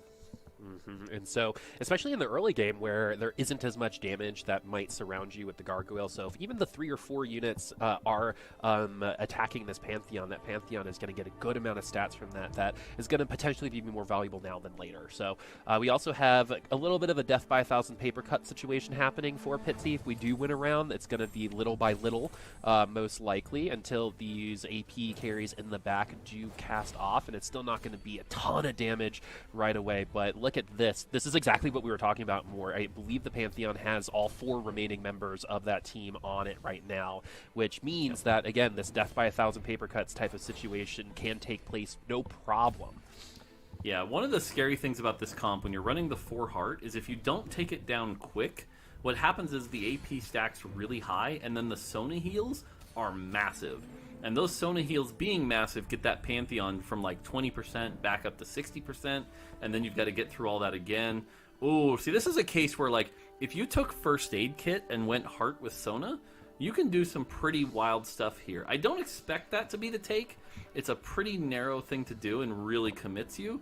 But First Aid Kit with both, like, Mascot and Heart can do some really wild things.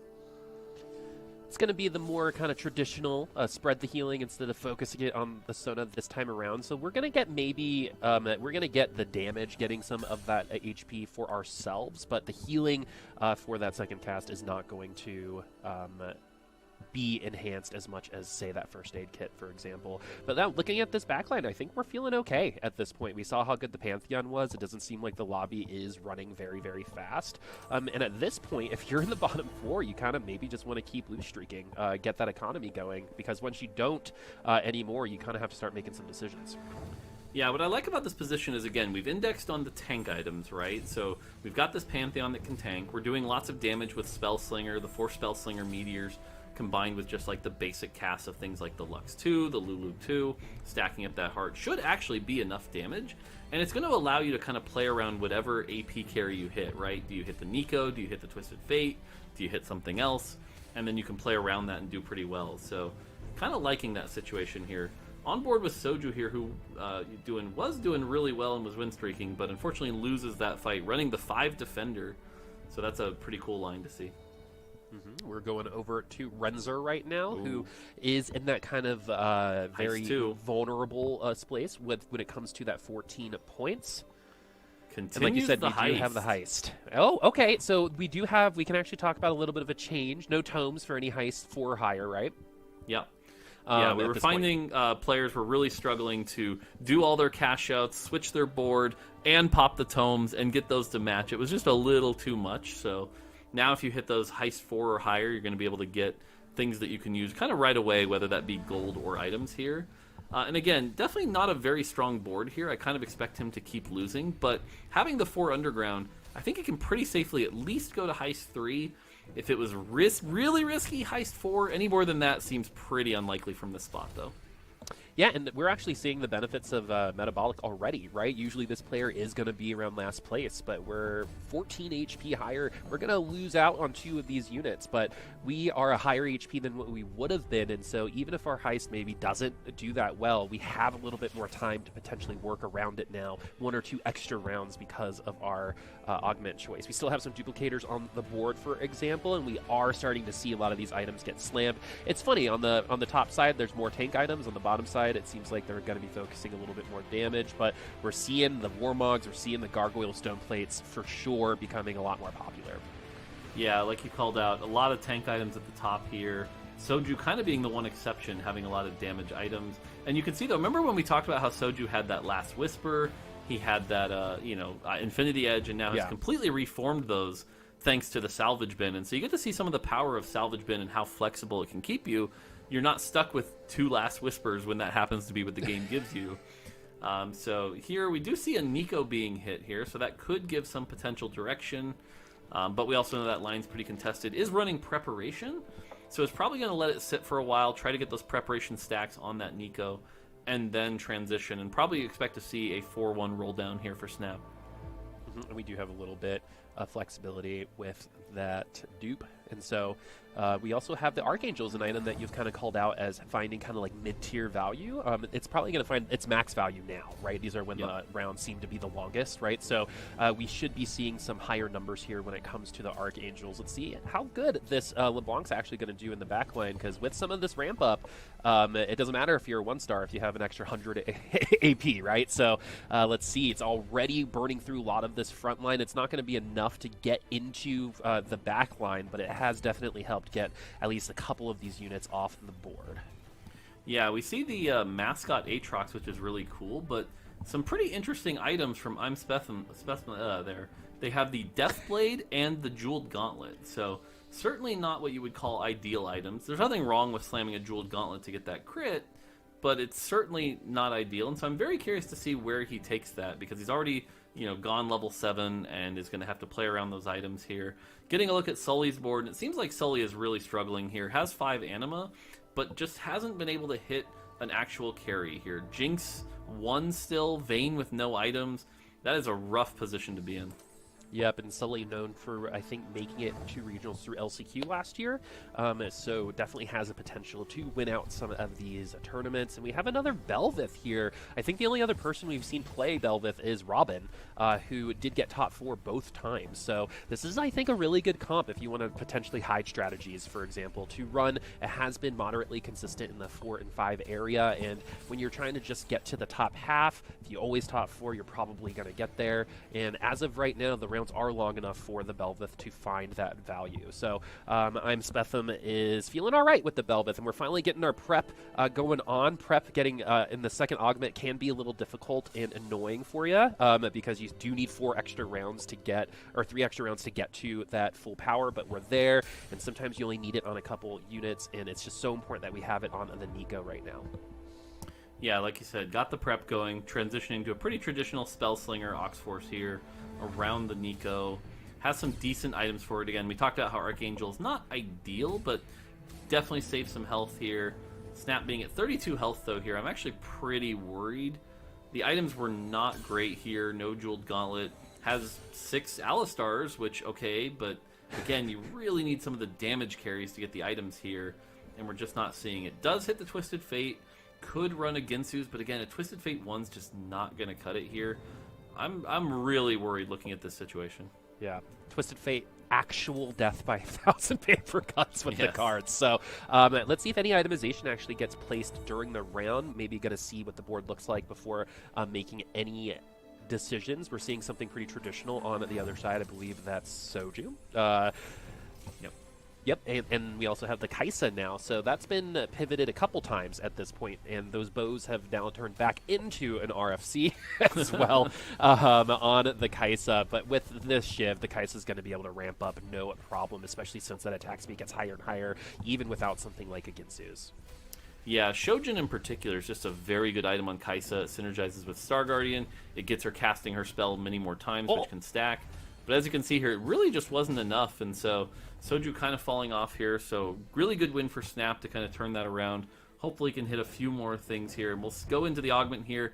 It's 4-3-3, so we're not going to see any crazy 5 cost, but that does give some people some chances to hit their big carry, like Snap here, maybe rolling for the Nico here. Passes by the Nico, trying to maybe go for the Shojin one. I'm curious. Oh, yeah, does manage to get it. So probably was also maybe looking for Twisted Fate, but that's a good one to hit here. If he can get one more Nico, at least we'll have a carry that can get him through, to stage 5. But Nico does kind of struggle a little bit to really seal the deal without also that Twisted Fate. And I'm a little worried looking at this health situation. But hopefully this is enough of a spike to get him in a good spot. We'll have to see. Yeah, I mean, the decisions have been made, and I think we're going on the right path, but how long is that path, right? Is it gonna end a little bit too quickly, like you said? 32 HP is not that much when you're still kind of building out this comp that you still need one more Nico and 2 more TFs for example. So now we just want to hopefully win out some of these rounds like we did on the last one. We are getting through this front line moderately well, so let's see if this Nico is going to continue to try to get into the back line, which it does, but the LeBlanc is also going to get taken down by TF, so they both might be tier 1, but tier 1 is enough for now against Pitsy.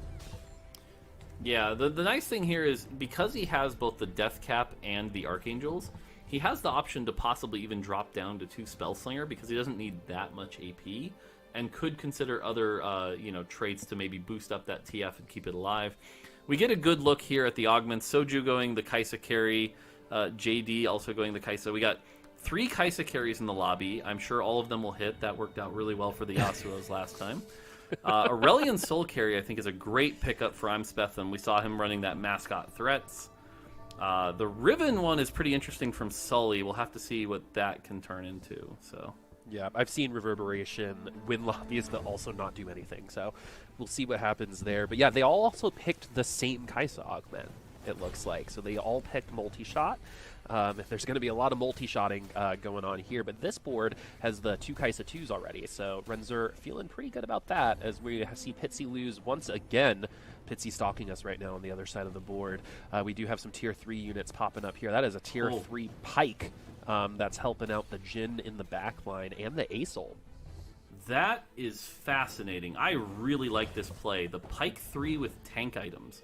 By giving it tank items, it's going to cast its spell a lot.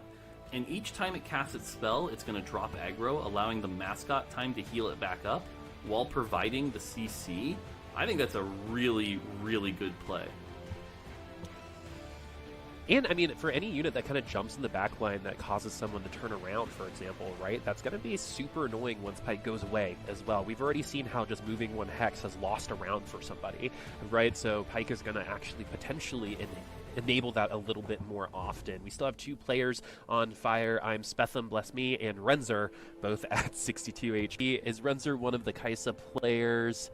Yes, so right now, one of the Kai'Sa players on fire. That's not looking good for the other Kai'Sas. Yeah, I'd be really interested to watch some of that Pike a little later to see how the tank Pike is doing, but big thing here for Pitsy is he does manage to hit the Twisted Fate 2, has the Static Shiv, Jeweled Gauntlet, can definitely play around that, has some good tank items, hits the 6 Spellslinger here, also has the Sunfire board, so we want to see these items get slammed here, but I imagine again, Shiv, Jeweled Gauntlet, Giant Slayer, Gargoyle on the Echo, yep, and so this is a pretty good Twisted Fate here that's also going to be generating him some gold, has some big power. This is a board he's going to be really happy with. Up against, that's a Riven 3. Okay, Riven that's 3 why. with Reverberation is very good. Riven 2 with Reverberation, not so much. But the way Riven works is if she has more health than her opponent, it does triple, I believe it's either double or triple the damage. And the fact that now she's 3-star means she's going to have a lot of health more than anybody else, and her partner also gets to do that much damage. So this is a really cool board to see, manage to solve that carry problem very well here. It still may not be enough considering he's running a Jinx carry in the backline, but if there was any way to swing this into a 6th place, if I'm Sully in this position, I am happy with a 6th. That's what you're really aiming for here. Yep, and I love going over that point actually more, is sometimes not getting 8th and getting that 6th is a victory when it comes to a lot of these comps, right? And you got to be pretty good to kind of navigate your way out of a really bad spot and come to a non-traditional spot like this. And this itemization is actually pretty good for someone like the Riven. Look at all of that damage already in the front line, and Riven's already on a carry, right? So it's going to be up to this Kaisa to finally break it down. Oh. And we got a double kill on that one after the reverberation. This is probably the best example of that augment that we will see for the weekend. Yeah, I really like this itemization as well. You get the Ionic Spark for the Shred to make so the Reverberation can do max damage. You get Hodge for a little bit of healing. And you get the Protector's Vow for a very quick cast, as well as some extra tankiness. Really good itemization on this Riven. I'm really happy to see that. Yeah, this is an inspiring Riven. That's one of those comps where it's like, I want to play this, and you realize that in certain situations it's just not going to happen. But we found the lane from Sully, and we're using it right now. And so far, that lane is completely clear, and we've been doing more than enough damage to make it through these rounds. So here's going to be one of the last times that these players can try to remain flexible with their items. This is going to be a pretty big round for a lot of this lobby, especially since this lobby has gotten very close. Yeah, Soju here, this is really going to come down to, can he find... The items are really rough here because he needs Misfortune as a secondary carry. That's the only reason to really run 3 Quick Draw. The items don't really support that. Wasn't able to get like a Shojin or a Jeweled Gauntlet. I'm pretty nervous for Soju here because, again, Kaisa is strong, but Kaisa is usually strong, as we talked about, with something like the Rel carry augment or a Misfortune as a secondary carry. This is not what you're looking for here. You have 5 Kaisas. Kaisa's your only source of damage. Your front line is not that good. I think Soju's in a really rough position here. Yep, I totally agree more. And the hard part here is because like we got a great starting item, and then the game was like, let's give you 4 more of these. When it comes to the bows, which other players might have really liked. But let's see if this is going to help with that front line. It's Kaisa versus Kaisa, a little bit different itemization. We got Giant Slayer, Hextech on one side, Shojins, and RFC on the other. So a little bit more attack speed for Soju, but not the battery with the Hextech Gunblade for our opponent. And Soju does take the L there. Look at how close these HP totals have become. And then there's I'm Spetham at the top of the leaderboard. Sully wins again with that Riven. What a cool line that Sully found. If Sully gets even anything further than a 6th, 5th, or even sneaks into the top 4, this is the game that I might be proud of, even if I were to win another one, if I was Sully.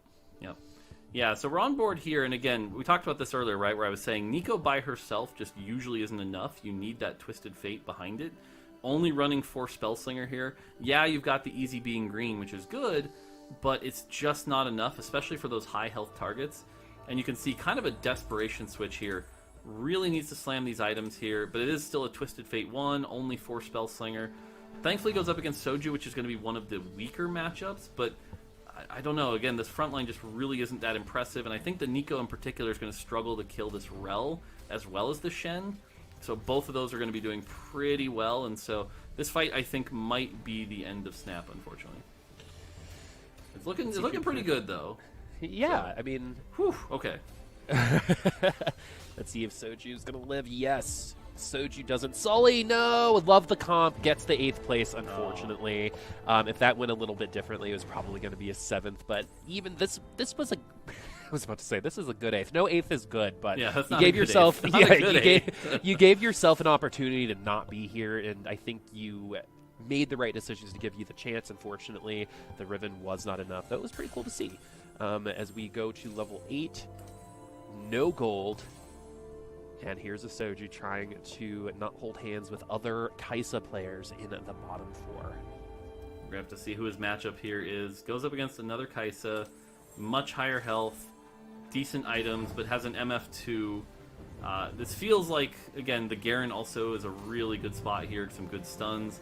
I don't know, this might be the end of Soju here. Let's see if this Gargoyle Stone Plate might be able to extend this round fast enough for this Kaisa. Looks like it's actually helping a little bit, and the MF did not get our Kaisa in the back line, but it was not enough damage coming from Soju's Kaisa there, so that's going to be 7th or 6th place. Let's see what Snap is going to do, and it's going to be a 6th for Snap and a 7th for Soju by 1 HP. Yeah, so unfortunately they both go out here, and so now again we're seeing a very top-heavy lobby.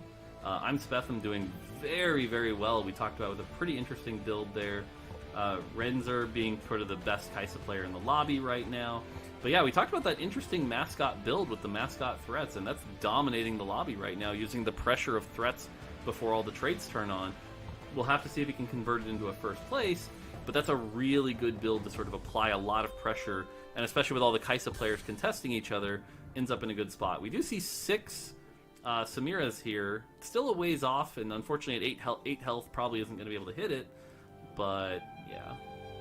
We did see a Samira 3 apparently in another lobby, so we know the possibilities are there. But as of right now, we're just going to have to roll with the good old Samira 2.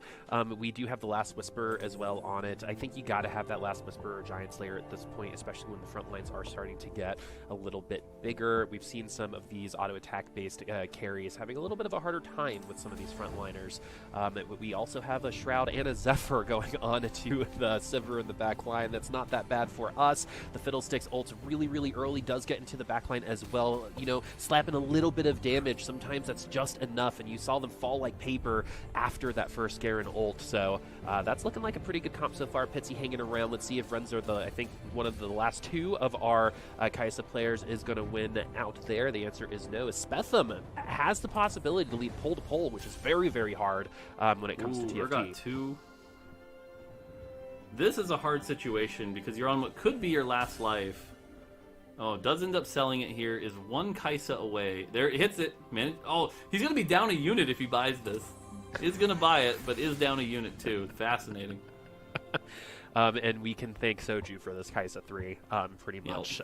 So we'll figure out. I don't think he needs the PayPal, but if he's being that way, Renzer, we'll get you in touch with Soju there. But everyone's looking up at Spetham. I mean, that's, you know, a comp that you pointed out that might end up being different, but it's been such a good early game, mid game. This is kind of like where you would expect it to start losing, so let's see if that's going to be the case. We'll see it on the side, but it's Renzer versus Pitsy, a potential elimination match depending on how many units do remain. That TF does not last for very long. That Kai'Sa is there, and that is an elimination for Pitsy, but not enough to finish in 5th. It's going to be a top 4, like you said, more for Pitsy there, so it's going to be 2 Kai'Sa players versus Spetham in the top 3. Yep, they managed to pull it off. And again, getting the Kai'Sa 3 with the MF2, that's what I was talking about, right? Like, Kai'Sa 2 by yourself can't do it, but with the Kai'Sa and the MF getting itemized, that gives you enough damage here. But at this point, I'm Spetham on a 12-game win streak here. This is going to be really tough to take down. And again, we talked about that Tank Pyke. Tank Pyke doing a lot of work here. I don't think this was on anybody's bingo card, that we were going to see a Tank Pyke get a top 2. So that's really cool to see. And again, a really clever use of the mascot emblem and the mana generation to get large amounts of CC onto the enemy team. So I am really impressed with this build. Yeah, I think we think about mana and ultimates in the form of damage a lot of the time, especially in the late game, but that CC is just so good to have, especially when that CC can attach itself to multiple people, right? And then you're protected because you're a tank in the backline, and then you're just going to ult out. Pyke is self-sufficient in that way, which is really cool to see through this comp. And we're going to be rolling down. Our bench is full right now, so we do have a little bit more money that is listed. We are 1 Vex away from the 3. We're also shooting for an ASOL 2/3 right now. Yeah, I like this play, actually. Leveling to 9 doesn't really get him anything major. There's no big swing, and a Nunu 2 is not going to change it. So this is, again, one of those options where it's like, play around possibly the Jhin 3 or the ASOL 3, and those are going to be a much larger win condition. And so, wow, yeah, we get to see this Pyke in action. This Pyke is doing great work, just destroying and stunning the backline, doing those big true damage hits. That's really cool to see. Really creative comp here. Love it. And the other thing that's actually like really cool about it too is, especially in the late game, getting to your ultimate is just so important, and Pyke keeping you from your max damage for long enough to where you just fall before you can use that ultimate is absolutely brutal for a lot of these frontlining tanks. So this has been really cool, Mort. And here's our next big upgrades potentially. We have that Vex 3 no items.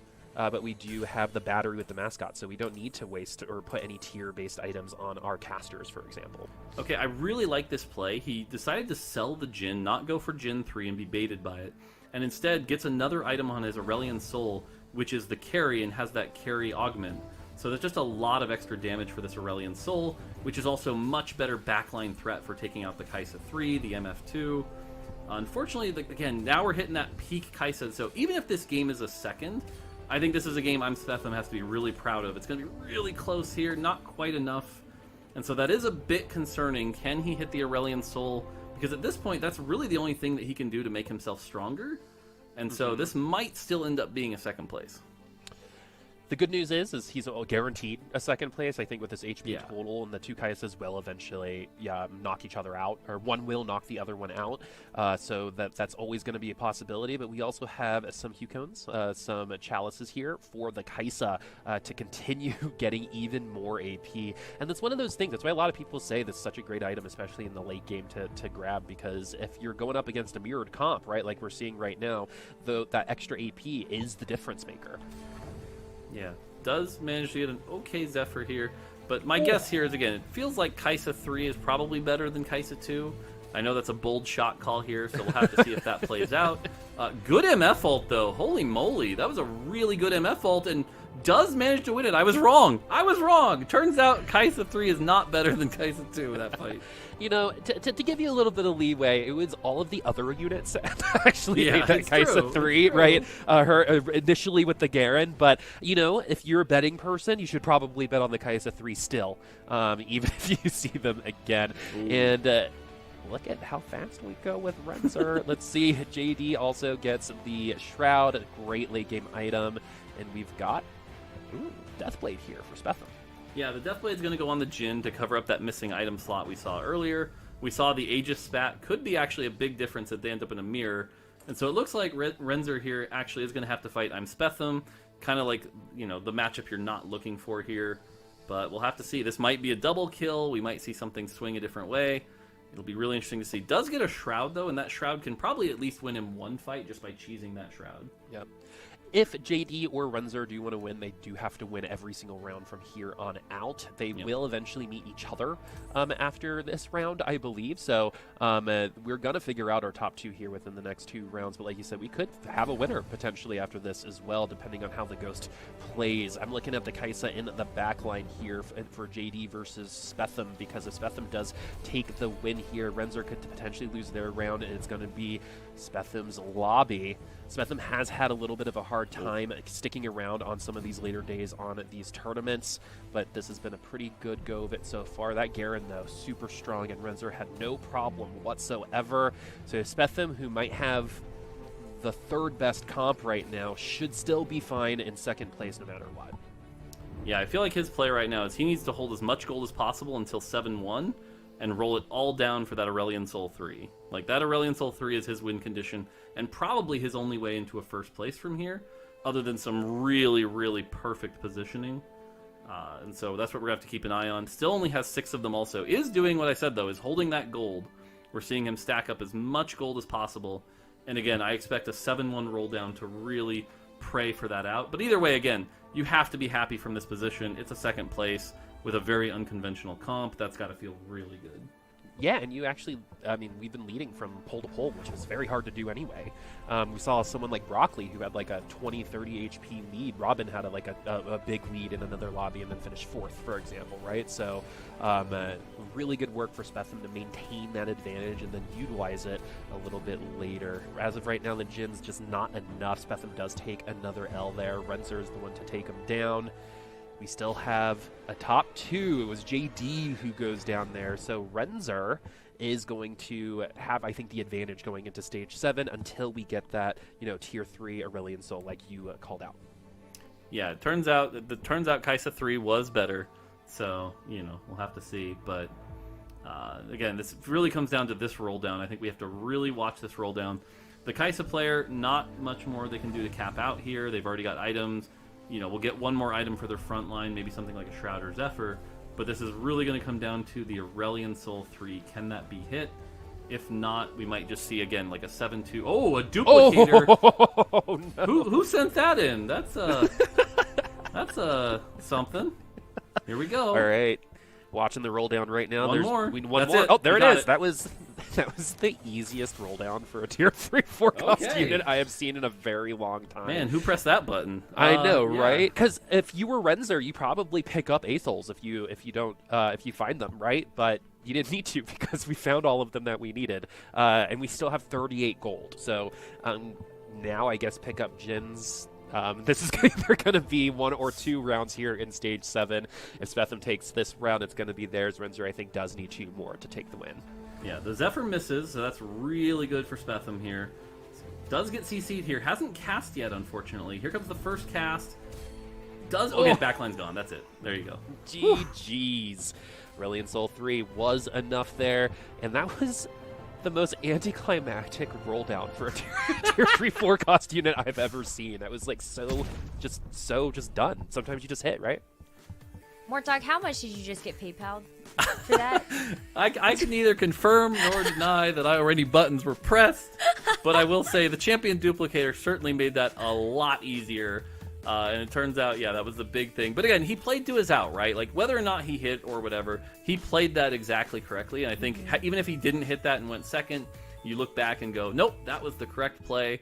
He was rewarded for that play, and that was a great thing. And again, we have to give props to Tank Pike. Tank Mascot Pike. Again, if anyone had that on their bingo card, I call BS. No one was predicting that. And that was a really good play. I had not seen that before, and so that was really cool.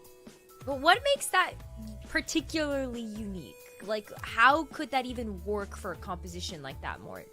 Yeah, so one of the things is that when champions take damage, they generate mana based on the pre-mitigated and post-mitigated damage. And so by making Pike a tank, he can generate a lot of mana by tanking damage. And that's going to allow him to cast and give you that big, team-wide 2-second stun, which is really good.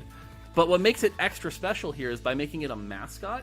As soon as he leaves, right, he zooms away and does that, he'll start healing it all back up through the mascot healing. And so the next time you see that Pike, he might have already gained half that health back, ready to do it again. And that's a really cool combo. And so with that itemization, you get a lot of the CC, allowing, like we saw, the Belveth, the Jhin, the Aurelion Soul to actually be the carries. Really creative comp. And like, we looked at a couple of other players that I feel like maybe didn't find a creative line like that, but Boop, there's something to be said about players actually playing a creative game, whether it's kind of working with something that they're handed or just finding a line like that I'm Spetham did. So what's your take on players moving forward having to play to that creativity? Is that the secret to success?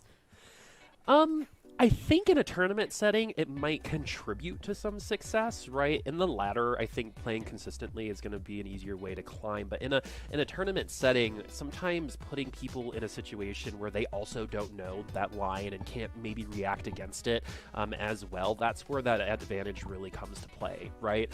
Because then everyone's kind of on the same footing. I've always been under the impression that if you hate what's the meta right now, then just play for fun, right? Because sometimes you know that comp better than the meta comps anyway, right? And you're probably going to perform better in general. So it's good to know, of course, what's great and what's going to get you those wins. But sometimes when you spot, and I think that's where the great players are, right? Once you kind of spot the line and you're like, wait a second, right? Like there's this path. It's got some, I might need to clear it off. Have a lot of vines and stuff on it. But if I get through it, the result's going to be a really great one. Maybe it's the City of Gold at the end of that path. That's the big thing I want to call out. It's not that you have to play creatively every game. It's that when you see the opportunity to know when it's time, right? It doesn't mean flex every time and avoid Kaisa, but it does mean, oh wow, I have this mascot emblem start and I can do this. That's the thing that matters, and I think that's really key. That makes a lot of sense, and I feel like we've definitely seen players deliver when it comes down to seeing those creative aspects. I don't know how many Samira 3s we're gonna see this tournament. I'm not sure, but what I do know is that this is, what was the reaction there? What's sticking out to you? I mean, big thing here is Setsuko topping his lobby, so making a bit of a comeback here. I see Robin Song's doing well. Emily off that second doing pretty well. So those are the big ones that jump out here. Kindle Jim also doing well. From this one, that's the thing. Sox dropping a little bit here. He was the top. Goobums is another player dropping a bit. Kurimex going 8th. So those are the ones that are jumping off the page to me here. Now we have another set of lobbies to look at as well, just to see how our other players have done. And so, Boop, what do you make of how these scores have played out? Oh, I'm actually a little surprised Stellar's been having a little bit of a rough tournament so far. I actually think Stellar's been one of the more underrated players just in general over a couple sets.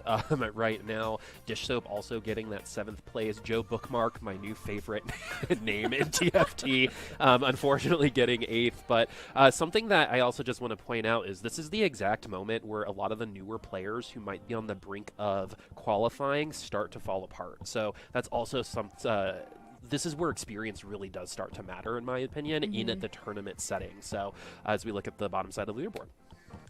Yeah, unfortunately, Broccoli just not having the tournament so far, and I feel like that was another 8th place that might set that one in stone, but I feel like you still have a very close game, especially looking at where the bubble is right now. Weixin Iverson just right on the outside looking in at 19 points, and then we've got our top 32 as well, who are really starting to set the pace for the rest of the day, and every player is going to be looking out for these players that are at like 20 points higher. Like it's gonna be a pretty high cutoff there, Mort.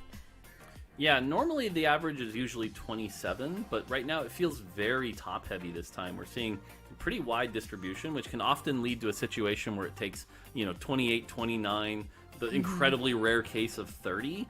And so that's where, like, going back to some of those people that were on the cutoff, like, if you're sitting at like 12 or 13 right now, you're in a lot of trouble, right? 2 firsts is 16 points. And that's barely enough. So we're at that point now where, again, you're looking at that 27 goal line going, what does it take to get 27 here? Even for players like Malala here, who's sitting at like 19, right? That's still 2 top 4s that you need to guarantee to qualify. So you're not sitting in a great spot. But man, the top right now, the top is sitting real pretty. Again, it's very top heavy this time. For sure. Those bonus points are looking like they're pretty spicy to see what's going to happen tomorrow. But that's 4 games down. These players are finished playing in these particular lobbies. They're going to get reseeded. So maybe that opens up some opportunities. Looking forward to the final 2 games of the day. We're going to take a short break. Garchomp Pro got a little player spotlight for them. Just right outside of that bubble at the moment, but maybe they're able to turn it around. Let's take a look.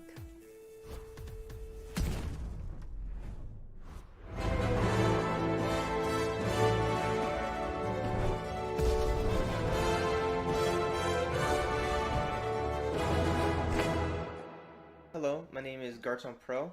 I've been playing TFT since the end of set 1, and I've been playing competitively since set 2. Before I played TFT, I was playing Pokemon VGC, and I was actually on a long car ride home from a VGC tournament with one of my friends, and he was like, hey, I've been playing this game called TFT. It's pretty similar to VGC. I think if you like VGC, you'll like this game. And so like the day after I got home, I started playing TFT, and then I've been playing it like ever since. At first was just playing TFT, just like I would any other game. But during set 2, when I like hit Challenger like a month into the set, I realized, wait, I've been like playing this game for like a couple months, and I'm already like top 200 NA, so maybe I can like actually be like competitive in this game. So from that point onward, I was like driven to do well in competitive TFT. At the end of set 3.5, I started streaming on Twitch. I made a Discord server for my stream. And a couple other people ended up joining because they had like started watching my stream. One people probably recognize is Aniko. Aniko joined at that time, as well as a few other challenger players like Jirachi joined, Pereira joined, Slipping Bug was there as well. So we had a little group of us in the Discord server, just like hanging out. And then there was one point during set 4 where there was a big patch, so we all wanted to practice on PvE, and so we ended up inviting like a bunch of other challenger players. Like at this point we invited like, I don't know, like 10, 20 challenger players, like do PvE in-houses. And so the server was actually like predominantly challenger players at this point, and then they just started inviting a bunch of other people. My stream Discord ended up like turning into this like big hub of like a lot of people active in the TFT community. And so then I ended up like repurposing the Discord, and it was very active for like a few months and was very popular. Then in set 4, there wasn't really any open tournaments. It was all based off of ladder, if I remember correctly. When it transitioned to set 4, I had a hard time at the start because my playstyle got really punished by the changes with set 4. I wasn't that flexible in set 3 or 3.5, and set 4 kind of forced me to be more flexible with Chosen. So at the start of set 4, I actually ran it all the way down to Masters, which kind of doomed me in terms of like qualifications for snapshots and that stuff. Because at the time in set 4, I believe most of regionals qualifications were snapshots based. So that kind of doomed me because I was sitting like half the set in Masters. And then I managed to climb back to Challenger, but it was too late for the tournament circuit. Going into set 5, I did pretty well right out the gate. But then unfortunately for the very first tournament of the set, I accidentally filled out the wrong form to sign up for the tournament, so I wasn't able to play in it, even though I was well within the qualifications for it. So that kind of killed my motivation for set 5. In set 6, I put a bit more effort into trying to play in tournaments and qualify for them. I know I qualified for the Challenger Series in set 6.5, and then I qualified for one of the tournaments in set 6. I didn't really play very well in those tournaments. I was really nervous. I made note of what I did wrong in those tourneys, and then in set 8 was when I'm like, okay, I'm gonna go all out right now. So the entirety of set 8, I've been grinding the game and studying it, and actually have qualified for every tournament thus far. And I feel like I'm actually at my true potential right now, or close to my true potential right now. I think I can improve what I'm doing, but this is much closer to what I think I could be, because I'm actively always putting in the time and making sure I can actually play in the tournaments. One thing that's different now than it was before is just my mentality during a tournament's different. I used to get really nervous and just play really sloppy during tournaments. But my play now, I wouldn't say is that affected by nerves. Sometimes I'll make a few mistakes due to nerves, but generally I'm not feeling that nervous while I'm playing in a tournament, which allows me to be a lot more successful. I can actually use my practice. And then I've also taken practicing a bit more seriously, and I'm also making sure to study the game. To prepare for tournaments, I like to do half and half, watching and playing. One thing that really helps me a lot when preparing for tournaments is writing notes after my games. If it's the patch of a tournament, I usually keep a doc, and I just write a few lines about my game after every game. I write what went well, what mistakes I made, what didn't go well. To try and gather as much information as possible, because it forces me to actually think about the game. But if I'm ever lost, watching is generally what helps me figure out what's going on the best. I'd like to shout out Main TGL, who's my friend who's been helping me put together my YouTube videos. I'd like to also shout out friend Felix. He's another Challenger TFT player. We're also friends IRL. We always discuss the game together. He's been my go-to person for the past set to talk about the game with. I'd also like to shout out Sloping Bug for back in the day being my first, I guess, TFT friend. Back in set 2, set 3, we'd always talk about the game together.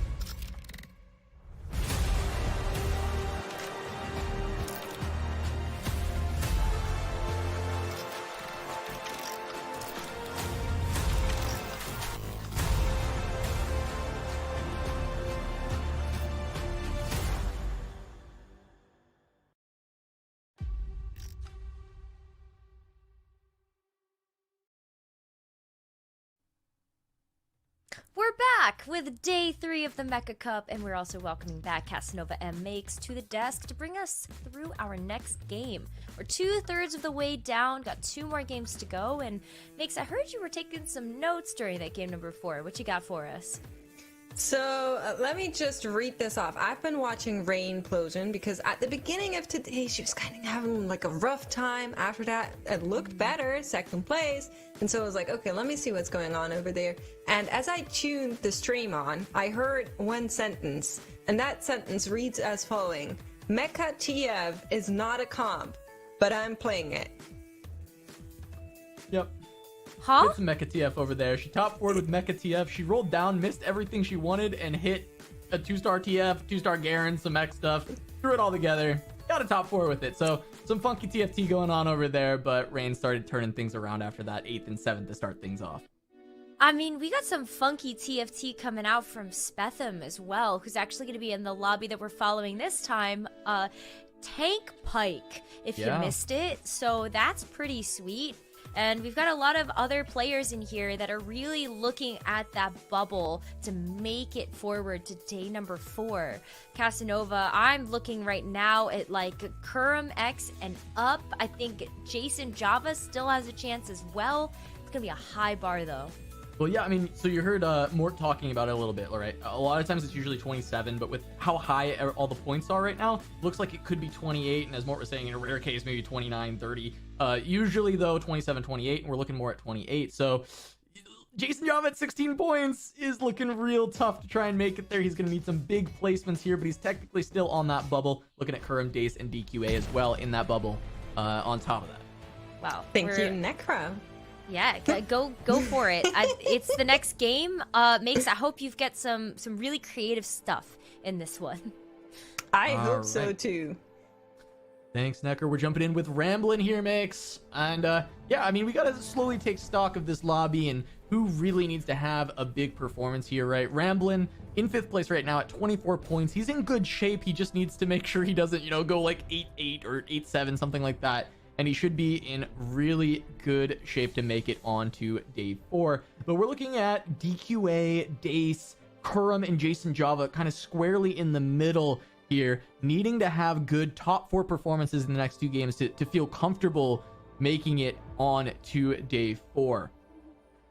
Yeah, absolutely right. And we did get a note during the last game to kind of open up Kurum X's stream and see what was going on there, and I was so excited. I was like, oh my god, we're gonna see some cool TFT, some crazy comp. There's a Tank Pike on one end, there's a Mecha TF on the other end, there's like lots of stuff happening. So I was like, okay, whatever Kurum is up to. And I opened the stream, and honestly, it's something I love seeing. We saw a full threat board out of Kurum X with maximum level of threat, with a Aatrox hero augment, all of the threats, 6 threats on board. It was so good. And he went 8th. So like I'm hoping we get to see that again, but this time it works. That's kind of where I'm coming from. And something that definitely works when you're playing TFT is when you get 2 Kaisas in round 1-4. Yeah, I mean, that's got to feel really good for Kurum, and we're gonna actually have all 1-1-1 on the augments. That's not what you love to see when you are trying to play Kaisa. You would love this to be like a 1-1-2. You would like to have the opportunity to maybe find a Rel augment. We'll see what Kurum finds, because he needs a big performance here. He was one of the players we talked about at the top of the day is not having the best set overall. He's had decent tournament results, so he has a good amount of qualifier points, but it hasn't been his best, and he does still need to have a good performance here at Mecha Cup. So making it to day 4, very important for Kurum, and he is squarely on that bubble, as he does go Enchanted Ammunition and picks up a bunch of Lucians here. So Lucian reroll on the table. This was pretty popular last week. We haven't seen much of it at all yet today. Yeah, and honestly, I'm not sure why players are staying away a little bit more from it. Maybe because it is very specific with kind of needing that blue buff, needing that Lucian 3 to really pop off. And there is a unit that's much easier to hit, much more stable with the Kaisa, who's also a quick draw that you can go into. I'm not sure if you really want to pursue the Lucian carry with Kaisas being on your board this early. You probably are leaning more towards that Kaisa angle, if I were to guess, but this one's interesting. We're hopping over to Spetham, and that's a Kale augment, and Yeah, there's no Kale. That is the Kale augment, no Kale. Haven't picked it up yet. I am curious what that will end up being. If it is going to be support or if it is going to be carry augment for the Kale. We can't tell because he doesn't have one on the board. Just a quick call out for Kerm as well with that augment. It is incredibly strong as just a support augment for Kaisa, so I think I'm 100% with you. We're just gonna see Kaisa out of Kerm with the pair already, but yeah, I'm really curious about Spetham right now. This is so interesting to see you pick the augment but not actually pick up the unit. You know, sometimes we just get by on vibes, and for Spetham, the vibes are there. He's having a grand old time. He's going up against Sully. He's going to take down this unit here just by the sheer power of drones, and maybe even that Lulu. So without hero augment, without level, is going to lose this fight, but just barely. I don't think he's mad about that. No, that's a beautiful loss. It's absolutely perfect. But Spetham, it is Define Ascent. That is the carry augment for Kale. We did get that word coming through, and here are the rest of the augments for everybody. Just looking through, I mean, get paid for Ramblin', so he's going to look to go make some money early game, scale up, transition out. DQA grabbing rocket grabs, so the entire lobby is going to have to watch out for that. Wait, actually, but we are on DQA's we're board. On DQA's board. I think something's the other board, swapped Dace, yeah. here. They're it's swapped. Probably Dace. Yep, yeah. Dace has got it. But yeah, that's re-energized for DQA, and so Dace. Everyone's gonna have to watch out for Dace with the rocket grab. Yeah, honestly, now that Hacker isn't as much of a thing anymore, I think the rocket grab becomes less crazy of a thing to also play around, because before that you kind of had to position for the Lucian reroll, position for the hackers, position for the rocket grabs, and it was just a lot. Now that has all calmed down just a little bit, and the rocket grab in itself will be something to look out for, but it's not kind of putting our barrel into overflow here for now, as players are picking up. There's a duplicator on the board, and I am honestly very, very curious where Spetham's and Ramblin's board go to, because Ramblin is on Get Paid, so the Gangplank support augment that just gives you passive econ, and then Spetham, as we saw, on that Divine Ascent, and I don't know where this one's going. Yeah, I mean, you would think that you would want to play Kale and try and 3-star your Kale when you go to Divine Ascent, seeing as how that's kind of the point of that augment in general, but he didn't have any Kales already, so gonna have to kind of hunt that down. We are checking out, we got the duplicators for everybody, which are going to be nice. I wanted to call out Jason Java with stacks on stacks. Nasus did get a little bit of a buff in the patch, and a buff to Nasus means a buff to stacks on stacks, especially since it was an attack damage buff. So we will see if Jason just goes full stacks on stacks, full commit, and how strong it can be. Is, hey, there's Jason, and there's a Nasus with a QSS and a Bloodthirster right out the gates. Yeah, absolutely. So that Nessus is going to stack up here, and that's exactly what's happening. However, does get taken down here by the enemy backline, and Prestivant on a win streak. DQA has been losing out, and so the lobby starts to differentiate just a little bit. 71 HP. Not too big of a loss just yet in 2-6 here, as we are approaching Krugs. There's 2 duplicators on the side of Dace. One came from the carousel, one came naturally, I assume? Yeah, one naturally, just the mini duplicator. Gonna be able to get a 3 cost or lower, but then the actual full champion duplicator as well for Dace. So options open for Dace, seeing as how it is rocket grab. Just keeping a blitzcrank in can be pretty easy in a lot of different compositions, so Dace gonna have a lot of options, and with these duplicators has a potential for a lot of power in the mid to late stages of the game, and with a win streak early on, that's a really great spot to be in. Okay, so we are watching Ramblin on the other side. Ramblin, of course, like we said before, is on Get Paid, so with Gangplank, but does have 2 threats in play. There's a Morgana, there's Rammus, and there's a Draven in the backline trying to ace execute some of the units off. It's not really working out here just now, but it's a good idea in theory. I could see that working out. Yeah, I mean, getting ace in, try and make sure you get a couple kills, get the money. We saw Ramblin able to get 1 gold there, not able to kill that many units, but at least picking up a little bit of econ. Ramblin, of course, going to want to get a lot stronger so he can actually get paid insteed of playing down an augment, essentially, since it's not giving any value if you don't kill any units. Should we call Spetham? Kind of let him know? We should see if he's okay. Oh, okay, there it is. There we go. Okay, yeah, I was like, do you know what augment you have? Okay, he's figured it out. He's found a Kale.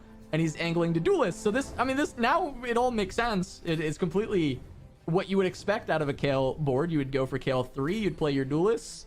There we go. Yeah, honestly, like we did see even a Duelist 8 board earlier with the Vayne 3, and although that Vayne 3 was hit rather late, the board didn't do too hot. So I'm curious if the Divine Ascended Kale can turn this one around, honestly. Well, let's see if he hyper rolls a bit here. It looks like he will. Still There's on one. 4. He doesn't have many Kales, so I There's like another one. rolling aggressively for them.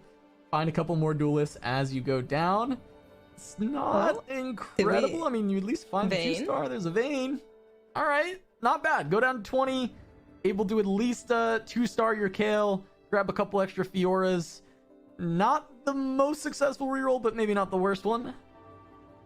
I'm surprised we're not going more aggressively here. We do have one secured, right? But as you're seeing, some players are already level 6. That's 2 more units, and you have on board currently, your front line is only a 1-star Yasuo and a 2-star Fiora, so they don't have the biggest HP. There's a Asol in play on the enemy team as well, so you might run into problems here, and this was your best chance of getting those 1 costs if you're Spetham. Very surprised to not see him go a little bit stronger as we move into the augments, which are going to be low impact. We have some silver augments. I do think Exiles is looking nice, but Second Wind, one that has gained so much popularity, it seems like, is going to be picked up for Spetham here. Yeah, I'm also a fan of Exiles on the duelist line. I just think that they are just fine as units being spread out all the time. You don't really need to group them. But actually, good point. Spetham already has an Aegis, so going for Exiles is a little bit rough.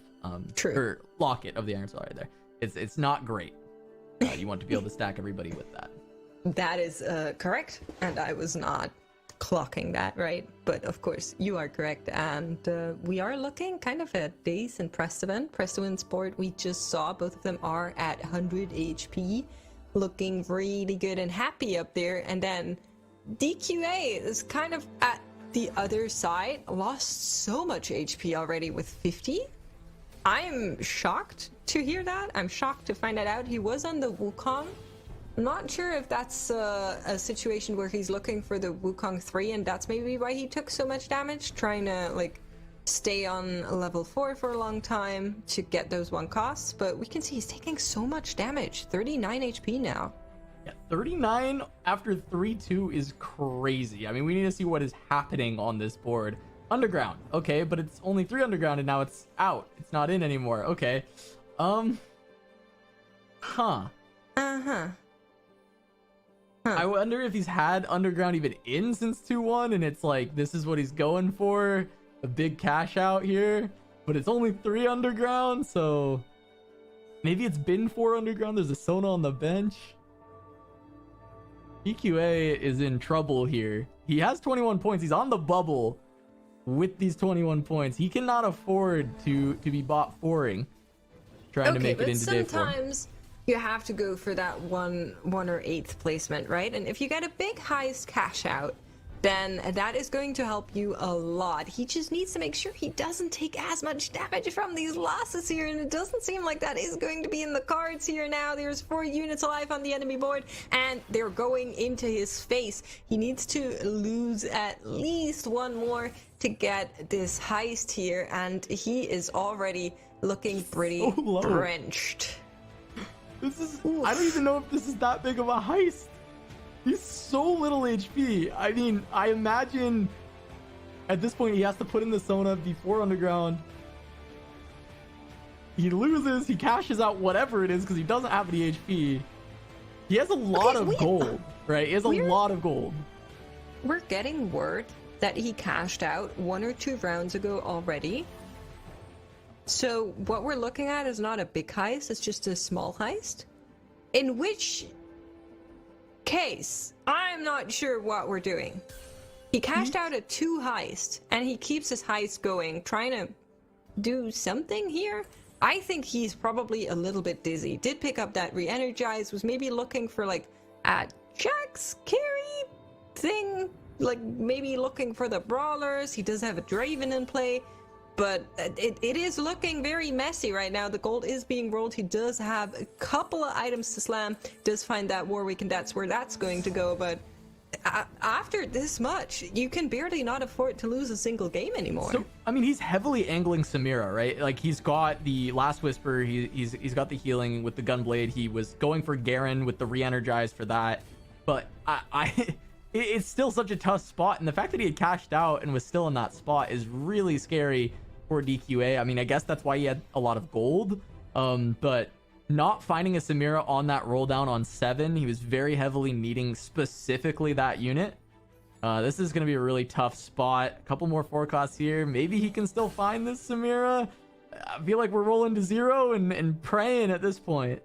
Spetham does find that. Hey, look, we questioned. I'm so sorry, Spetham. I apologize for everything. 3-star KL on 3-5. There you go.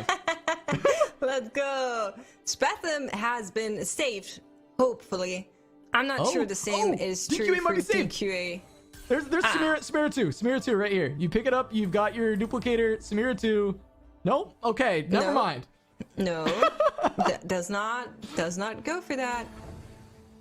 Maybe forgot about the duplicator. I don't know. Honestly, I'm getting worried watching this. Maybe he's waiting one more round, so he's gonna buy the Samira. Next round, he's gonna roll down, see if he naturals Samira, so he can hold duplicator for Garen, because he feels like that is his best shot because he's so far behind. Okay. Felt like Samira 1 was good enough, which, hey, look, it might be. That's pretty strong, having the Garen and the Samira. The items are really good. So maybe he felt like that was his best shot, is to hold off, see if he can natural Samira, find a Garen, and then hit it from there. Yeah, okay. We stopped doubting DQA. All right. We'll see how that goes. I want to stick here at least through Wolves. I want to see if that's exactly what he goes for, because I think that's where DQA's head is at, and I do like that, right? You're in such a bad spot. Greeting out a little bit here can be the difference between bleeding out to 8th and actually turning this into a top 4. Yeah, I mean, I'm not sure you can do that. We've seen so many heavy hitter boards that could be making this very hard to get through to, and DQA is in a little bit of a tough position, but we'll see how it goes. He is rolling down here. Does find the Garen, so now which he means he's probably going to duplicator. Yeah, there we go. Okay, beautiful, beautiful. Great job, DQA. I love it. All right.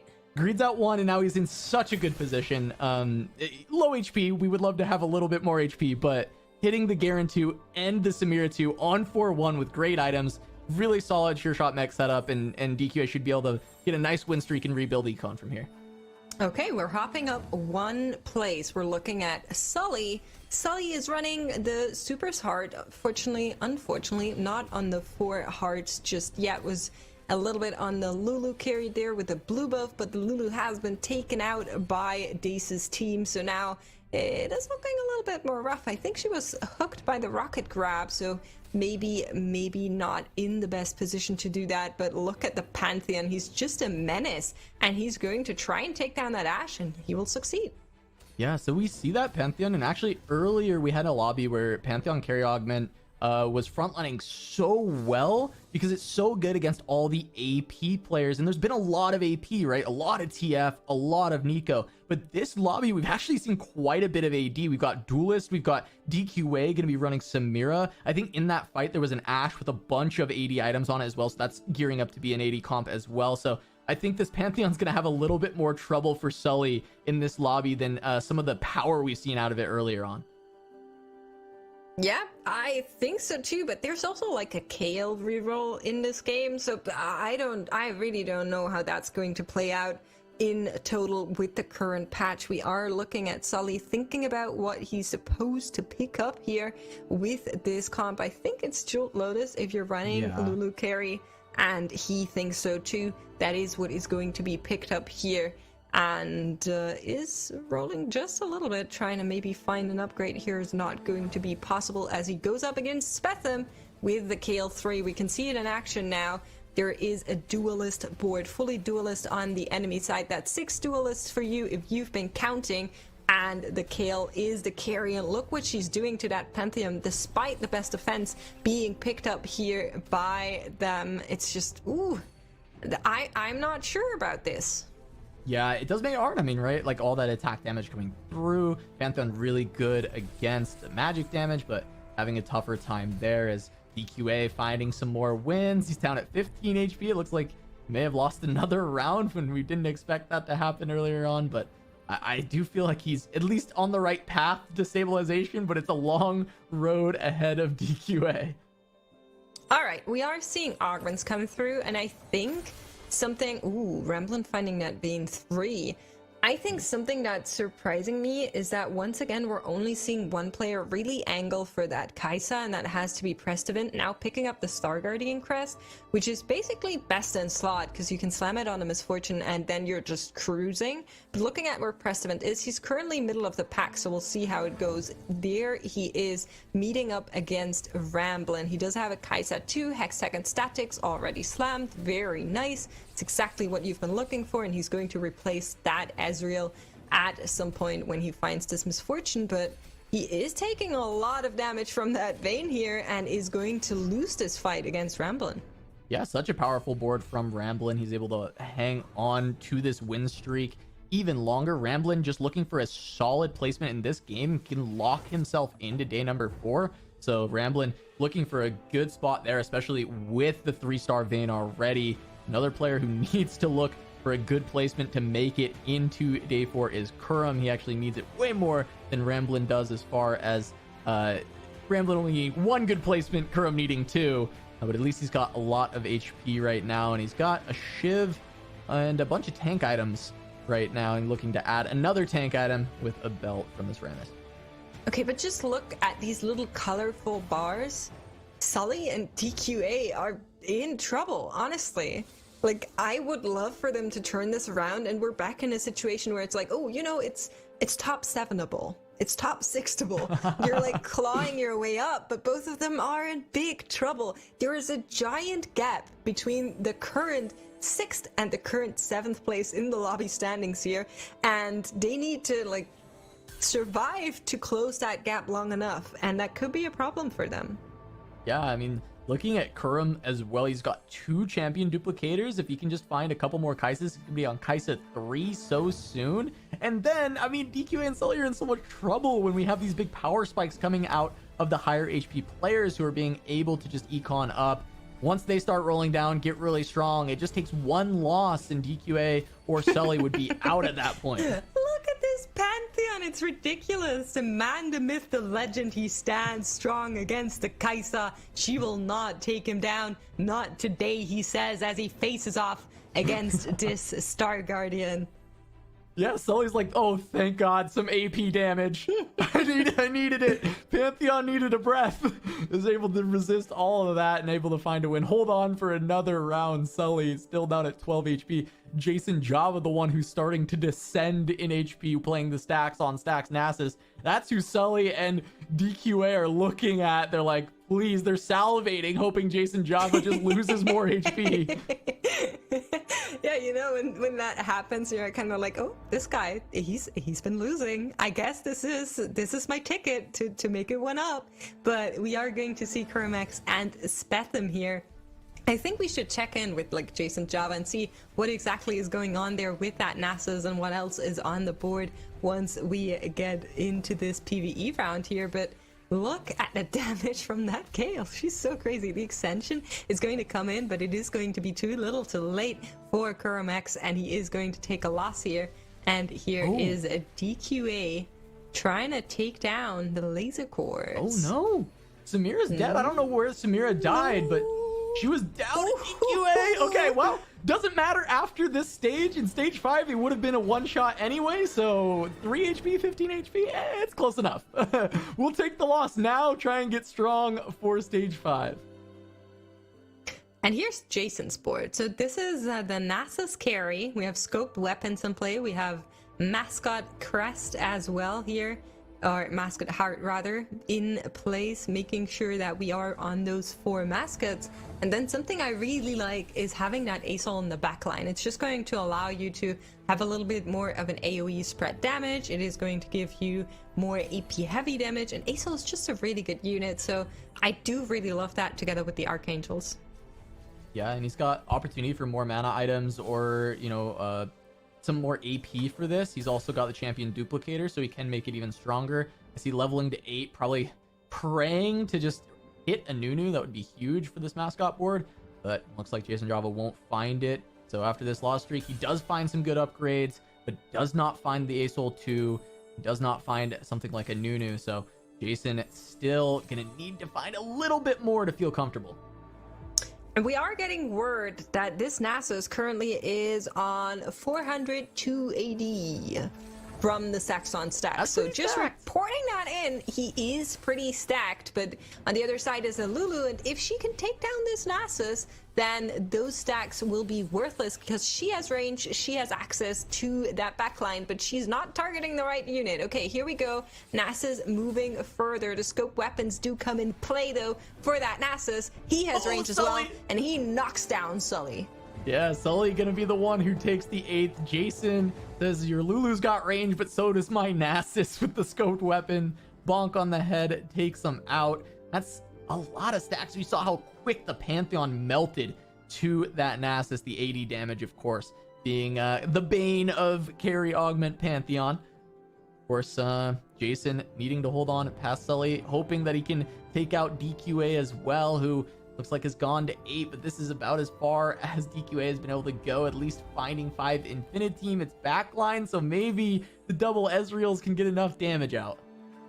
Yeah, on the other side, once more, is a Woofy boy, and now the Asol has found some more items, and really good ones too. So coming in a secondary carry here is going to try and help. It's going to get knocked out by the ultimate Ezreal, though the Samira is still alive, and she is going to get those executes on the Aces down. It is only the Nasus that is still fighting, and the Garen will make short process of that. DQA is safe once more. Jason Java knocked down to 4 HP. DQA is looking at him and saying like, oh no, you're going before me. I'm not backing off. Yeah, I mean, such a big win for DQA, right? I mean, every win is a big win, but putting Jason on 1 life also quite important, just trying to get that extra placement. DQA on the bubble a bit, needs to find some good placements here. A 6th is certainly setting him up for more success in the final game of the day. He really does not want to bot to this. No, absolutely not. We're going to have a look. Jason meets with Spetham. That is the Kale carry board that we've been looking at from the beginning. Now with some items on the Vayne as well. The Asol is trying to help, trying to get that AoE damage down, trying to take down this front line to allow the Nasus to actually reach the back line, to reach those carries back there. But it's not enough. One more cast that has to help, and it is going to help here. The Nasus is still alive, but not for long. And the Asol is able to get the last cast off and take down Spetham's board, but that was so close. That's so big for Jason, incredibly close, and now he gets a chance to get some more big items for this board. Eve's Gloves for Nunu seems like a good option, as he did end up finding that Nunu. Still only 4 mascot though, not able to quite go to 6, but able to find the Aurelion Soul 2 as well. I think that was such an impactful thing for that, as you saw how close the damage was between those two. And now Dace, a new challenger, approaches to go bot 7 here or go bot 2 here, as Dace has dropped down to 12. He's 1 life as well, alongside DQA and Jason Java. But Dace has gold. Dace going level 9 here together with Ramblin', both of them saying like, if I go down, then not without hitting maximum capacity on my board. There's exiles in play, so needs to be very careful with positioning, and needs to keep in mind that, oh no, he's the rocket grab player, so he does not need to keep anything in mind. He's the one that's making other people worried, and he is looking to find a win. He could knock out Jason, he could knock out DQA. It all depends on who he meets, and it is going to be Ramblin'. Ramblin' just went 9, spent a lot of gold. This is kind of not who you wanted to fight, as we're watching this Vayne try and chew through this. It's not spread shot, so 1 unit at a time that Vayne's got to take down, as the laser core doing plenty of damage, just keeping eyes on the Vayne. She's still alive, but now Warwick's on her as she gets crowd controlled by the Urgot, and Warwick keeps Dace alive, but so is Jason and DQA. They're all living. That I 5-6, we're all alive except for Sully, who unfortunately had to go early and leave us here. But Daze, Jason, and DQA are all looking to survive, to claw through, and you can see the rest of the lobby. We were talking about this gap earlier on. Kermax, Ramblin, they're both on 20-something. Spetham, Pressman on 30-something. This lobby has moved so much closer to each other here, with DQA holding on by like the bare fingertips as we move from round to round trying to get through this one, and he is looking to do it again. Can he do it is the question. He meets up with that Vayne. Vayne gets Zephyr. That's an incredibly good Zephyr on the side of DQA, making sure he knows exactly where that one needs to go. But in comes the ult from the ultimate Ezreal, taking a lot of damage, but nobody is going to fall here. It's only the Vayne, and he will be able to take a win here and make it so that he can survive one more round. So will Jason. Oh my god! Now Kurum and Ramblin are 1 life each. It's so close. What a clutch Zephyr from DQA, making sure that's safe, and then Infiniteam on his Garen, so he's got more crowd control up front. DQA has turned this game completely around, and he still might go 7th, because this is where this is. Everybody is so low. We might find out our top 4 after the next combat. So many people can go down simultaneously. Yeah, I mean, Necra, who we all love and adore, just said, I predict 4 players will get eliminated in the next combat round. So if that happens, you know who to blame. It's not us. All right, love Kurum. you, Necra. Looks like we've got more ornaments this time around. There's a Zhonya's potential collector as an option, but double Zhonya's for Kurum protecting the backline. Last time he got hooked by Jason Java, or by Daze, sorry, hooked by Daze. So this time he's got the hourglasses to protect. Yeah, that's good. If you have, you know, what's better than 1 hourglass? 2. Naturally, Ramblin hitting that Fiddlesticks 2 is going to give him an upgrade, and we just might see everybody get executed here. So we'll see. It'll be either be Jason or DQA as these 2 players meet up. The Asol gets lifted up in the air, delaying the meteor shower coming in. That is going to be helping, but not a lot, as the enemy backline has been decimated by the Nunu, just cruising by with his snowball, and the reign of DQA holding on has been put to an end. Now the question is he going to be the only one that gets knocked down here? It looks like yes! Yes! DQA fought so hard trying to come back from a disastrous early game. Pieces together a pretty strong board. Fights till stage 6 and goes 7th. A tragedy for DQA, and that's going to put the pressure on him for game 6 in order to make it on to day 4. Honestly, I'm like, as much as I was irritated by what was going on that board early, I'm so upset for him to end up 7th. That's not what I wanted. After all this struggle, I felt like we're really feeling it. But we need to look out, because there's more players in this lobby, and it will be either Spetham or Ramblin who will get knocked out as well. As I said, Ramblin did pick up that Fiddlesticks too, so once that procs, he is going to get a little bit of help here. The Vayne is not alive anymore, just taken down. So will the Fiddle, and I think Ramblin will find an end here. Jason taken 7th, Ramblin taken 6th, Precedent being knocked down to 2 HP, and this lobby couldn't be any closer, honestly. Yeah, we've got our top 4. Jason and Ramblin go out. Prestivant, lowest HP. Kurum, then Spetham, then Dace here in the top 4. Kurum really needed this. So did Dace at their point totals. They were squarely on the bubble. This is a great game for both of them. Prestivant looking for a little redemption since this tournament has not been going his way. But Dace with the rocket grab, with the laser core, able to find that Mordekaiser 2 with the champion duplicator from earlier, putting him in such a good position as he goes against Kurum. He gets the hook onto Kaisa.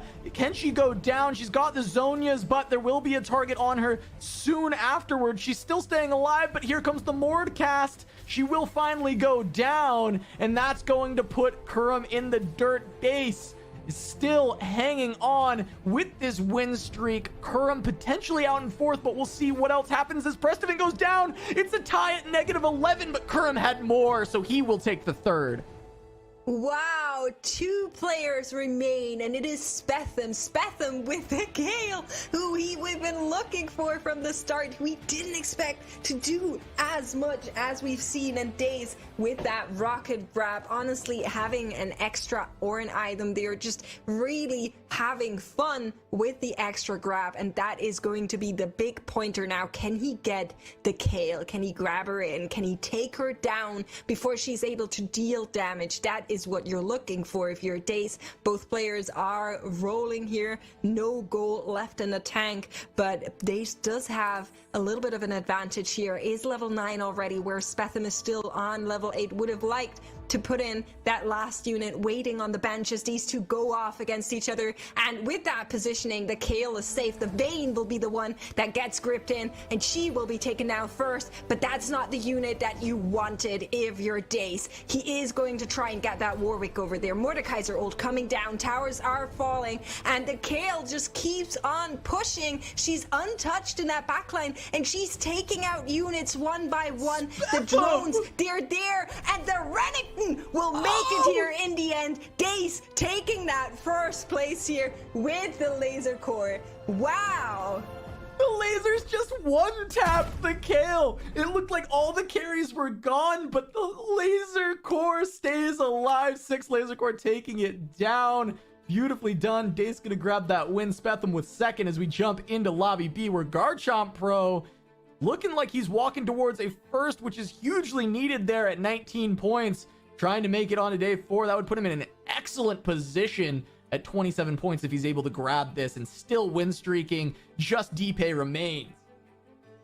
Yeah, and we just saw 8 Star Guardian, and that is basically the blue eyes white dragon of TFT right now. You have the 8 Star Guardians, you have Kaisa. I mean, obviously it's not perfect, there could be more, but you have the Kaisa, you have Misfortune with that Star Guardian emblem, and you have all 8 Star Guardians. It's beautiful. You have the Axum Arc, you have the Rull Augment, you have everything that you really wanted. Now 3 items on that Kaisa as well, but there's something going on the opposite board. There's a Kaisa 3 that DPay just hit.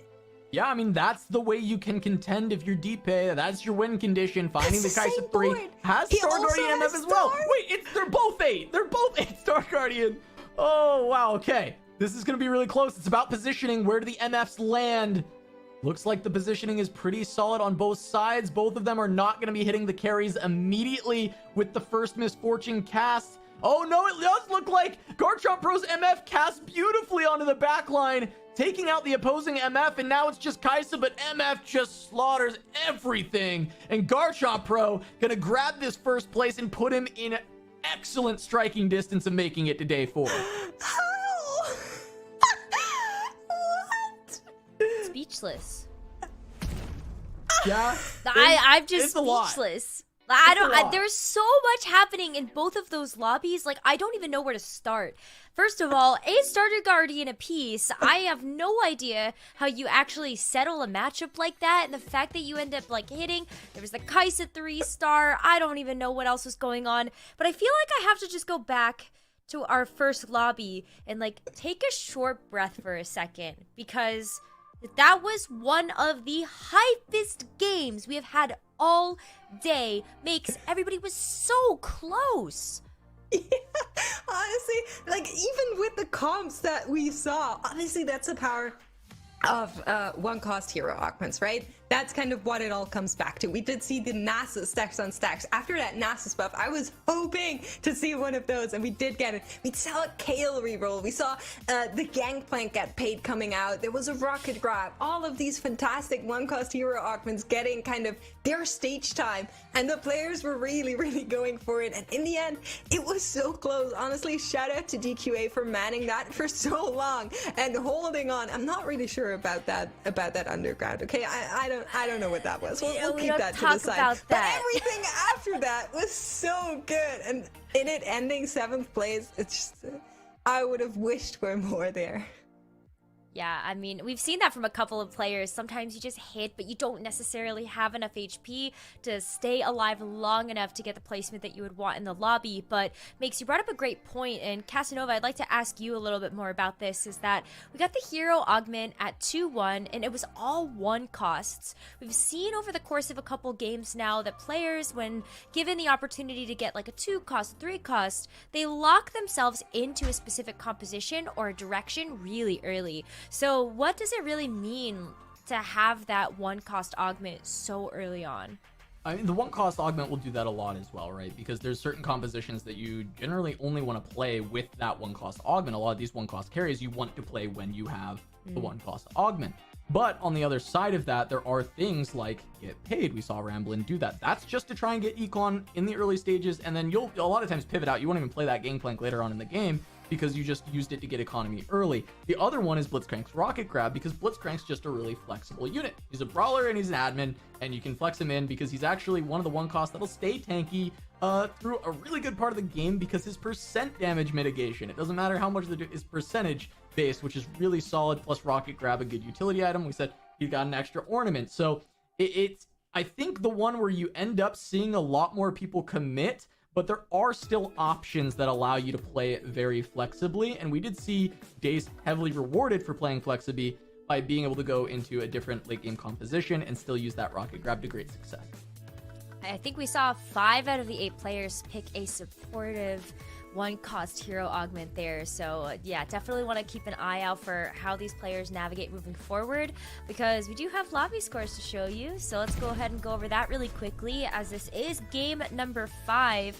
And so Makes, we got a chance to see the last couple of moments there from lobby B, but Robin's songs right now, like, kind of on a tear. Yeah, absolutely. We were kind of checking in with him earlier and seeing what he was up to. There was a Samira 3 involved, if I'm not mistaken, if I remember correctly. Yeah. So that was that was crazy. That was crazy. Something that me personally, I am very, very sad about is Rain's positioning here in lobby A with that 6th place. I'm not sure she can even still make it. I think maybe with a first. But it's going to be really, really hard for her to turn this around. And I was looking forward to seeing her pop off, but it wasn't really in the cards for her today. Yeah, I think it's like, when you come down to this final moment as well, like, unfortunately, we have to send 32 players home and across the field of competition. Even taking a look at their lobbies and how they played out, we're sending home 32 amazing players from this field, Casanova. Oh, I mean, absolutely, right? I mean, the fact that, you know, Prestivant is still one that's surprising for me, being towards the bottom side of that. Yeah, I think he's been playing some really excellent TFT in the last 2 sets, and that's gonna, you know, be a really tight race for getting in via qualifier points to regionals, if he ends up bowing out this day, which I think he will. So there's a lot of players that we're looking at to see how they can make it, see how the qualifier points are gonna shake out after this is all said and done, and trying to make it to regionals and fight for a spot at Worlds. So it's very sad to have to cut 32 players out of here, but also very happy that we get to bring 32 players to the day 4 and potentially see who makes it to regionals and celebrate them as well. As we take a look here at the bottom half, Necra. Yeah, I mean, holy moly. We were looking at such tight competition, maybe a little bit heavy in the top end, but it's really this middle mark, Casanova, that I feel like there's still some wiggle room here, especially when you're looking at like the 21 point range and maybe even going up through like 24 if we look at the next page too. Oh, for sure. I mean, anywhere, you know, even 20 is still alive, right? Sometimes 19 is, but this one feels like it's skewing high. Getting a first when you're at 20, that might lock you in. You know, tiebreakers are good for you if you get a first as well. So trying to find your way in, as we see a lot of players actually already at that 28 point mark. But this bubble is so close, and a lot of very good players in this bubble. I want to shout out Kindle Gem, still technically on the bubble here at 25, needs to make sure they're looking for a top 4 in this spot. But they have never made it past week 1 in a tournament they've competed in. This is their first set, and the play we've seen out of Kindle Gem has been really impressive throughout the day. And yeah, sitting them squarely in the middle, but I think it's been an impressive performance in this field. For sure. I'm actually looking at Joe Bookmark, another player that Boop called out just a game ago, and kind of pulling a Malala right now, just kind of running with the fact that they were able to get into the tournament, and they are just one game away of potentially making it into the next day of competition. But Makes, we got blessed with some amazing TFT today. I want to get your thoughts on, what do you think of NA TFT?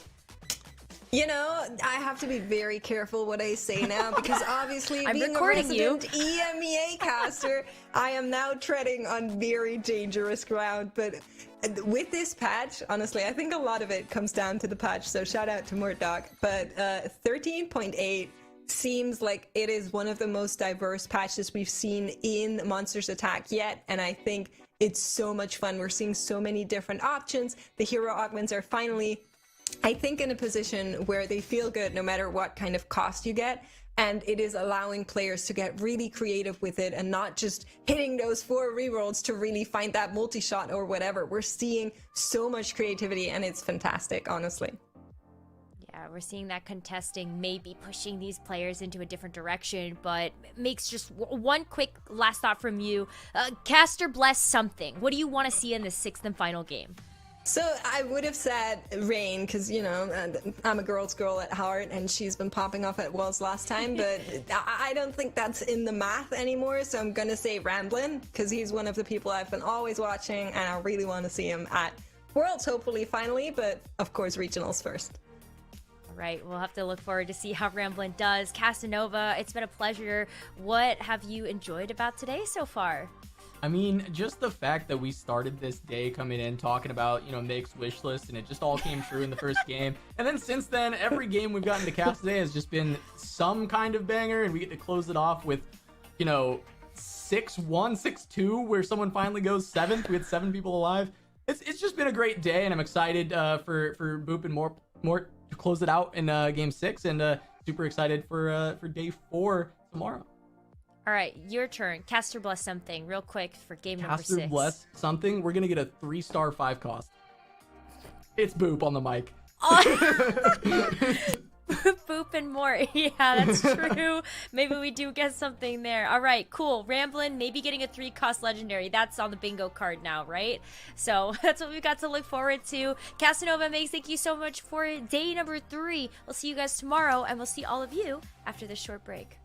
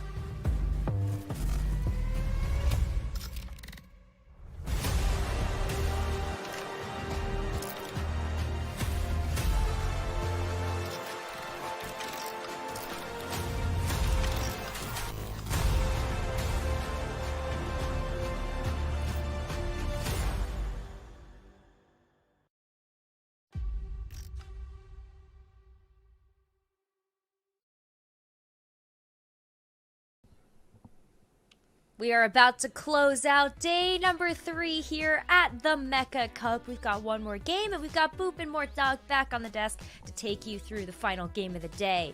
Mort, I feel like we have seen some crazy stuff today. What are some of the things that have stood out to you? Yeah, I mean, the lobby that was on the stream, Game 5, that lobby was insane. Watching DQA almost hold out, that was crazy. But to talk about stuff off stream, gotta call out Socks, who played Built Different, which was crazy. He had a TF2 on 4-2, could have recombobulated it, chose not to, and then proceeded to hit TF3 and Jin 3 to beat out Soju's Jax 3. So Socks playing pretty insane lines all day. Both Socks and Robins have been playing really well, sort of not what you'd expect S-tier meta, and are coming out really on top. And the other thing is just to call out, like, this is a very top-heavy day. It's pretty wild. Yeah, what might be going on here, Boop? Because I feel like this is something that's kind of out of the ordinary for us when it comes down to usually how the points play out.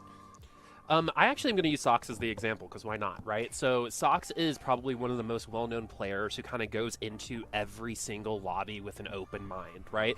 And tries to look for the best route. Doesn't really go into a lobby being like, I'm going to force this, right? Mm-hmm. And on a new patch situation like this, I think that's also happening to a couple other players, that if you have a good grasp on the game, right, in general, and spotting different routes to take, right, you're going to be really successful, especially on a day 3 when top 4s are so important, right? If you're going in and brute forcing things, we saw it in the first game, for example, with the 3 Yasuos, right? And they got 6th, 7th, and 8th, right? When you kind of try to do that plug and play, you sometimes don't know that as well, right? So it's really, really important that even though, yeah, this might say that this is good, what Socks and Robin have been able to do, and Spetham actually with the Pike 3 have been able to accomplish is, hey, this is not statistically the best route, right? But in my lobby, it's different because the only stats that matter are with these 8 people, and this is a great direction to go. And Socks is probably one of the best players ever to do that. Appies is probably pretty well known for that too. So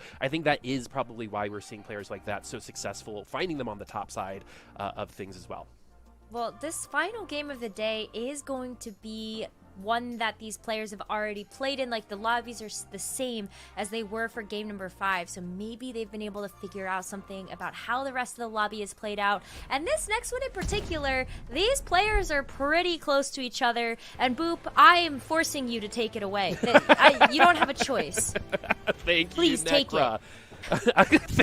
Thank you so much. I appreciate everything that you've done, and you're so awesome, Necra. Just multi esports, so good at all of them. So it's been awesome to have you here for TFT. See, I can be nice too. But here it's Boop and Mort here for the last lobby. We're gonna start with a bow. The last time we saw this, the player got 3 more bows. So let's see if it's gonna be the case here. And it's not. It's gonna be a gold start, something we actually haven't seen all that much, Mort.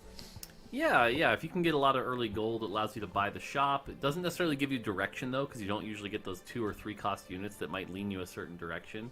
But we're on board with Toronto Tokyo, who already has 29 points. And again, our expectation is usually about 27 to be the cutoff. So he's looking really good here, maybe just playing for those bonus points tomorrow. A lot of the pressure off of him. And again, it's really interesting because right now about 17 out of our contestants are already in this position. So again, very top heavy this time. Mm-hmm. And that means that the top players have been consistent too, which should actually strike fear in some hearts going into tomorrow if that consistency stays, especially with a bit of a newer patch like we kind of alluded to. We did actually get another bow. That's funny. Anyway, but like as we move forward, another thing that I'm expecting are some of our old guard players just being able to kind of stick around, especially through the last parts of the day. Unfortunately, I think a player that a lot of people were looking forward to finding success, Han Neko, who was in, I think, the top 4 at one point, is kind of going that traditional newer player way, and it's a prismatic augment. This literally never happens for me, so this is exciting, Mort. Yeah, this is pretty interesting. So, again, Toronto's not in any risk here, but does take the laser core, which again, very good augment, but doesn't have a ton to support it, although I guess does have 1 of each, so does manage to hit the 4 laser core spike this early. 4 laser core this early is really big. It allows all your units to get the drones. They do just a little bit extra damage, but now even like the gangplank here is going to be doing extra damage. So this is a really big spike, and so this is a great position. I can't wait to see what other augments we got, though, because prismatic starts are my favorite. You can do a lot of wild stuff, right? Oh, yeah, we can see Cottontail on the side has Cruel Pact, already down to 46 health.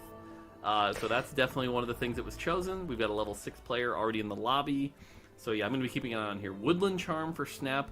Not really one of the craziest start ones, especially without a 2-star champion. Because if you get an extra 2-star champion, that can be big. But without that, that's not really a great start. And so Snap right now, 24 points, really needs a top 4 here to secure his spot. And so not necessarily the start he's looking for. Good call out on the Cruel Pact there. I don't know if you've ever experienced TFT unless you've lost the game at 2-1 because of Cruel Pact. It's happened to a couple of us, I'm sure. But now, I like that we're kind of stopping in the middle, waiting to see. We don't need to push the advantage so far to where we might end up screwing ourselves over it. But we do have a Ginsu's already, plus 3 item components, and an emblem there for our friend Phoenix. Ooh. So here's the augments, and we get a good view here. Cottontail with Cruel Pact, like we called out. Jukyu with Underground Soul, that's big. Malala with Radiant items, we'll have to see. Phoenix with the Infinity Force one, that's really big. We lost the rest there. But yeah, Earth's Grab Bag is another one. So yeah, a lot of really cool directions here. And I think with a lot of these emblems, right, the Infiniteam one, the Laser Core one, we're going to see some really spiky boards here. And this is going to be a wild final game. Yeah, and the coolest part about the Prismatics is they should be kind of keeping each other in balance based on their power, so everyone is going to be potentially able to cap out a little bit better and a little bit faster, and we have now Malala with the Radiant Relics, and that's going to help, especially in the later game, because you get one after 10 rounds, right? So we also have, going over to Cottontail, we got that Cruel Pact, 52 HP now. And look at this board already. Having one Tier 2 unit is great for this time at level 4, but we have 2 plus some extra units. So Cottontail, if we lose, it's Cottontail's fault, for example, if we do lose a round. Yeah, so this is an interesting position because right around here is technically when he could level up to level 7. But because of all the things he's hit, he's also not really building an economy right now. And so for a Cruel Pact position, this is a little awkward. But overall, if he can hit the Sivir 2 especially, I think that'll put him in a good spot. But with this augment, you really want to be win streaking pretty much all the way till 4-1 with this advantage. That's when everyone's going to start catching up, and you need to get as much health as you can back if you want to reach level 8. So it's going to be really imperative. If we see Cottontail lose a round, that's going to be really tricky. And again, Cottontail especially really needs to be playing 1st or 8th. He needs at least 5 points, 6 to make it really closer to safe. And so that's going to, again, you're going to want that like top 3 spot there. Yeah, and actually you bring up something really, really important. It happens in the last game is people's playstyles might completely swap from what they were doing for the rest of the day, for example, right? Yeah. A couple of our players, 4 of them, for example, Tiny Jeff, Cottontail, Phoenix, and Roby Van Kenobi, need to get that top 2 placement, top 1 placement for Roby, for example. So different types of comps are going to be doing better than that. So I would 100% avoid Anima Squad if I was one of those people, right? Because that kind of caps out a little bit sooner and is a little bit easier to go up against. So this is where you would play that Underground. This is where Cruel Pact does become really strong, and you're probably going to see some more aggressive item slamming too in a Prismatic lobby, because the advantages need to be found somewhere as well, and items can be where you find some extra power. Yeah, the big thing is, we talk about playing creatively and things like that, but this is the kind of lobby where, again, you see the Infiniteam emblem, you see the Laser Core emblem. You're really looking to play very aggressively, try to preserve health. And again, it's also very different than how you'd play a ladder game, because it is, you need those certain amount of points to be able to qualify, so you're going to have to take big risks. We see Cottontail using that Cruel Pact, spending his health to level up to level 7. So level 7 on 2-5, did hit the Sivir 2 here, and so that's going to be a big upgrade here. Up against Toronto, so Toronto Tokyo here with the Laser Core should be pretty good at this point in the game. And so we'll have to see. The Sivir's trying their best, actually beats the Laser Core, so that's a really good spot for Phoenix here. Yeah, I mean, we have some good itemization that can eventually go onto other units. That Sivir's probably not going to stick around for a very long time. And these second augments are actually going to be really important too. Is it going to be another prismatic, for example? So we do also have a Sivir already here, not Sivir, Samira, because this is that Cruel Pact board. We're on fire, but again, if we lose a round, right? Sometimes it happens. Sometimes it can happen randomly because of positioning or something like that. We are in a very bad position. Cottontail needs to do everything possible in order to stay on this win streak, at least to stage 4. Yeah, hitting the Samira here was really big. Sure Shot is a trait where the longer the fight goes, the more AD you gain. And so being able to do that early on and get the 3 Sure Shot early when people are having these very slow fights is going to allow him a pretty big power spike. Not to mention the ace executes for some of these big front lines. And again, his entire job right now is to do as much player damage to his opponents as possible so that they don't cap out higher than him. That's the whole way you have to play Cruel Pact. And the good news is he's done it so far. He's win streaked through this entire stage. He needs to do it about one more time. And thankfully for him, Phoenix does lose also. His worst nightmare would be somebody else who's also win streaking. So to see nobody else other than Snap who's only on a 4 win, this is exactly what Cottontail's looking for.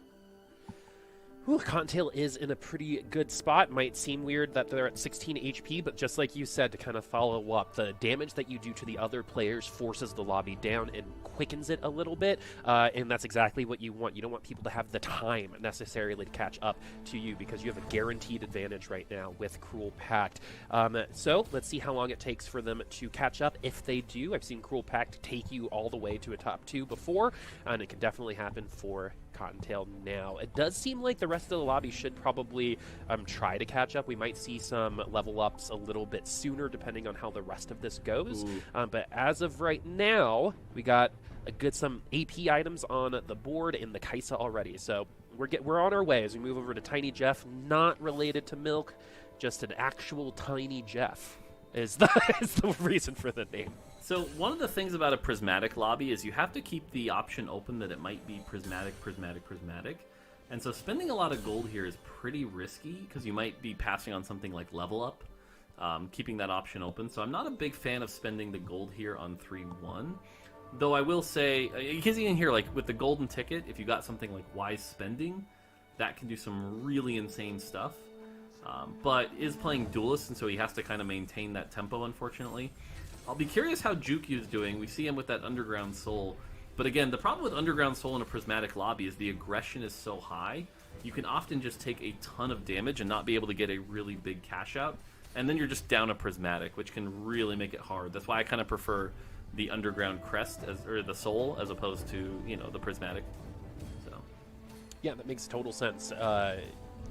That you don't want to lose too quickly when it comes to Underground, right? And we already have someone who's that's their entire goal is to have the lobby lose quickly, right? So you might be even feeding into someone else's strategy as we get built different, which we've seen win a lobby, which is something we actually don't see all that often, but it's going to be the Jeweled Lotus, which has probably been I would say most picked augment that I've seen today. Just good in every aspect of the game, right? Everyone's going to find value from it. Yeah, Jeweled Lotus is like a very safe outlet. It's like increase my team's damage by a certain percent, make it so I don't have to build crit items anymore, and it's pretty good.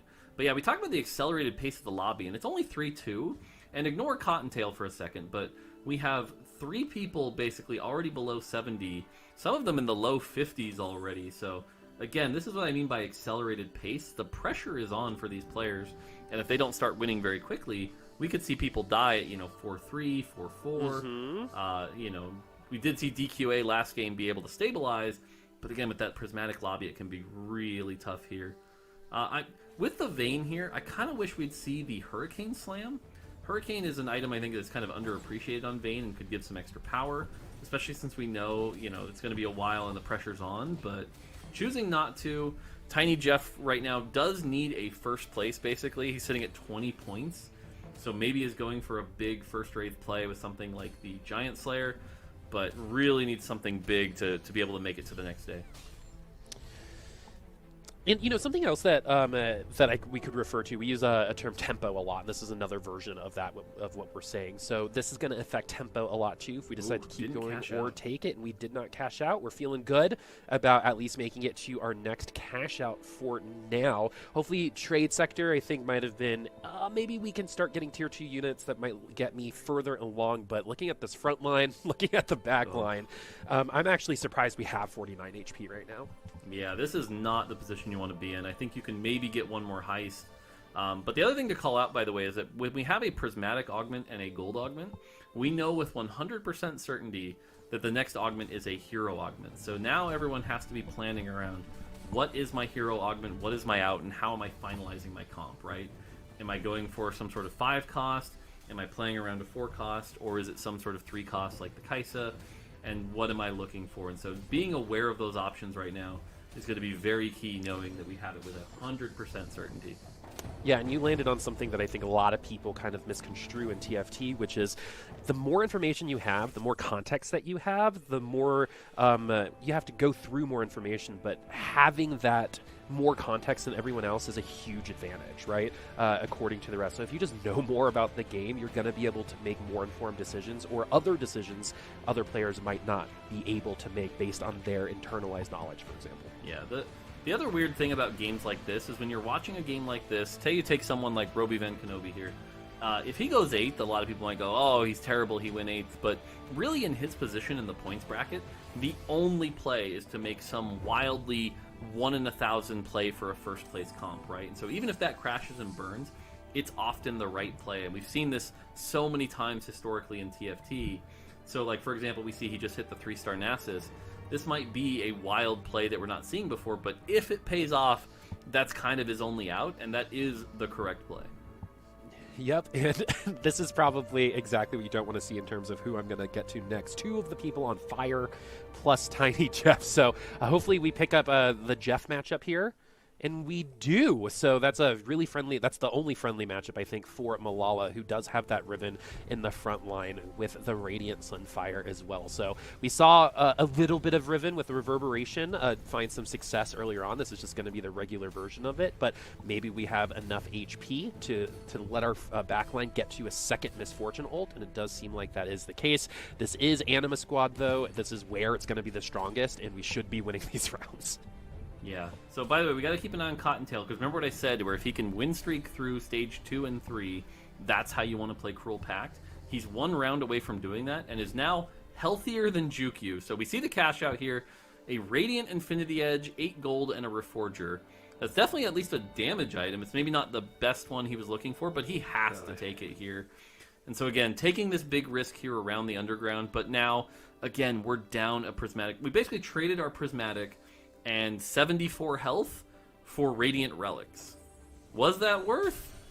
Not really. I don't think it was here. And so, again, really risky play for Jukyu. He needed, 5 points probably to guarantee to qualify, and so we'll have to see if he can turn that around. Puts puts the IE on a Gangplank. That is not a good use of your Radiant Relics, I suppose, and so pretty worried about this position. Yeah, I think we're at the carnival. We're a little dizzy right now for Jukyu. And so, sorry about the throat clear, everyone. But we also have good AP on the Kaisa. That was actually almost a round win, but that's an itemization problem, right? For that particular matchup. A little bit more attack speed, for example, might have been fine for the Kaisa. Cottontail gonna win through stage 3. We're gonna enter stage 4, not even in last place. That's the best possible situation for Cruel Pact. Yeah, when we get a look at his board, I really want to see him, level 7, 50 gold with some sort of 3-star plan that isn't something that's majorly contested. So if he's chasing after Kaisa, he's definitely doing it wrong. But we'll have to see what Cottontail's going after. But he is in a great position, and that's how you want to play Cruel Pact. And again, the pressure on the lobby, very high. Jukyu 21, Roby Van Kenobi 33, Tiny Jeff 35. Just a lot of pressure here. And so despite having a Radiant IE, gets a bunch more IE parts. This is one of those times I almost think you take the risk and reforge the Radiant item. He does. Ends up with Radiant Zephyr, which is not bad, but in a way, now what we've done is we've traded Underground Soul and 74 health for Prismatic Future Sight without the Future Sight? Which isn't great. Tell me how you really feel, Mort. This is definitely not what you want to do, and this is what we talk about with the risk of trying to play a Prismatic Underground in a Prismatic lobby can be really rough. Yep. Slams the Zephyr, and don't worry, that Sivir 1 is going to be floating there for 10 seconds. But Don't worry, folks. All right. It did something. You know, it caused some pixels to change. The Sivir, how funny would it be if actually Sivir is going to live potentially through the round? No, they don't, but it's going to, this is going to be fine for the Samira. We're getting lucky that I think we're losing just by 1 unit. That just goes to show the power of Kai'Sa, but as of right now, it's still not good enough. We do have enough. Ooh, my goodness, Jinx! Taken down, almost one-shotting that backline unit, but it's still not enough at the end of the day. Looking at HP totals, there's a huge difference between 3 and 4 as we get into our hero augments. Like you said, they all should have known that this was coming, and we're going to pick the Syndra augment for GQ. Yeah, I missed which one this is. If this is the support one, this is a decent one because it can give your team a lot of AP. Definitely should not be the carry one. I'm guessing based on how he's filling the bench, this is the support one. Gives your team AP based on how full your bench is. Yep, sure enough, that's what it is. So that's a decent chunk of AP for the team, and is going to give him 6 Star Guardian, which is nice. So again, we've seen Kai'Sa be okay from this position, but again, Kai'Sa without the MF. We have an MF with Hurricane on it. We have a Radiant Zephyr. This is not where you want to be. The only Hurricane that MF wants is the drink, right? So not necessarily the item. I mean, any auto attack based unit can find a little bit of value, but at this point, you're actually just getting the corner unit here. So that, I think it's Stiletto, right? The Radiant Zephyr is going to get the carry in the back line and almost keep it safe, actually, for the first half of this fight. So let's see if it's going to be able to come back here. No, it doesn't. It does help once it does land, but that was enough of a nuisance to bring that round win for them. Jukyu does win out that round. Cottontail now in 5th place. Look at these HP totals outside of the top 2. The top 2, though, should be feeling pretty good at 77 and 76 HP, kind of avoiding the big pressure that Cottontail and some of the rest of the lobby has been put on it. Yeah, so, okay, some major things to call out here. This is an amazing situation for Cottontail. Cottontail managed to get the Ezreal support augment, so that's going to give him a bit of extra power here. It's going to give him that extra burn that he needs. He's got the sure shot now. He's going to be close to being able to go level 8. So this is a great position to be in. Oh, man, it's like you look up and you're like, oh, this is a great, like, mid-game, late-game board. You're like, well, you've had it the whole time because of Cruel Pact, pretty much. We already have our Tier 2 4-cost units, for example. It's going to be, I mean, a lot of people don't get those until Stage 5 if you're not rolling that well. We get the Ace, which is, again, something that can't be understated, especially when these front lines do get pretty beefy. But, yeah, we're starting to get some flip-flops on these wins, right? Our top 2 lost, and some of our bottom dwellers did win. So, sorry, I want to correct myself. I got a little mixed up there, and I thought this was what it was. The Ezreal augment is Accelerated Mentorship, which is going to give him 8 XP a turn. And that, with Cruel Pact, is massive, because remember, he has to spend health to level up. And so being able to get that 8 XP a turn without having to spend health is exactly what Cottontail is looking for. So, that, sorry for the mix-up, but that is the big thing I was hoping he got, and sure enough, he did. So that's going to be really big here. And so Cottontail, again, playing Cruel Pact to perfection here, should be in a good spot and looking real good. Yeah, when we talk about, like, batteries, right, that Ezreal's, that mentorship is part of that, right? It's going to make part of the give for picking Cruel Pact a lot easier to take, if that makes sense. So we see him level up. He just leveled up.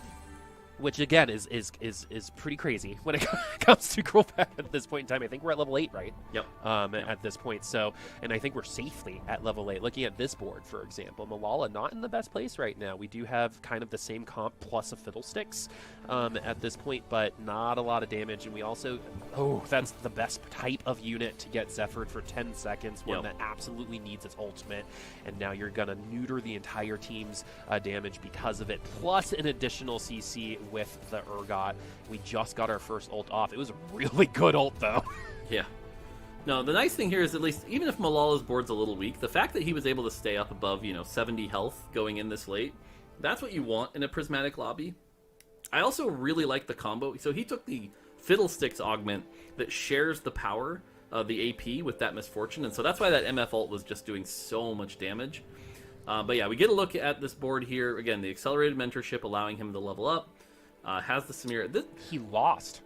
Yeah, I was going to say, the scary thing, he did lose, and the scary thing here is now he's just got a standard level 8 board, right? Like, this is with Cruel Pact, you really want to be maybe hitting those 3-star 3 costs. This is just a standard board. Yeah, this reminds me of when I went to college more, and I thought I was like really good at music, and then I went to college and everyone is good at music, right? And this is kind of like the same thing. Like back in the beginning of stage 4, this is an amazing comp, but right now everyone's kind of catching up, right? Right, and now you're basically down to Prismatic, right? Like you have, and so this might kill him. Okay, does. Ooh.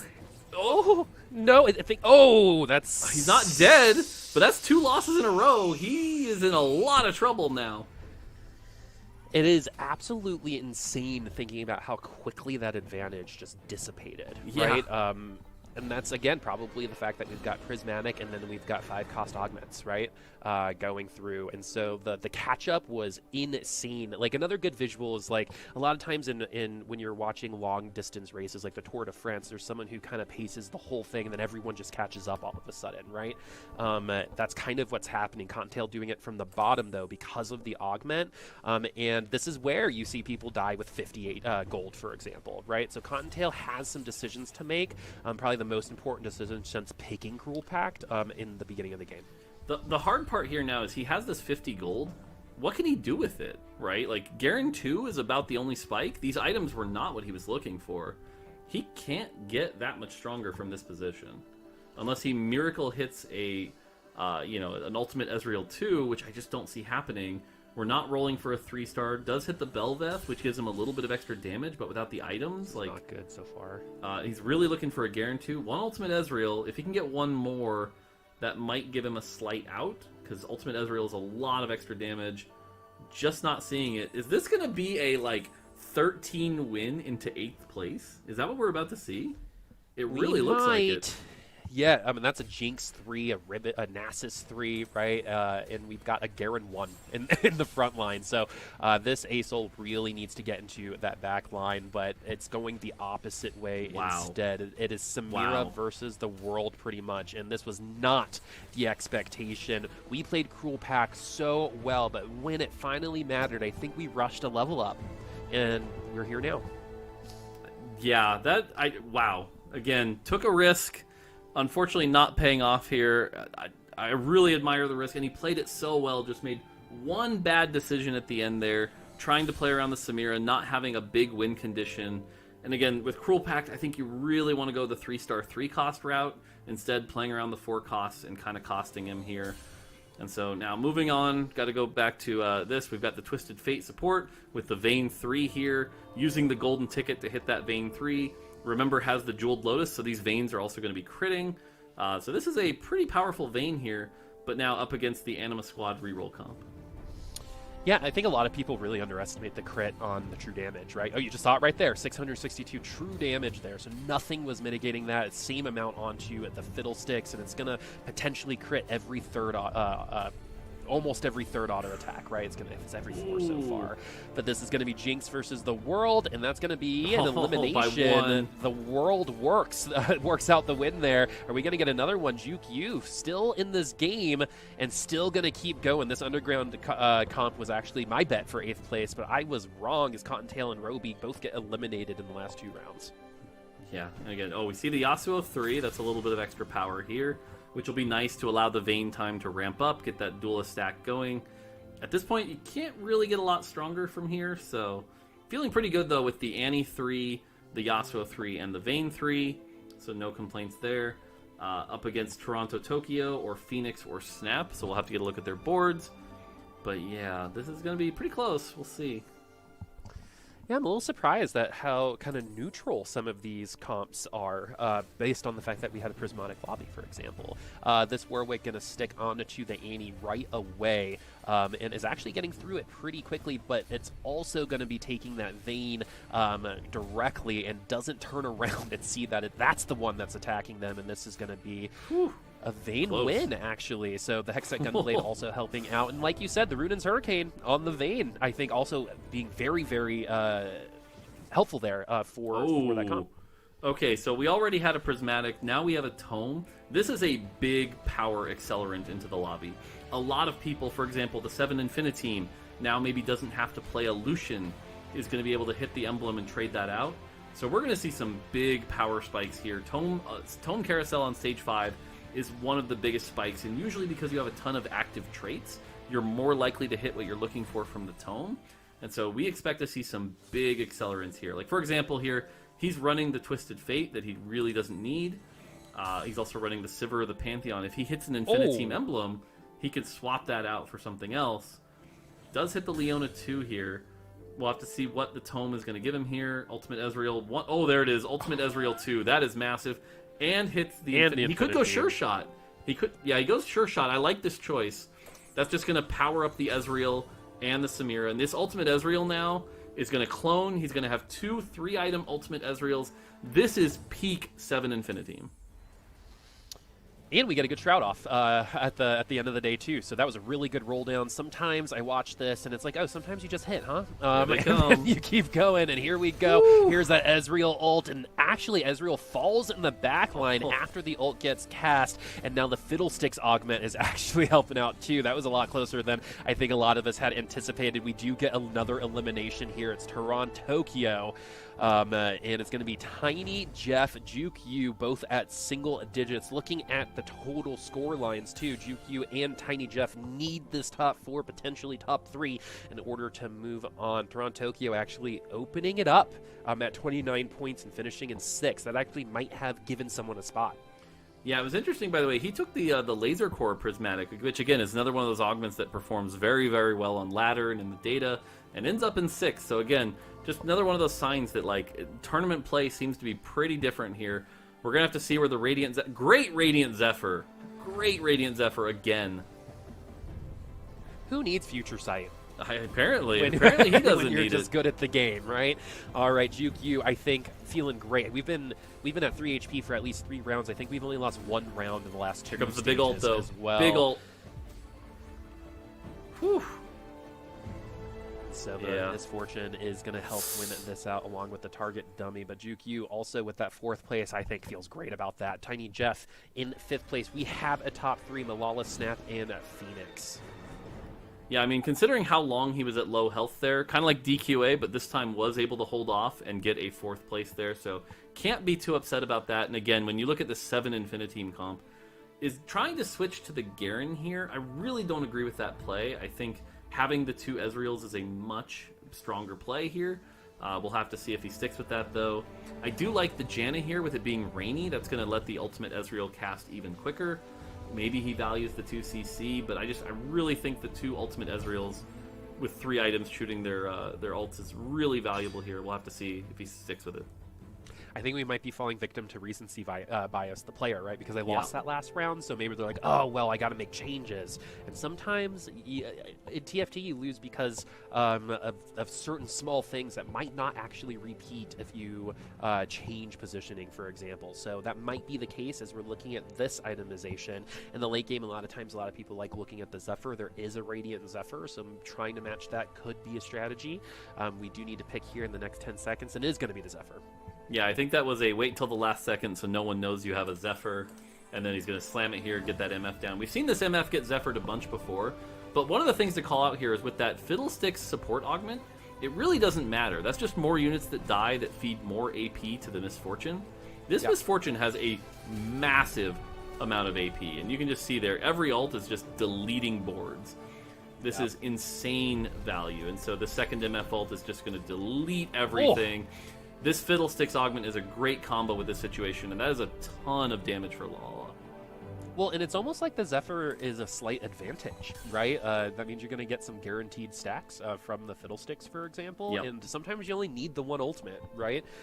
We saw it there. Actually, the second ultimate secured the round, but the first ultimate, I think, did enough to set up a round win regardless, personally. But we still have the top 3, and we're only 13 HP separate from top 2, that 3rd place. Phoenix and Snap really want to win out this round. Malala, whoever wins this is almost guaranteed into the next day, so you're definitely competing. We have a Kaisa 3, we've got our Infiniteam comp as well on the other side, along with Anima Squad, which, you know, I said maybe don't play that going into this because the top level, especially in the Prismatic Lobby, but this Prismatic Lobby is on the slower side, actually, especially with Cottontail losing out so early.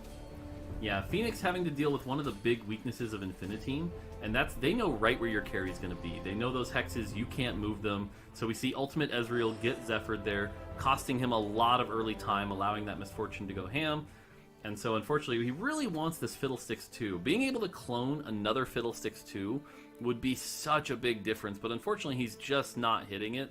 So that's a pretty big disappointment here. And so now it comes down to this final fight up against the Misfortune. And the Ultimate Ezreal just hasn't been able to pull it off. I'm not sure what he's doing here. This maybe some big brain play we're not thinking of. Sells the Garen 2, rolling for the Fiddle 2. Okay, so Desperation Fiddle rolling here. You need to slam the Infinity Emblem quickly. The clone is not as big. I think he slammed it a little late. We'll have to see. Does get 5 Sure Shot in, which is more damage, but the lack of frontline here might cost him. And yeah, that's going to be it. So a little bit of a desperation play there, trying to get the Fiddle 2. Even though it didn't work out, it was probably still the right play. And so now we're down to Malala versus Snap here. The Kaisa versus the insane MF Anima squad.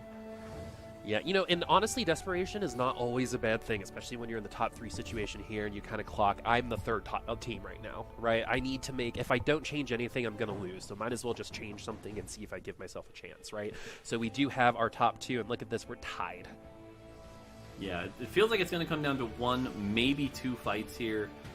But otherwise, nothing major here that's going to swing it. There's no crazy carousel here. A little bit of extra power here for this MF. Gets this for the Kaisa that he can play around here. And again, we're seeing the power of the Syndra augment, right? You keep a full bench, you get an extra 40 AP for your entire team. So that's pretty good. Versus this MF that just has a ton of power. The Riven 3, a little bit of Prankster to buy some time. It's just going to come down to where these MF ults lands. The big disadvantage for Malala is because of the Fiddle, he can't really reposition easily. So we see him trying to do it here, but it's very predictable. And so we'll have to see if the Fiddle ended up in the right spot. I'm sure it did. Yep, so same position. So again, this MF ult, we'll have to see. Echo already on the MF. Just goes straight to the back line. Yeah, we Zephyred the Riven to open up that backline, so maybe that's the play. I actually really like the idea there. Sometimes I think you kind of, oh, I got to Zephyr the carry, but sometimes if you can get to the carry, right, then you have a better chance of taking it down. And honestly, the proof is in the pudding here. We take the MF down, and Malala is going to lose this round. 16 HP goes away in just 1 round, and we have some extra TFT for everyone as well. We're moving on to another lobby. Lobby H, here we go, and we're at stage 7. Spearkles. My mouth doesn't like saying that. And Joey B, Joe Bookmark, one of my new favorite stars of the tournament today. Yeah, so we're seeing, again, some pretty standard Star Guardian comps here. The Kaisa 2s, the MF 2s. Again, we're seeing this all comes down to those MF ults, some good Syndra ults, things like that. We're going to have to see how this plays out. The Kaisa support augment here doing some good work, giving some extra crit to the Twisted Fate. There's the big MF ult, wipes a lot of the backline, but the reverse MF ult, and so that reverse MF ult kind of cleans it up here. There's another MF ult though with the healing, so a lot of bullets just flying everywhere here. The Prankster, I like the Prankster emblem, by the way, on the MF to keep it alive here, and does end up winning, and that's going to be it for Joe Bookmark. Joey B, my favorite name for a spy of all time, starting from today. I actually felt like they were playing Uno, right? Reverse that whole time. Oh man, what a way to end the day though. That game number 6 was super exciting, and I feel like we ended up getting a chance to see just some really cool things happen when we started off with that prismatic lobby. Mort, I know you already talked about how that can really change the tempo of a game when you get that prismatic lobby first, but I kind of want to talk about the hero augment choice at the very end there, because players had the option of maybe going for a 4 cost or a 5 cost. What's really behind the decision making there when trying to figure out what augment to go for at the very end? Yeah, so a lot of the times the 5 cost carry augments are very narrow. You need exact items to make them work.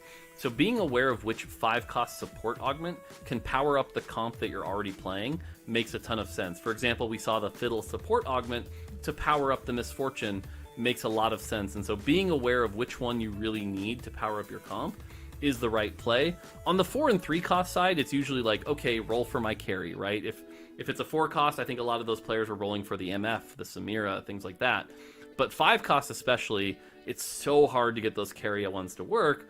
So looking for that support. And we saw that make a pretty big difference. And I think that's actually why Cottontail ended up kind of crashing out, is he just didn't quite get the right hero augment to power up that Samira that he needed to. He went for the XP play and the greedy level up that maybe he didn't need.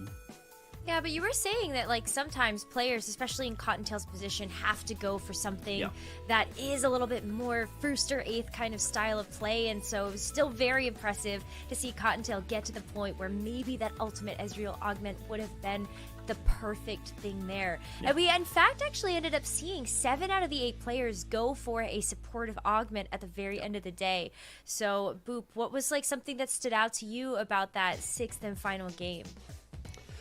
You know, the thing that actually stood out to me was that we were just really lucky, especially with that last lobby where was it 6 people in single-digit HP. We ended this lobby with 2 people at 16, right?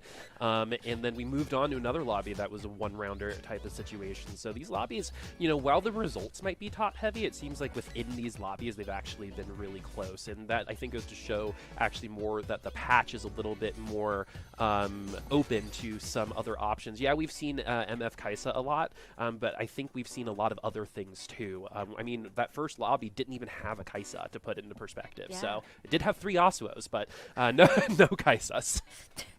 A lot of players ended up getting contested today, though, whether it was going for the Kai'Sa, going for the Yasuo, just trying to get some more of those like 2 and 3 cross carries. Felt like there were a lot of players kind of running their heads into a wall, like trying to force something to work. But more, when we looked at the scoreboard before we even got into this game number 6, the lobby was quite top heavy in terms of the fact that, hey, players are doing well, and when they're doing well, they're doing really, really well. And so I kind of want to get your take on things of, how do you feel like that might translate over to tomorrow if we continue to see this where, like, everybody did really well today that's moving forward? So, yeah, I don't know. What do you think could happen? Yeah, I think it's really going to come down to who kind of adapts based on what we saw here, and who's willing to take those risky lines, right? Like, Kai'Sa MF is proving to be definitely the top comp, but we've seen it have that first or eighth method. And tomorrow especially, where that first or eighth matters, it might be more correct to take that, right? You don't want your seconds and thirds, at least for a bit, and so tomorrow could be wild. We could see like some firsts and eighths and things like that, or maybe we see again the Robin and Sox sneak in, so I'm excited to see tomorrow. Well, I've got the scoreboards ready. I want to go through the lobby breakdowns really fast of what else happened in game number 6. Broccoli actually finishing out the day with a first place. We do love to see that, especially after a little bit of a rough day that Broccoli might have had today. Asian Iverson getting a second place as well. D-Pay with another first. That's 3 firsts today. And we also are seeing just a lot of other great plays across the board. We're going to take a look at our other lobbies as well. E through H. We got a little bit of a glimpse at what was happening in H's Joe. Bookmark, or Joey B, I guess as you put it, Boopasaurus, got the win over there. But Dish Soap, another player that has just constantly stood out in terms of the set so far. But the moment that everybody's been waiting for, we want to see the overall scoreboards. We want to see who is making it forward. And unfortunately, Boopasaurus, we've got to send home 32 players today. Oh, man, and as much as I love the participation, right, unfortunately, this is just part of the plan. A lot of these players had good moments.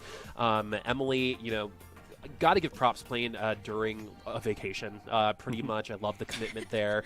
Han Neko, she played out of their mind for the first half, had like 1 or 2 bad games, but in a game, in the lobby, kind of like today, like of the 64 players being so top heavy, those single bad performances seem to have really kind of tanked a couple of these players.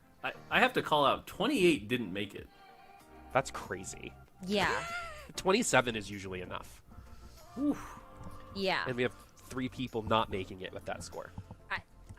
Let's just go ahead and reveal the top 32 then, because if 28 wasn't enough, that was a tiebreaker, Mort. Oh no, I'm sorry, Neko. That stinks.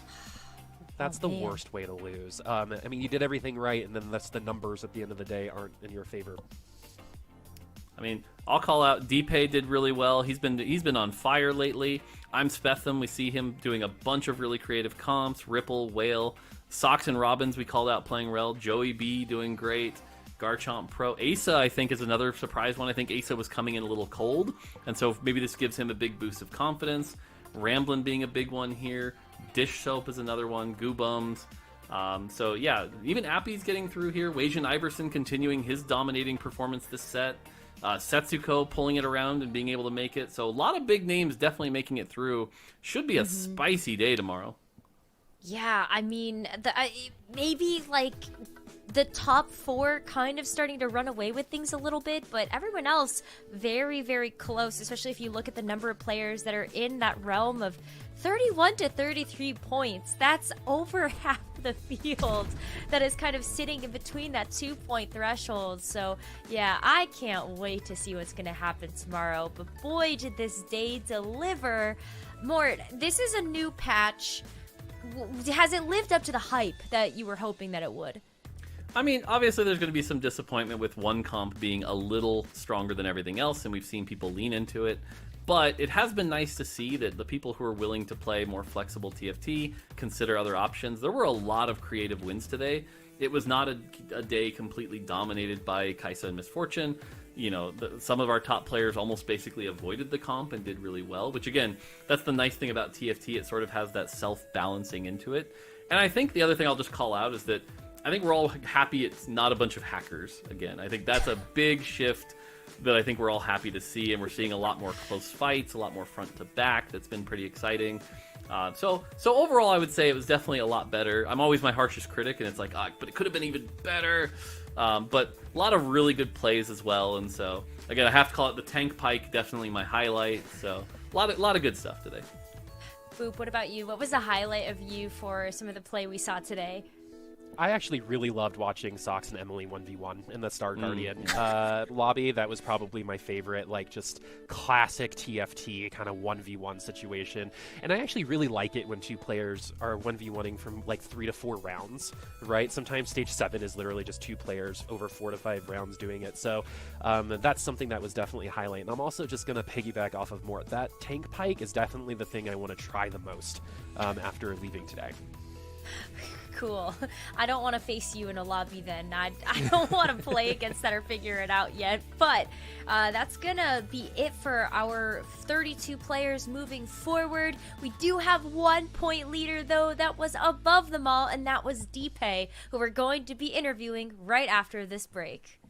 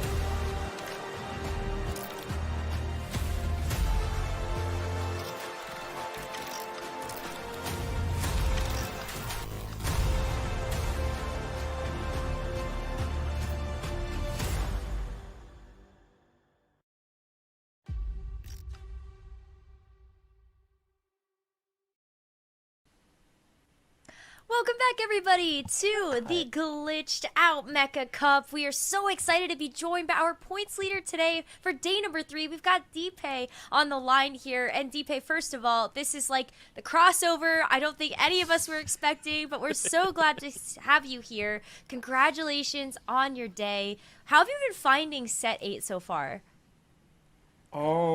It's actually been really Mort's fun. just right I think here. I've like fully like committed into TFT this year as kind of like a journey I wanted to do. It's a game I really love, and doing it competitively. I think before I kind of just like floated around and just played casually, was challenger. Like in off seasons, you guys know how long Overwatch League off seasons are, right? I have a lot of time. Like there's the trials and everything, scouting, and then there's like this huge lull of when is the league starting? So I have a lot of time, but I've never delved into it competitively like that. So it's been a lot of fun. I think 8.5 has been really, really good for me in particular. So yeah.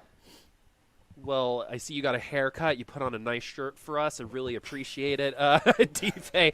But I'm going to go with the easy question here at first is, what do you think is like the main difference between the kind of like the mindset of an Overwatch player and a TFT player? Do you think knowing both is kind of why you've been so successful so far? Because this is not the first time you've been successful in TFT. I think like for me, going from a coach to being a player is so much different. It's just so much different. I try to put my coaching hat on sometimes, and it's really hard to do.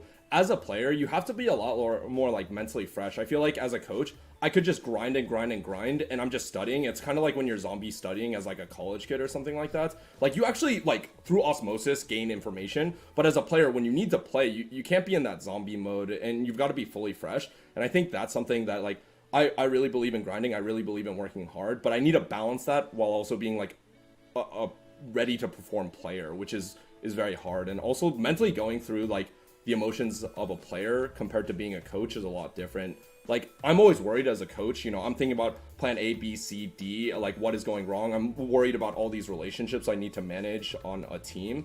But really when you're a player in TFT, it's just you and yourself.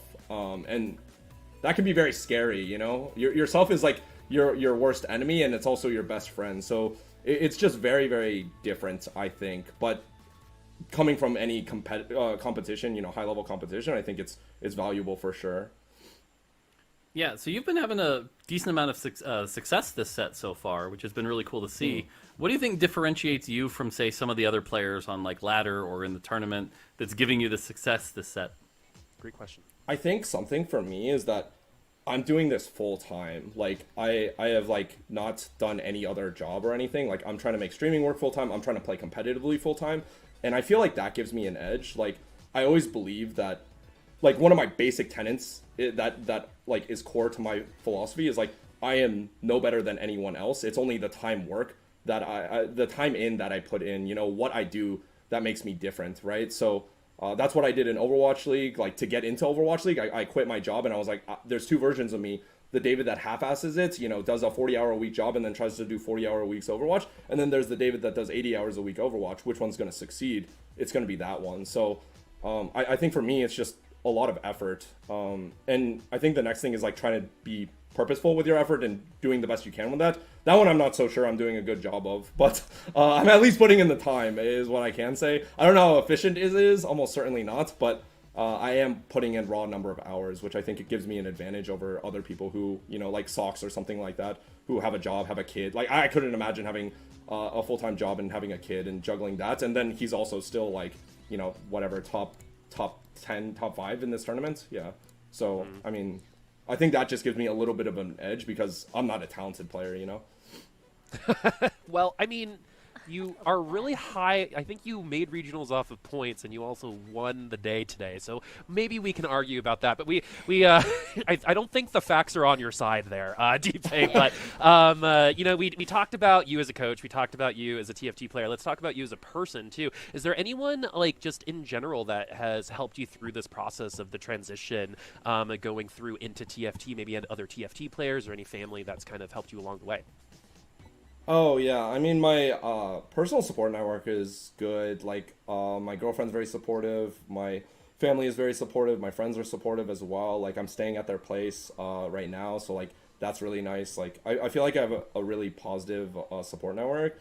And then also like transitioning to TFT, I mean, the person who I've talked to the most is Ripple. And what's funny is our study group, me, Ripple, Whale, and Spetham, we've gone 1, 2, 3, 4 today. So yeah, so like I think we need to study more often together, because I feel like we do it very sparingly, or just like have like very offhand messages in Discord like, this seems strong, and we're like, yeah, that seems good. Like maybe we should study more actively together, you know, like not just a few times scattered throughout the month. So yeah, those guys have also helped a lot, for sure. And Nice. a handful of other people in the TFT community, of course. Yeah, sorry. No, you're all good. So obviously tomorrow, you know, going into day 4, trying to win without spoiling too much of maybe anything you have up your sleeve, anything you're thinking that maybe will give you the edge tomorrow, because I know it's got a really interesting format. You've got to play for a lot of points to try to make that final lobby. So what are you thinking strategy-wise?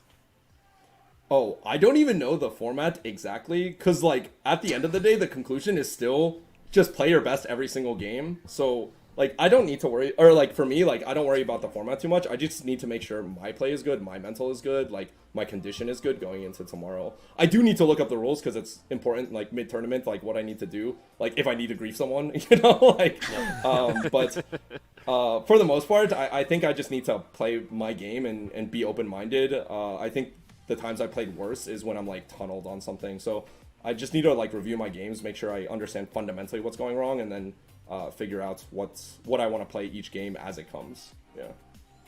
That's fair. I'm gonna give you a little bit of a fill-in of what's gonna happen tomorrow, so maybe you could change your answer.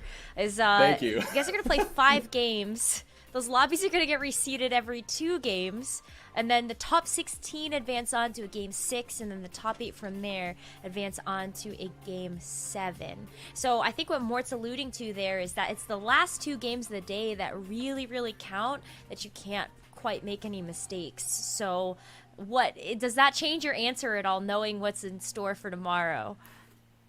Probably not. I still just need to play the best I can, unfortunately, you know?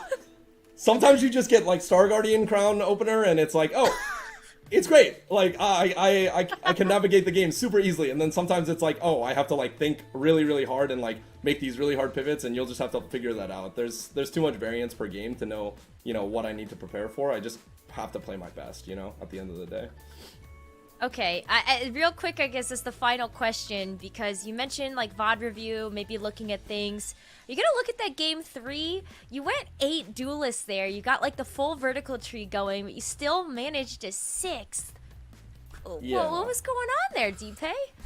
That lobby was disturbing. Like it was like Disturbia Shia LaBeouf style. Like it was just weird. Love like, that I thought that was the movie. game I played Oh my like God. really, really well.